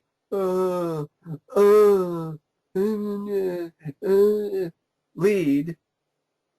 Instead of the hot chick who had personality, I'm left with the friend of hers, and she decides to use the Ouija board to try to contact her dead friend, and she only does that on a whim. It's not because it was something that was forced into the plot. And then you have supposed scary scenes where a burner turns on once but not twice. Isn't that some scary shit? Isn't it? Isn't this scary ass shit, Matt? A burner turns on twice by itself. No! Some fucking guy trips over his dick and falls into a fucking mirror. That's one of your scares in this film. Mm. Really scary scene, supposedly scary scenes, are when you see the words "Hi Friend" written everywhere. Ooh. Hi Friend? Hi, friend. What is the fucking Teletubby stuck in my ass? Sure. And then, there's a scene where the film tries to scare you with chalk. This guy's walking down a fucking tunnel, and then chalk rolls out of nowhere. I'm supposed to be scared by some chalk. This shit is pathetic. Wow. And then the film, of course, it's predictable. It's, how it's going to end. They're going to vanquish the spirit somehow. They're going to do this, do that. Everything's going to end up okay. And it doesn't really have a sequel bait ending, which I was surprised. But still, it's a forgettable, bullshit, boring-ass horror film that beat out John Wick. And it's bullshit. And this movie sucks. Ouija's a board game that's will leave you bored. It's a boring board game movie that nobody should play. So that's my opinion of Ouija. It's fucking sucked ass. Worst horror film of the year for me. Didn't see the film, so I didn't bother. So my number 8, Mike already talked about this, so there's not much I can say. Robocock, Robobukkake. Surprised it's that low. The other movies just pissed me off. This movie pissed me off, but the other movies just pissed me off more. Yeah. This film, really, for me, really generic. It is such a generic product of Hollywood. It's like baby food. Yeah, in a way, it's just really, pretty much everything Mike said, I agree with. It's Joe Kinnaman. I thought he did a piss poor job acting wise. I didn't care for his character. I didn't care for what was going on with him. I didn't care for his family. The whole He's kind thing. of a dick too in the beginning. I forgot to mention that. Murphy was kind of a dick from the very beginning. Kind of seemed like a dick. Yeah, I mean, the way the film opens with Sam Jassy doing motorboat or whatever the fuck he was Ba, doing. ba, ba, ba. Brr. Starting off with that, and then you have training scenes with "If I Only Had a Heart," or someone yodeling, "Oh yo yo yo yo yo," Which is uh, badass because it's hocus pocus but focus. and then and then lame action scenes that have no visceralness or intensity because it's PG-13. I thought they were filmed pretty piss poorly as well, especially the scene where it's all completely dark. If you want to see that done better, there's a little bit in Equilibrium that you can see that is Mm-hmm. done better. The ending was pretty lame. It's like, oh, we have two ED-209s. And I'm like, it just looked like a bad video game. It really did. It looked like a bad video game that I didn't want to play. I thought the finale with Michael Keaton and before that Jackie Earle Haley was kind of anticlimactic. It wasn't really Yeah. anything to it. It was a bit meh, boredom. A lot of uh, big case of boredom. Joe Kim, I thought, did a piss poor job, and I it was very uninteresting and very lacking in anything that made the first film work. And a lot of stuff that Mike has said earlier, I agree with pretty much what he said. Robocock, it sucked. It was a piece of Hollywood product of bullshit that was soulless. It was unneeded, It, unnecessary, and nobody asked for it. Robocop, the original, had the heart. This one is like a piece of machine. It's soulless. Yeah. Yeah, that's a good way to sum it up, yeah. Robocop had heart. Doesn't have it. It's just Piece of metal. it's more like a piece of metal. It's like Terminator. Just no heart to it. Like the first Terminator, not the sequel. Yeah. What's up? I agree. Number 8 for me is another film Matt talked about. Sabotage. Call it all, yo, it's a sabotage. Yeah, God. I saw the trailer for that. I was like, okay, maybe, all right, okay. And David Ayers, didn't he direct Street Kings? Yep, which I thought was a better movie than this. Sabotage. It was a sabotage. The sabotage of the fucking movie. The trailer is a lie, and I hate that when that happens. The Grey did it. Predators did it. No, this movie fucking does it. Yeah. Godzilla did it as well. Yeah. So, great. So, Sabotage, pretty much what Matt said, it's like, these guys are some of the most unlikable fucking characters I've ever heard of. I swear a lot, I do. But I don't even swear as much as these guys do, like, in just their sentences. Fuck and the fuck and the fuck and your fuck and fuck, and the fucker, and motherfucker, fucker, fucker, fuck, fuck, fuck. It just gets really, really obnoxious and grating to your ears. And when you see a scene in the beginning of the film where these guys are being fucking assholes, and then they're stealing money, and then you have to see a scene where Arnold and company have to move a toilet full of shit. That's right. That's right, yeah. And just because it's gritty or whatever, I don't want to see that. I don't want to see a movie Schwarzenegger Who dusted moving. ass? Oh, it smells like brisket. Yeah, who dumped ass? Dumped ass, that's what it was. It's like, yeah, this movie dumped ass all over your face. So, moving to toilet full of shit. That's the movie. It's in the shitter. The movie's in the shitter from the beginning of the film because you're seeing scenes of Arnold moving a toilet full of shit. I mean, who wants to see Arnold Schwarzenegger? The Terminator. John Matrix. Ben Who wants Richards. Ben Richards? Who wants to see him move a toilet full of shit? Nobody wants to pay to see that. Well, yeah, that's why he flopped. Exactly. Flopped for good reason. Everybody wants to see that shit. And, who dumped ass? It smells like brisket. It's like, shut the fuck up. And I'm feeling like Arnold. And it happens now. It's just like, shut the fuck up. Shut up. And I feel for Arnold because I feel the same way. I just want him. I'm yelling the same thing at these fucking idiots. Fucking morons. And even the chick, even the one female, she's not attractive. And it's an actress I thought did a good job in, what was that World War film? Z?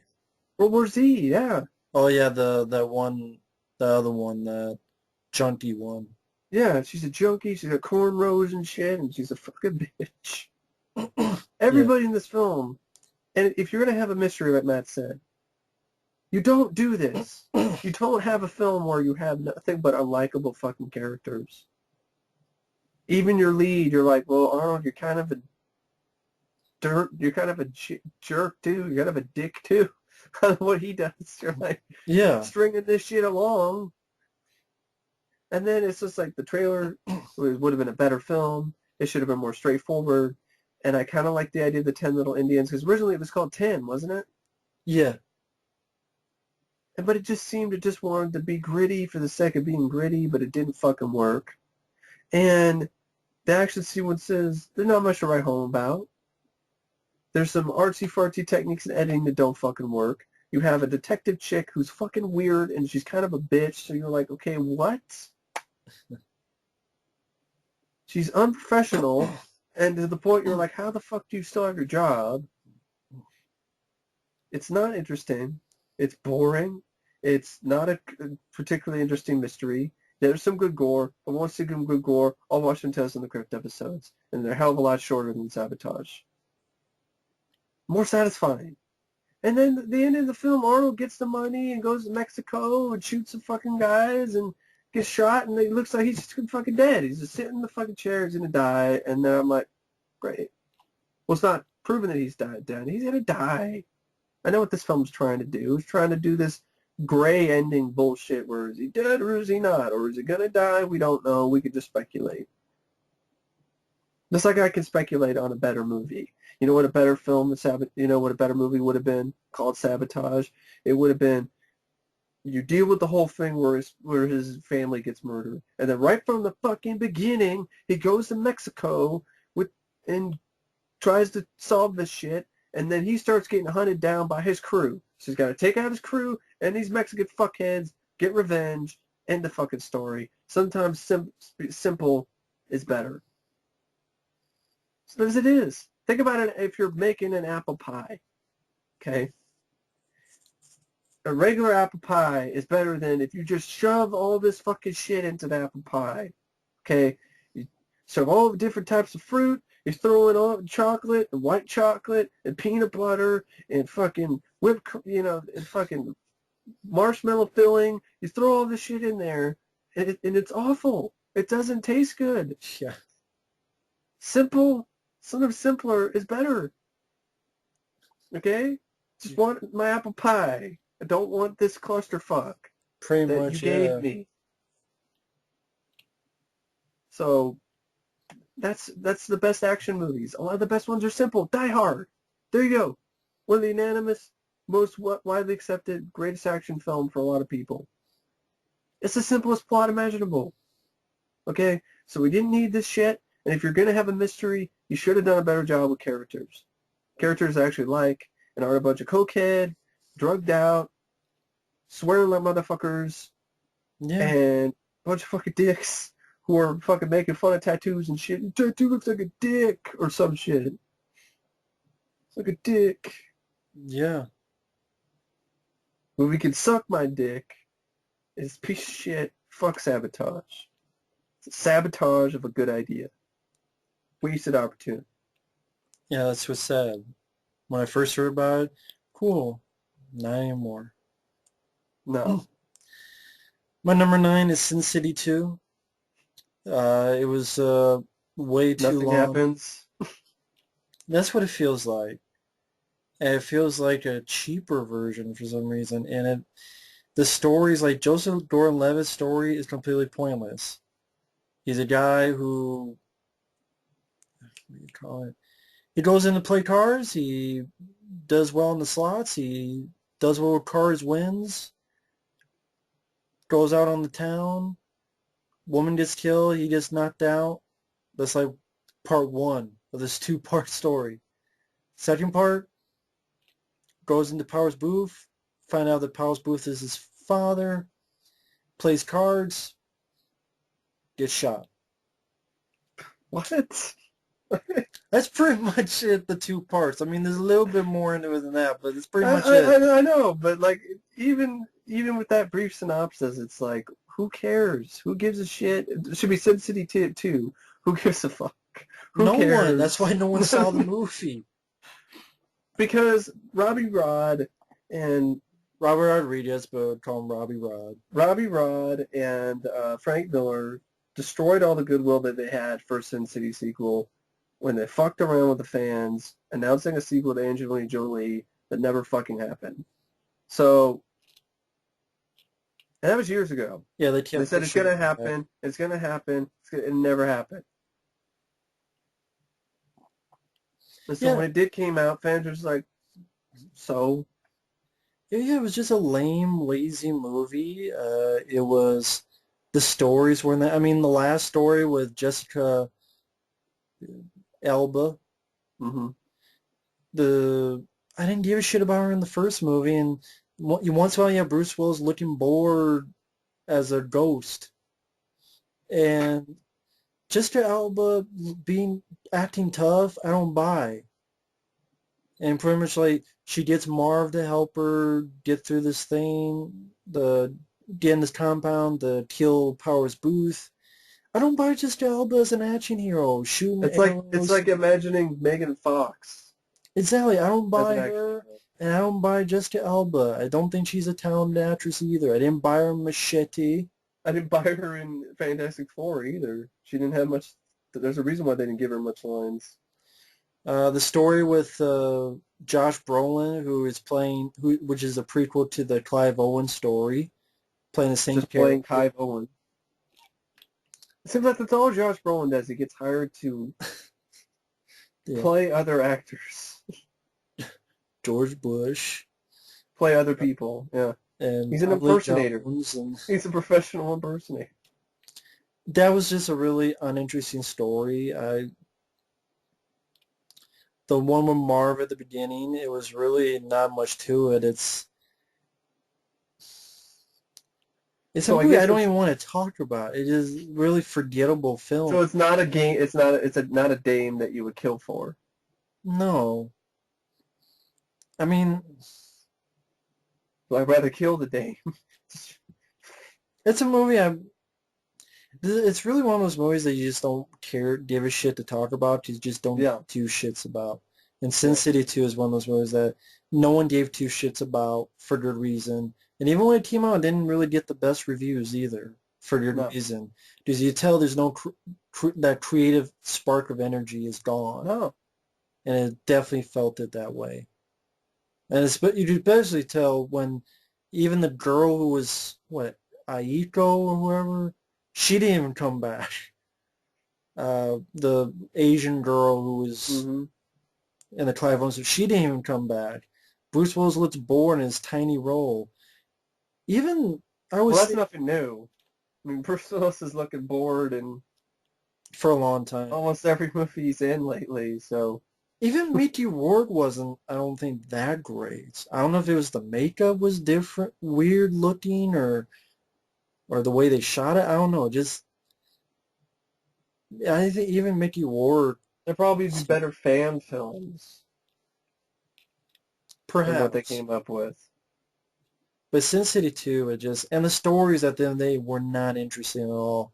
They don't sound interesting. Fucking playing cards. I watched Cutting Cards, Tales from the Crypt episode with Kevin Teig and Lance Henriksen. Yeah, I mean, for folks out there, I did a rant on Sin City 2. Just type up Sin City 2 rant or Sin City A Dame to Kill for rant. You'll find it. My thoughts when I just got to watch it. Doesn't sound like much. There's not much to talk about anyway. Exactly. So that's my number 9. Number 9 for me. Honestly, I should have put this higher, but whatever. Fuck it.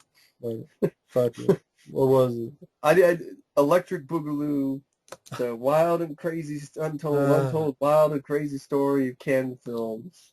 Yeah, I have that on my list, but it was that list that was with Turtle Power, so I didn't have a number on it, but I agree. The film that both me and Matt were looking forward to. We're big fans of Cannon films, and from what we were thinking and reading from the filmmakers, the guys who did Not Quite Hollywood, was that it was going to be a love letter to canon films. Isn't there something on the back that says, or on the front that says kind Yeah, of it like says a that? celebration. It literally says on the front of the front of the poster, a celebration of the most least loved whatever film studio or some shit in Hollywood. Well, we're alone. Everyone else loved it. I know, and I don't get that because personally, it started out promising because it started out with the backstory of Mana Humgolan and his friend Gorm Yorm Globus. Globus, Yeah, Globus. Yorm Globus, and they were Israelis and they wanted to live the American dream. They wanted to make movies, and they started to make it big in Israel with independent films and kind of sex movies.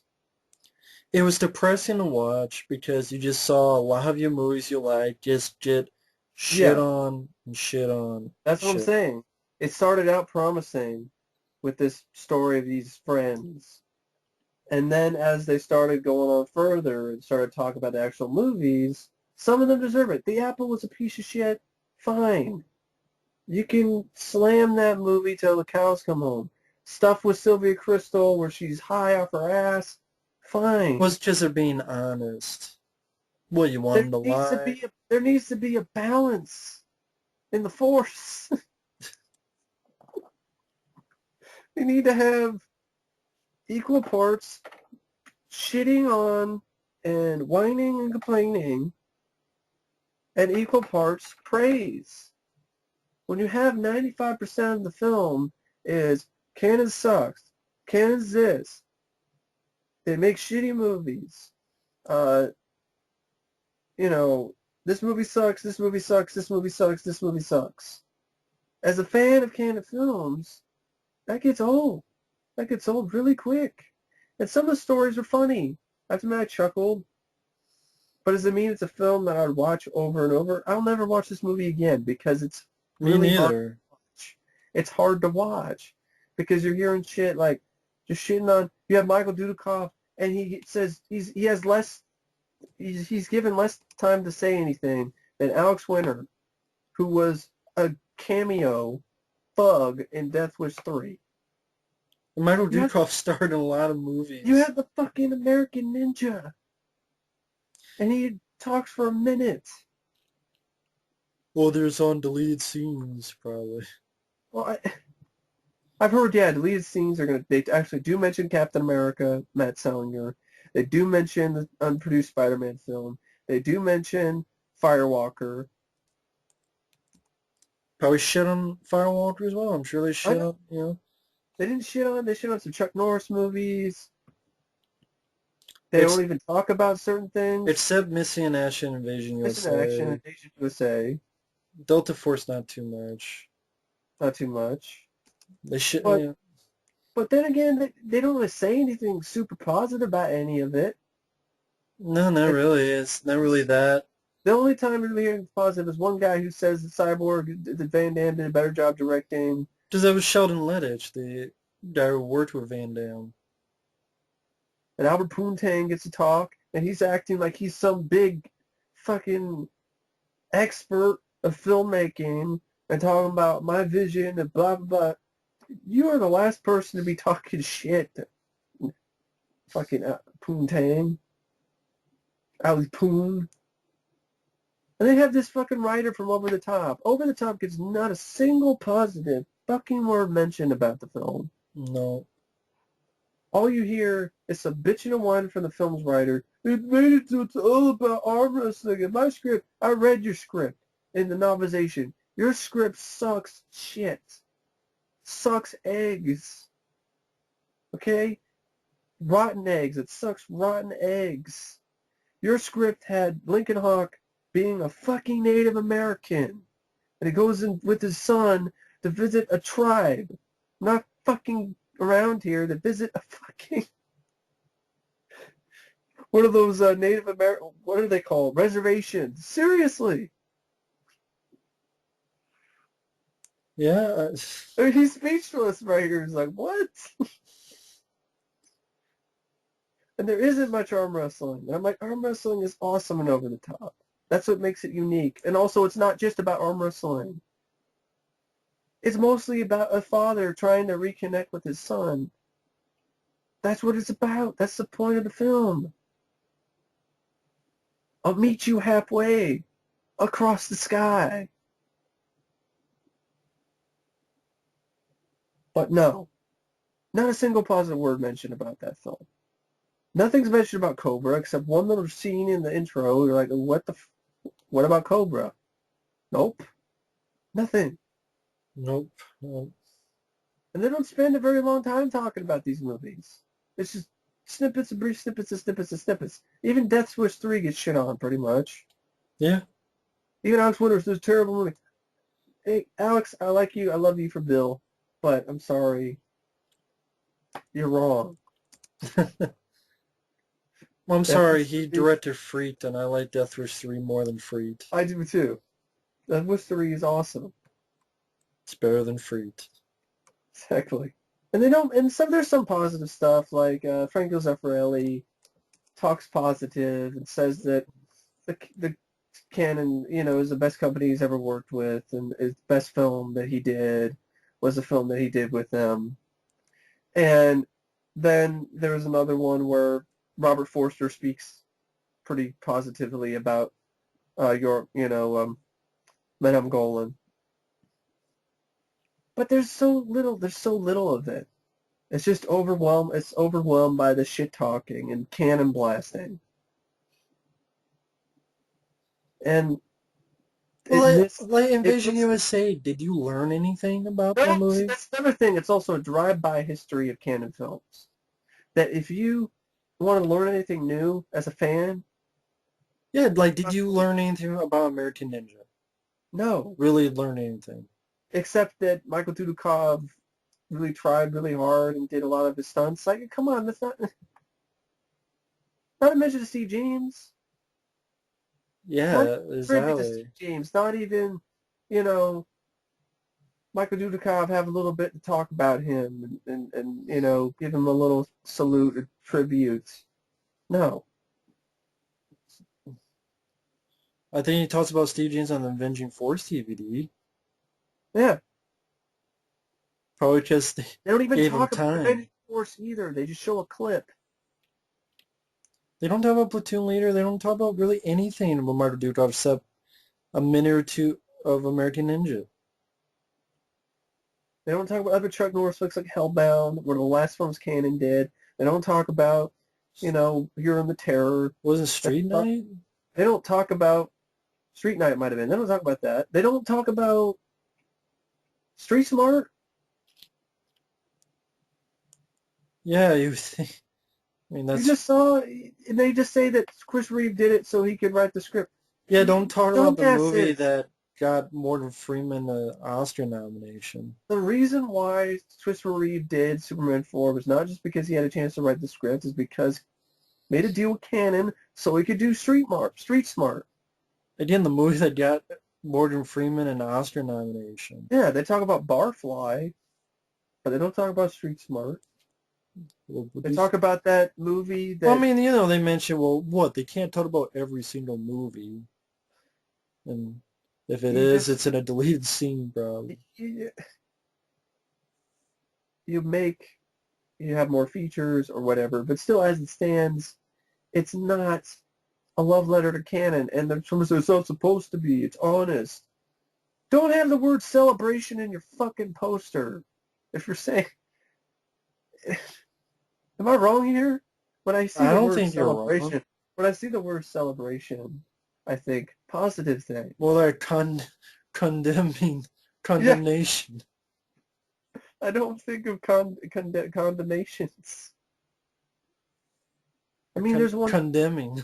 Yeah, it's a condemning of canon films. That's what it is. It's canon blasting. They're blasting canon for almost 2 hours. And then only at the end, credits, do they finally begrudgingly say some... Well, we don't like it because we're actually fans of canon. What can we say? We're actually fans of canon films. Maybe that's why. Yeah, I Even know. Masters Universe. That's just shit talk in that film. Saying stuff like Dolph, That's you a. gave that guy lines. I think that's a film. If I give it another shot, I'm not going to hate as much as I used to. I really don't, because I've seen so much worse. And at least I grew He-Man's up the lead in that I grew up movie. watching that, and it's fun to watch. I thought Frank Langella is the best Skeletor ever, and they He-Man's the make fun of him. star. And they make fun of him. They make fun of Frank Langella, His makeup, right? his makeup. I'm like, it's not that fucking bad. No, I don't think it was that bad at all. I didn't think it was bad at all. I don't know what's bad Eric about the God, he had, makeup. the director had a reason to be like, they shut me down, and I didn't have an ending yet.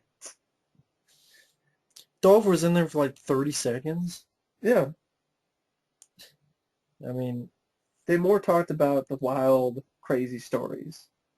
And yeah, that might be interesting, and that has its place. But you even need then, a to lot of get them are out. not crazy stories. There's no crazy stories of American Ninja or No, but they're crazy Sabotage. stories about like Sylvia Crystal being high and the Hercules script being more R-rated, Yeah. and Lou Ferrigno finally be like, "What is this? The first scene is somebody's blowing Hercules. I thought this was a family film. Yeah. I want to make a family movie." I didn't like I didn't like it at all. I There are really some didn't. things that I chuckled at, and I have to admit that I enjoyed, but as a whole, the film sucked because it was not a celebration of canon films. It was cannon blasting and a few praise, and it seemed like anybody who was praised got cut off. To me, it was a condemning of canon films. That's what it felt like to me. It's a condemning of canon films. It was depressing. There was no heart. There was no. There was the most minimum there of the fan base. The most you got for a love letter was the opening credits, Yeah. which is a cool little montage. And that got me interested, and I'm like, okay, cool. It's gonna be. No, it was nowhere near as awesome as Yeah. that montage was. I mean, they Right. even talk about stuff like how did Shokasugi become a ninja? They just talked about Franco Nero. They're like, well, the other guy sucked. He was an athlete. He sucked. So we need to find somebody else. And I'm like, Franco Nero sucked too. He was a bland, boring ass ninja. He sucked Suck too, ass. yeah. But Electric Boogaloo. Talk more about Break-In than American Ninja and He-Man, Masters of the Universe, Hmm. Over the Top. They talk more about Break-In. And the Apple. Yeah, there's not much more I can say about it. Fuck it. Needed the fans' presence. I needed to have a little break between the cannon blasting where you have the fans, like actual fans of canon, like just dire fans. Their thoughts. Not some jaded fucking writer. I understand they work with canon and it sucked for some of them. Yeah. All right. Yeah. It's how it felt the same way when I watched this as it felt watching the Leviathan documentary on the Blu-ray. Yeah. Where he interviewed the people who worked on the film and they're bitching and moaning and whining and crying.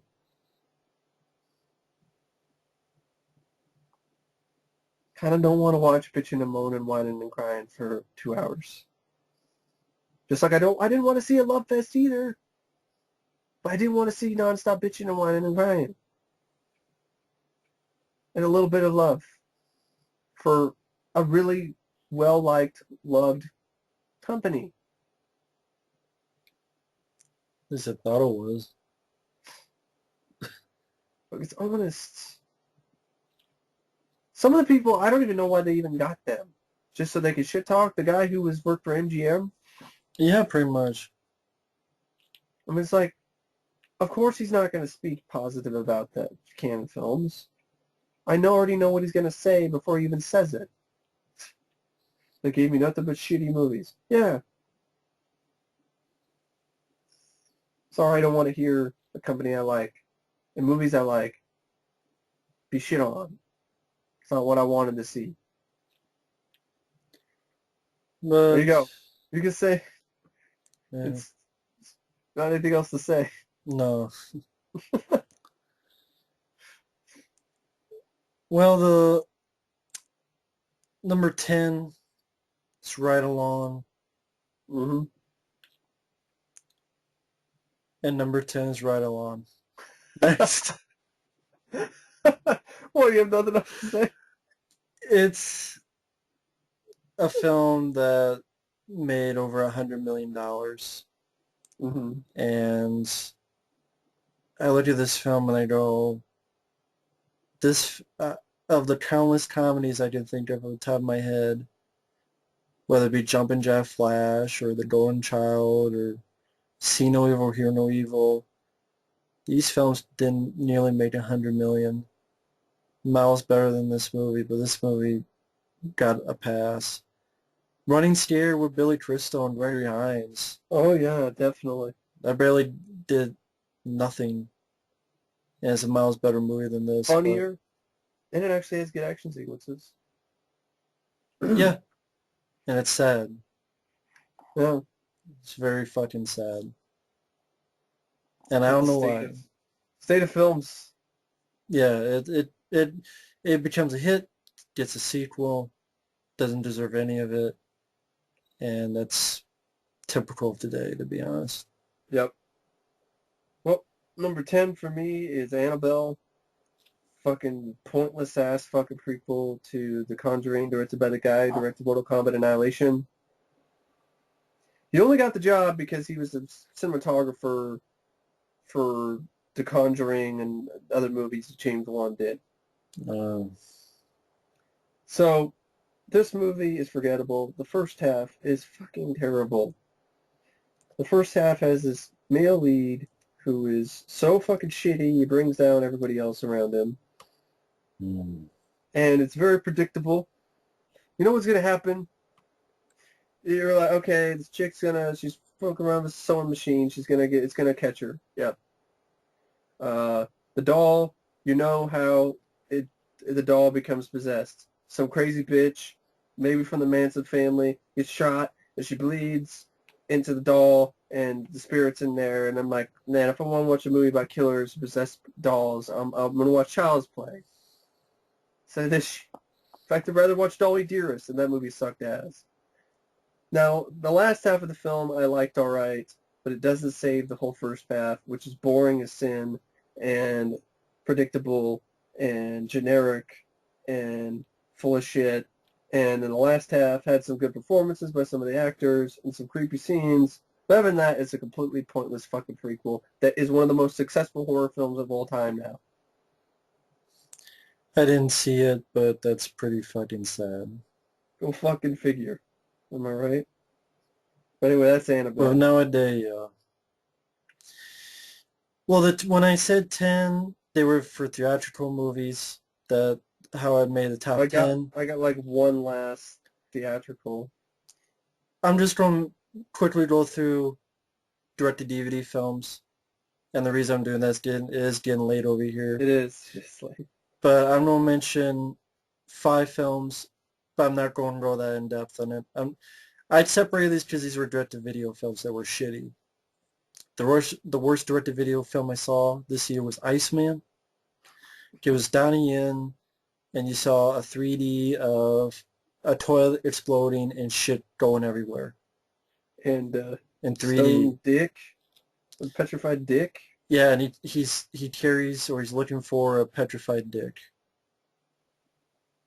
And this movie's so bad, Matt didn't even finish it. And no, I didn't finish it. It's a Donnie Yen film, and I said fuck it. And yeah, petrified dick and exploding shit in 3D in a Donnie Yen movie. Enough said. And the second direct-to-DVD film I hated was Sector 4 Extraction, which I just reviewed. What the fuck is that? A really shitty, low budget Olivier Gruner film where it's so fucking dark you can't see anybody. And about bitches who want sex and pizza they're and making pizza for their kids and they're talking about sex. and then shitty editing. Don't Oliver Gruner gets captured. You don't know how and when. And then fucking bitch ass of a wife Olivia Gruner has, where it's like, you need to take your kids to the Grand Canyon. Even though his buddy's about to get their heads cut off overseas, she's like, tough, you need to stay here and take your kid to the Grand Canyon. Oh my god. A terrible overlong montage sequences of Exactly. Olivia Gruner disarming and pulling out a gun, disarming, pulling out a gun, disarming, pulling out a gun, Exactly. disarming, pulling out a gun, One, disarming, pulling out a gun. yeah, one of the worst Olivier Gruner films ever made. That's saying something, is Matt seems Yeah. savage. Savage is better. Third worst one is Pro Wrestlers vs. Zombies because Roddy Piper I like. It was a waste of his talent. It was disappointing. Because I know you like the trailer. And Because it is a low budget film, but everyone sounds like they're dubbed. I because don't they know. were. Because They you found out were. that the guy died or something, remember? The guy died and they had to Yeah, that's sad. But I still look at the movie and I'm like, wow. And even then, like, it just it. Come on, it's fucking wrestlers. Roddy Piper fighting zombies. they don't even fight him in a ring like you were saying.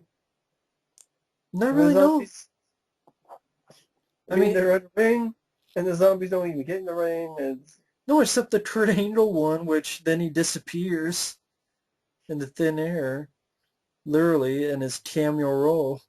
well, that's Kurt Angle for you, so But I like Roddy Piper. I because he think, sucks. huh? You suck, Oh, Kurt Kurt Angle. Angle, yeah. You suck. You suck. You suck. I would say Roddy Piper is good. Other than that, it's a waste of opportunity. Roddy Piper fighting zombies. You kind of just see most of the scenes of Roddy Piper in the trailer, right? Like, how do you like it? And biting the zombie and You see stuff some like of it, that. yeah. I mean, really, if you ever see just fast forward to the fucking Roddy Piper stuff. Other ones are See No Evil 2. For some reason, they had Kane gave him dialogue. I don't know why. Depressing ending where everyone dies. Well, that's typical. See No Evil 2 sequel that didn't need to be made. Wearing a stupid looking mask. And the With a other, bunch of chicks were hot, but they're hot, but they can't direct for shit. Or there's nothing to them, their direction. I haven't seen American Mary that they did, and I heard that's better, but, And the other two, I don't remember them, but I know I see them and I rant on them. Knights of Badassdom and In the Blood. Well, that's a badass, and I kind of remember how you felt about it. It was just not funny. It was really shitty, and another one that was boring. Yeah, it was about And LARPing and, these LARPers accidentally bring a demon to life. it had some really shitty effects. It does, especially the ending, that's right. The ending that I swear they stole from Tenacious D, The Pick of Destiny. And Because then they In the seen the Blood, demon. yeah, And the Blood was just a lame action film with, Gina Carano. yeah, she she deserves a better movie. Because In the Blood isn't it? It's a very cheap Boring, long, drawn out. and shitty version of Taken by the same director who did, who was starring Christine, the boring guy, and Christine, the Boring guy. actor. Oh, I'm gonna fuck it up. I know I'm gonna fuck it up. So What's his name? something Stockwell, right? Yeah, Stockwell was his first name. It's not. It's not. I'm gonna fuck it up and say the wrong thing. So I know what it is. I'm just waiting for you. What's his name? oh god damn it! That's his name. Who?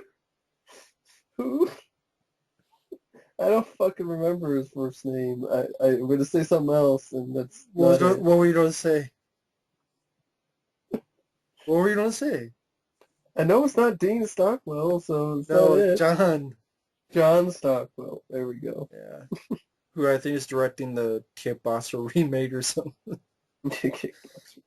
But yeah, in the blood. And Van Damme's gonna be in the Kickboxer remake, Yeah, that's only positive. but he's playing the trainer, which is Yeah. weird. But in the blood, lame. Just a boring movie. Slit your wrists and die rather than watch that. Just a low budget, lame movie. And that's all I'll say. Go for it. Fucking terrible, terrible, terrible, terrible movies here. This year, like we said, it was a year we go to hell, and next year it might not have as many of the dreaded movies, but to be honest, it looks like a fucking wasteland, which might be even worse. Yeah. There's nothing. It's the future of Mad Max. It's the only one. Mad Max Fury Road I want to see, but Right. this year sucked. And it had some of the worst films that I've ever seen and some of the most disappointing movies. And actually, I forgot one more. And it's the fucking Equalizer with Denzel Washington. Was that the one more movie you had, or was it? Yeah, that was the one more. It's an action thriller. It's not thrilling. It's boring as fuck. Seemed pretentious a little bit. It was artsy-fartsy. It's an R-rated film that doesn't go all the way and has moments where I think it needs to be PG-13. Oh, Denzel Washington's gonna fuck some guy up with a sledgehammer. No, he's not. We don't see it happen. What? What the fuck was that about? It drills some dude in the head, but you don't see the drill penetrate. Shoots a bunch of fucking guys and you see them dead already. Why? This isn't PG-13. Why are we pussying out like this? A shitty villain who's laughable, has a laughable accent, and is completely forgettable. Yeah. A corrupt cop that I swear, he says the F word so many times in one scene that you could make a killer drinking game out of it. You're going to be bombed before the credits roll. Because if you take a drink every time this guy says fuck, you're fucked. Yeah. And it's a waste of Bill Pullman, who's in the film just to drink some soup, play some chess, say a couple words, and get the fuck out of the film. Yeah. The movie's way too fucking long, and like said in your rant, it desperately did need an editor. There's scenes that are pointless that could easily be cut out of the film, and you wouldn't miss anything, and it wouldn't hurt the film at all. There's too many instances in the film where it cuts and tries to be an art shot, and I'm like, okay, it's a pretty shot, Fuqua, but it's slowing the pace down. A climax at the end that is just so overlong and drawn out, it feels like just an excuse for a Moby music video. Yeah. Slowly stalking people in a home mart. This is not really Home Depot, but Right. or Lowe's. It's like this movie is low. It's a low blow. Fucking sucks. And Denzel Washington's the only good thing about it. The screenplay sucks. It's a shitty story. The villains are generic and boring. I like John Wick. I like it a lot. But I have to admit, I'm sick and fucking tired of Russian mobsters. In these type of movies, Russian mobsters are the villains and fucking Let's Be Cops as well. So it's like, Russian mobsters. What is this, the 80s again? Are the Russians our enemies? I thought... It's a cliche. And Equalizer had a good build-up, and I fucking wasted it. There's fight scenes, most of them are forgettable. There's one cool fight scene with a corkscrew, which is cool, but it doesn't save the film. And Denzel Washington does some badass stuff, but his character is kind of unlikable because you don't know a jack shit about him other than he likes to read, and he likes the pips. That's it. He likes to help people. That's all you know. and you build up the relationship with Chloe Grace Moretz and Denzel Washington, and she gets beat up by these asshole Russians. She's in the hospital. Denzel tries to free her, kills a bunch of guys because they don't let him do it, and then you just drop her out of the fucking movie for a fat wannabe security guard. Yeah. I don't give a fuck about. Great. And then she shows up at the end of the movie, and you're like, wasted opportunity because you had chemistry going, and then whatever. You fucked it up. You fucked it all over. We have an interrogation scene, which is boring, where Denzel Washington is trying to interrogate this crooked cop with fucking carbon monoxide, and I'm like, lovely. Great. There's nothing you can do to make that exciting. Or thrilling. Curse of Chucky didn't do it, and this movie doesn't do it either. Can't do it. It's not exciting trying to poison somebody with carbon monoxide. Yeah, that's right. Yeah. It's fucking boring. It was boring. So, the movie's boring. It's not thrilling. It's overrated. 7.4. Give me a fucking break. And Denzel Washington's only good thing about it is the villain sounds like a really shitty Bond villain, really shitty accents. Mm-hmm. It's not believable as an intimidating factor. When he dies, it's so over melodramatic. It's laughable. Falling in the rain in slow-mo. Yeah. And even it's laughable the way that Denzel Washington kills the main Russian bad guy. He electrocutes him in the shower. Yeah. Some lame-ass shit. The Equalizer is. It's a lame-ass movie. There's a better version of this film that came out this year. It's called John Motherfucking Wick. Exactly. So. And that's the way it is. See, I told you, start with number one. I got drained a little bit, but I was just because I got tired. No, I mean, I got drained, so it was more for me. Energy, but no, I mean, that was more for me. I knew I would get drained. Tired. Late. So, I don't know how this will be, folks. It's a long video, so I'd probably split into parts. Yeah. So, hopefully you enjoyed the parts. This year sucked. For the most, I mean, there were some good movies. There were a decent amount of good movies I thought this year, actually. Yeah. But a lot of them weren't in theaters. Some of them were. Some of them were surprises. Some of them were surprises. But that'll be another time. The movies we hated were some of the worst I've ever seen. Really hated. Robocock, Expendables 3, Goddamn Zilla, Teenage Mutant Ninja Turtles, Some of them are 2, Ouija, Sabotage, Right Along. These are actually, honestly, some of the worst fucking movies I've seen lately. And so that's what I'm saying. That's why I mean this year was really shitty, because even some of the really good movies I liked, honestly, some of them I would not put in my favorites list of all time, even though I like them. Right. But Robocock is one of the worst films I've ever seen. Expendables 3 is one of the worst action movies I've ever seen. Goddamn Zilla is one of the worst so-called Godzilla movies I've ever seen. Yes, I'll say it. Roland Emmerich's Godzilla is better. The 1998 Godzilla is better than Goddamn Zilla by a mile, because it actually has fucking Godzilla in it. Well, to some it doesn't, but whatever. But anyway, thanks for listening. Take care, and we will see you guys down the road. Yeah. Later. Later.